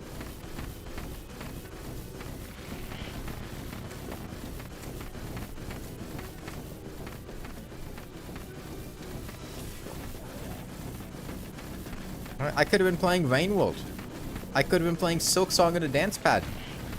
Instead, I have to learn how to count with Duke Fishron. And you know what? I don't like counting. 3, 4, 5. 5. Bubbles. 1, 2, 3, 4, 5. Sharknado. Ichi, ni, san, shi, go. Bubbles. Ichi, ni, san, yon, go. Sharknadoes. Uno, dos, tres, cuatro, 5. Bubbles. It's fucking 211 damage, man. Dude, like, I'm so disinterested in fighting Duke Fishron.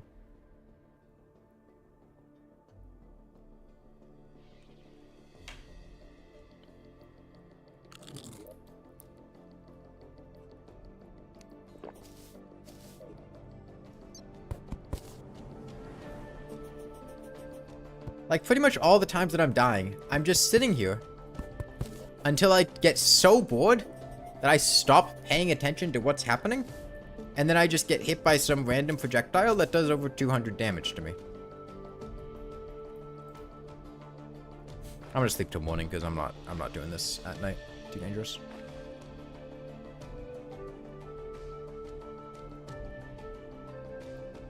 If we're lucky, we get a blood moon, and then we get to die to Dread Nautilus again. You know what? Fuck it.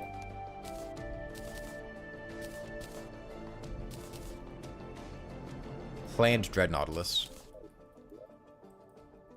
I think having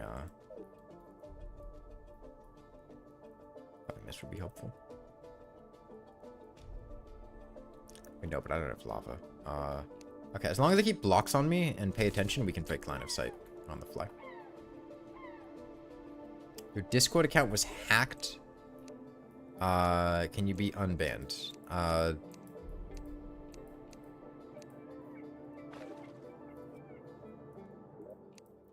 Send me a DM on Discord with your Discord handle, and I can look into it. Make calming potion.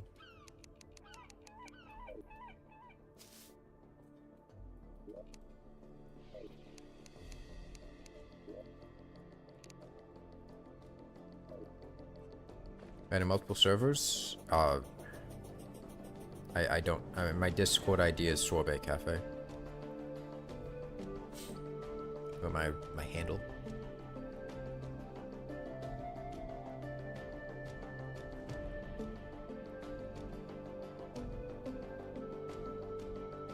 I would also check to make sure you're actually banned and not just kicked. Right? Just try to rejoin the server and see if you can just rejoin it. Because it's entirely possible you were just kicked and not banned. Depends on how quickly it was caught.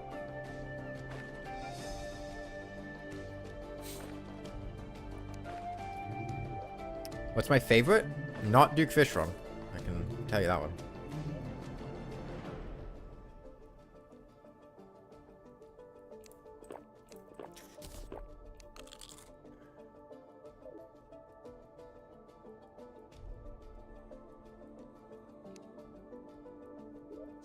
Let me swap to something that is not a truffle one. How long do you guys think it'll take for a Dread Nautilus? Wait, hold on, I need a sonar potion.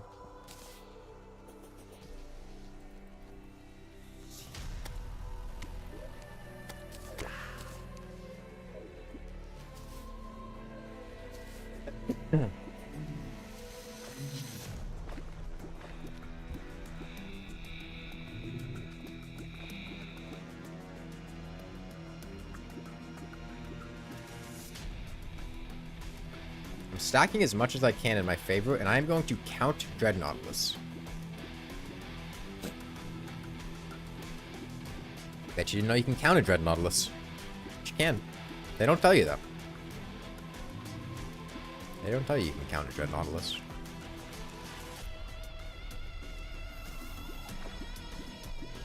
Of course, you can't count on a Dread Nautilus. Can't count on a Dread Nautilus for anything. One thing a Dread Nautilus hates, it's showing up.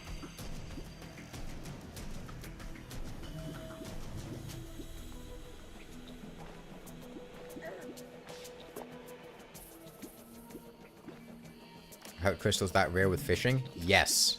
There's a Dread Nautilus, okay. 1. That's 2.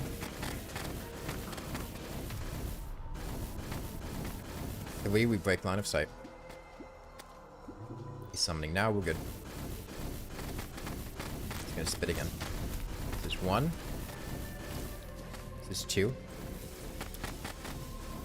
You need to stay low. 3 is a spit. 4 is a dash again. We can sit still. 5 is a spit again. 6 is a dash, then we end up on the right break line of sight.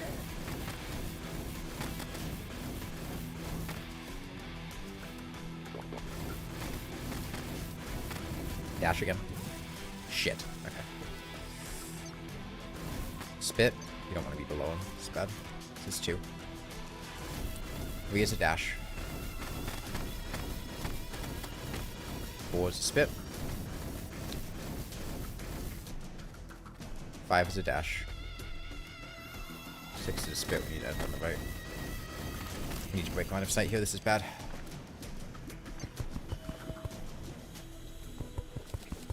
Yeah, that should do it. Shit. Messed up. It's a pretty bad fuck up too. Okay, this should be 2.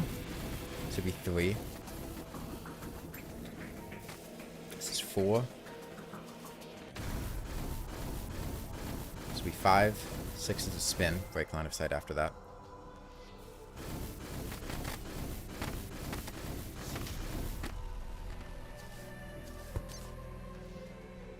One is a spin. 2 is a spit.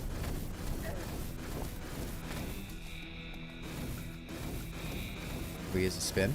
Coming in now.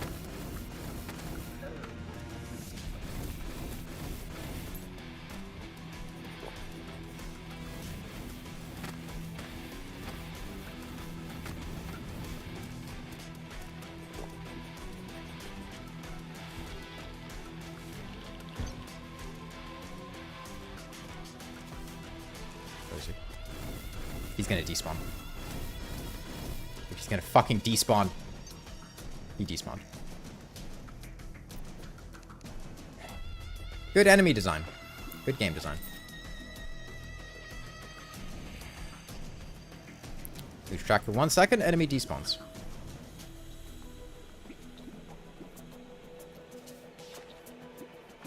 He's back. Okay. 1. 2 is a spin. It's fine. This gives us an opportunity to avoid the summons. 3 is spit. 3 1's a bit break line of sight. Go in now. We fucked up breaking line of sight and got hit by a possession armor, so this is terrible. 2 is a spin. Blood Squid's gonna kill me. 3 is a spit. 4 is a spin.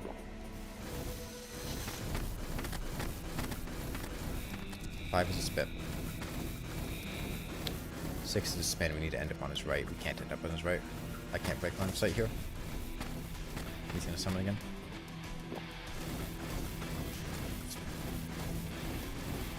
1 is a spin. Stay mobile. Hitting the wall is unfortunate. Don't want to go high, but I don't really have a choice here. Spit's next. I don't know what number we're on. 4 maybe. Could you sirens shut the fuck up? I don't care what's on fire. He's gonna spin. Actually, no, I think we're on summon, don't we? If it's summon, I need to go towards him, otherwise he will despawn. It was. Okay, this would be 2. This would be 3. 4 is a spin. He's coming towards me. I cannot be up here or Wyvern will spawn. 5 is spit. 6 is spin. He's coming in. Get ready to break line of sight. I can't break line of sight fast enough. That's fine. He's gonna spin again. Coming.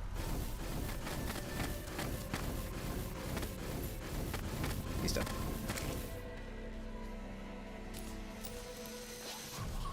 Okay. He should have been dead a while ago, but whatever. It's fine. I don't understand how these blood squids work, man. I really don't.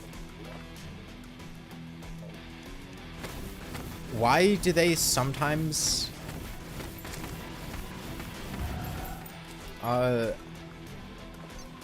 Just like fly off screen. I had never tried fighting this like this, so I didn't encounter this behavior when I was doing the fishing guide. It's bizarre. Okay, well that gets us, I mean, potentially 3, but we need Moonglow for it. I don't know if we have the potions for that. I can shimmer Spelunkers for Moonglow. Yeah, Spelunkers are useless for me. So, that gets me Moonglow to get variegated Loudfish, which is summoning potions. Do I have Loudfish?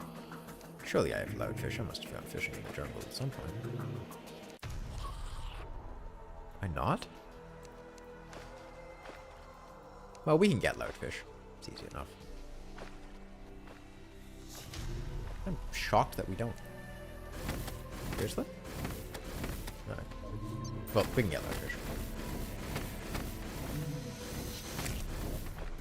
And keep in mind, this is after they, like, reworked the...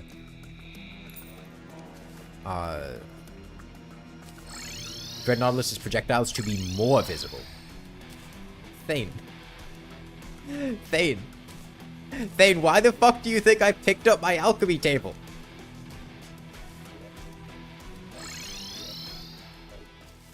Do you think, hang on, maybe this person with 6,000 hours in the game, who just picked up their alchemy table from the ground immediately after,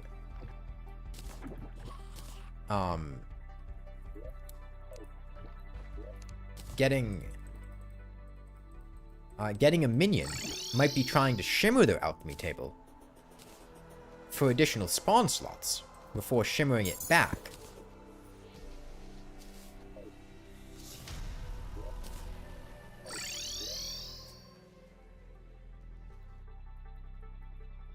Everyone slips in the shimmer sometimes. It's nothing to be ashamed of.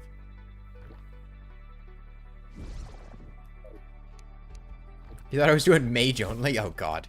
No, that's the only challenge that would be worse than this. 19 is a huge amount. Okay. Hilo is not correct by tiers.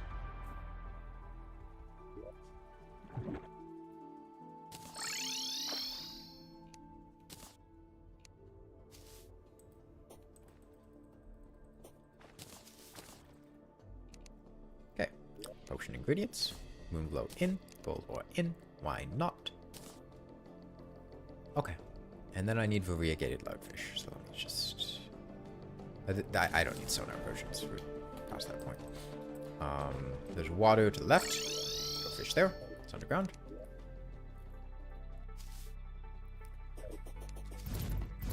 Summon my Sanguine Staff.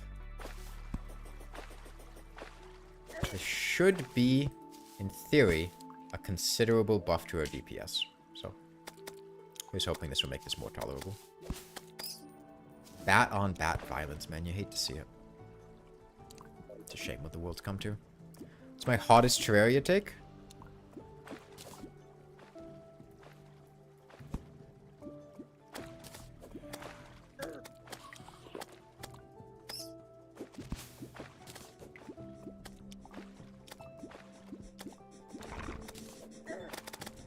I don't think I have any hot takes. I think basically everything I believe in Terraria is pretty widely taken to be true.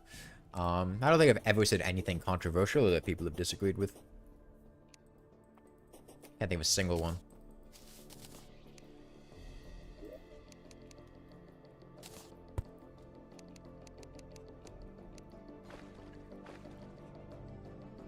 Do we go all in?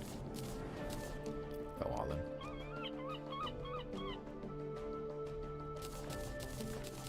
All in. All in. I'm killing this fucking fish.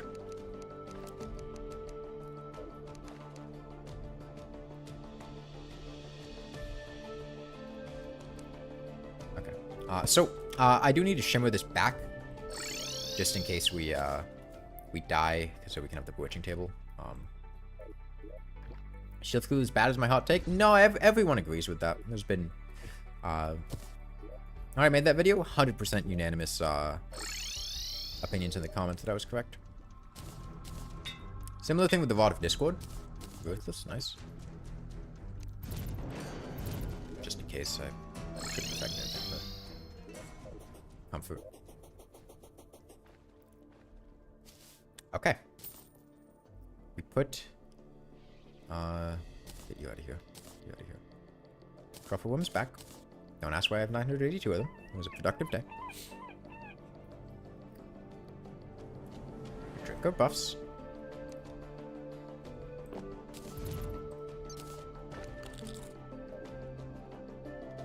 We summon Duke Fishron. You know what? I'm gonna open the fight. Target Duke Fishron. Here's hoping our DPS is appreciably increased. Alright, they're definitely hitting him.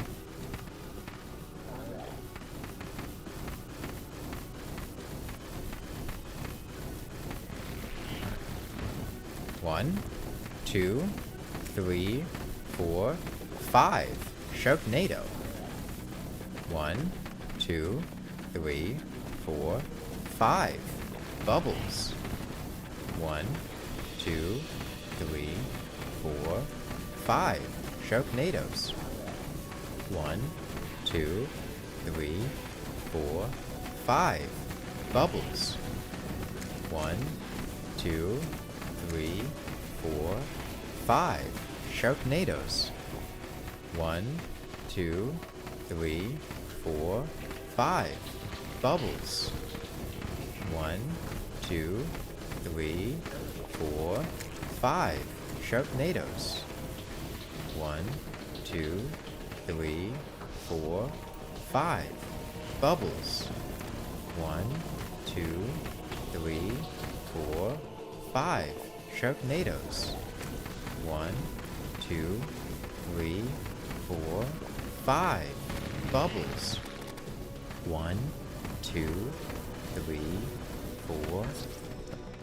Yep.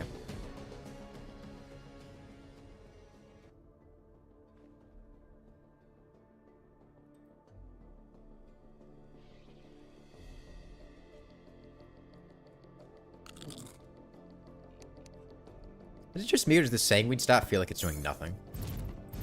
Like, I feel like that was going the exact same speed as before we had the Sanguine stuff. Yeah, it's on Master Mode, though.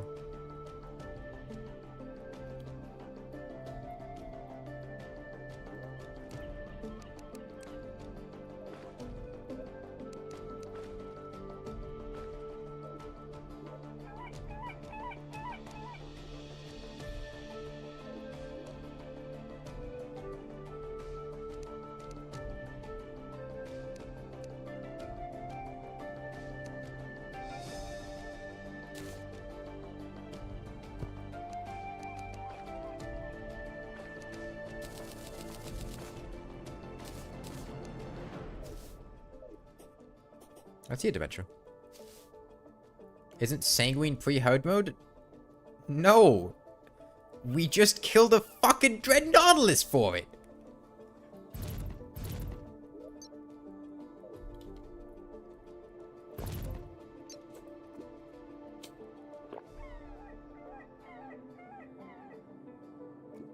Try to get it this time. 1, 2, 3, 4, 5. Bubbles.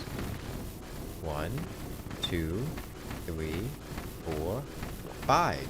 Sharknadoes. 1, 2, 3, 4, 5. Bubbles. 1, 2, 3, 4, 5. Sharknadoes. 1, 2, 3, 4, 5. Bubbles. 1, 2, 3, 4, 5. Sharknadoes. 1, 2, 3, 4, 5. Bubbles. 1, 2, 3, 4, 5. Sharknadoes. 1, 2, 3, 4, 5. Bubbles. 1, 2, 3, 4, 5. Sharknadoes. 1, 2, 3, 4, 5 bubbles. 1, 2, 3, 4, 5 sharknadoes. 1, 2, 3, 4, 5 bubbles. 1, 2, 3, 4, 5 sharknadoes. 1, 2, 3, 4, 5 bubbles. 1, 2, 3, 4, 5 sharknadoes. 1, 2, 3, 4, 5 bubbles.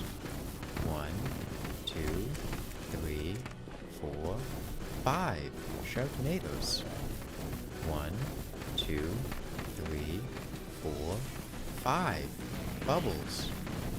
1, 2, 3, 4, 5 sharknadoes. 1, 2, 3, 4, 5 bubbles. 1, 2, 3, 4, 5 sharknadoes.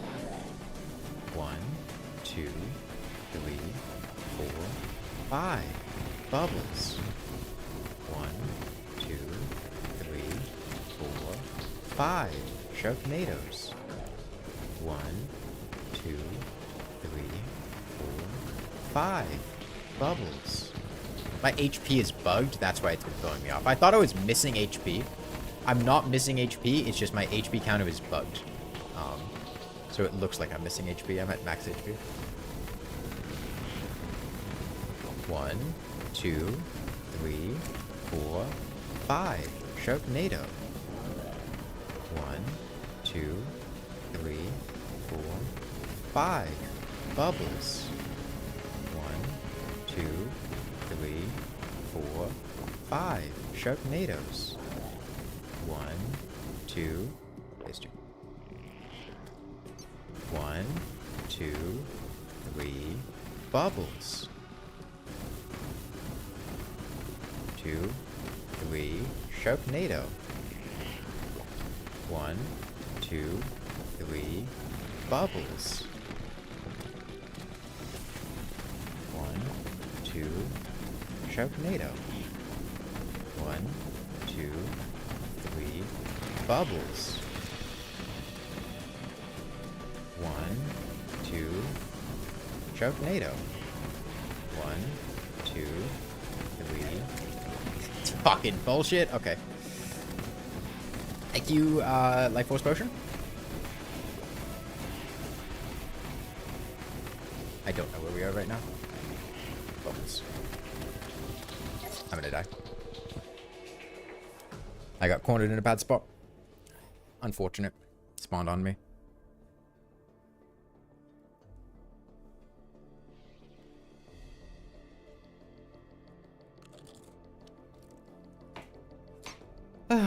I don't want to keep doing this. I'm gonna be honest.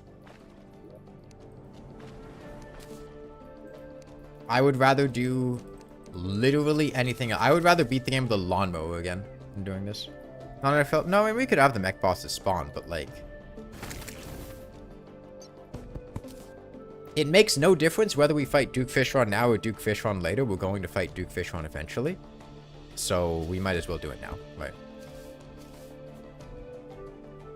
There are no improvements between now and later. And I don't think it's likely to fish for more HP. If I add 400 HP, this would be very easy. But I don't. And I'm not going to fish for 400 HP. There are ways that I could make this less annoying, but they all involve spending a lot of time, which I don't want to do. Because, God, I hate fishing, man.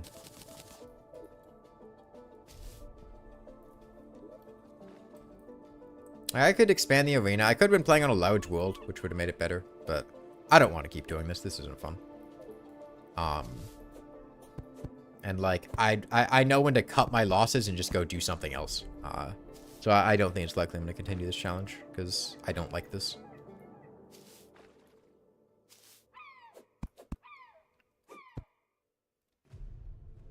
Do some off-camera farming? I'd rather do literally anything else.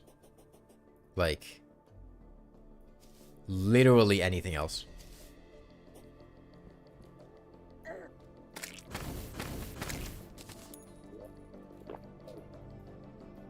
But now people can stop asking me to do a fishing only challenge. How many hours are we into the playthrough? Like 14. Probably like 4 that was just Duke Fishron. And like, yeah, I can do this, but God, is it boring. Like, it's literally just variations of sitting here, dodging Duke Fishron with mobility that's sufficient to dodge him.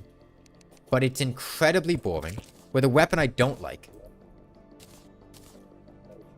When I basically get one shot, or very nearly one shot if I happen to get hit, interspersed with having to, like, drain resources that I don't like draining. Like, it's just not fun.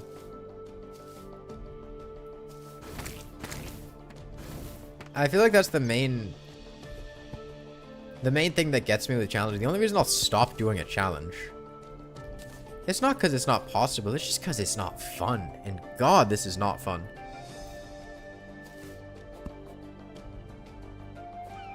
Like, it wouldn't be fun doing the mechs either, because I don't like the Crystal Serpent. Like, it doesn't matter what I'm fighting. It's not going to be fun if I'm doing it with the Crystal Serpent. And it's either fucking Crystal Serpent or Toxic Herb, and I'd rather use the Crystal Serpent, because at least that's actually somewhat mediocre. Drippler Crippler we didn't get. No, I would just stop doing challenges, though. No, I'm done. I'm not going to cheat in life crystals. Alright. Good night, everyone. Opinion on hook dissonance? Terrible.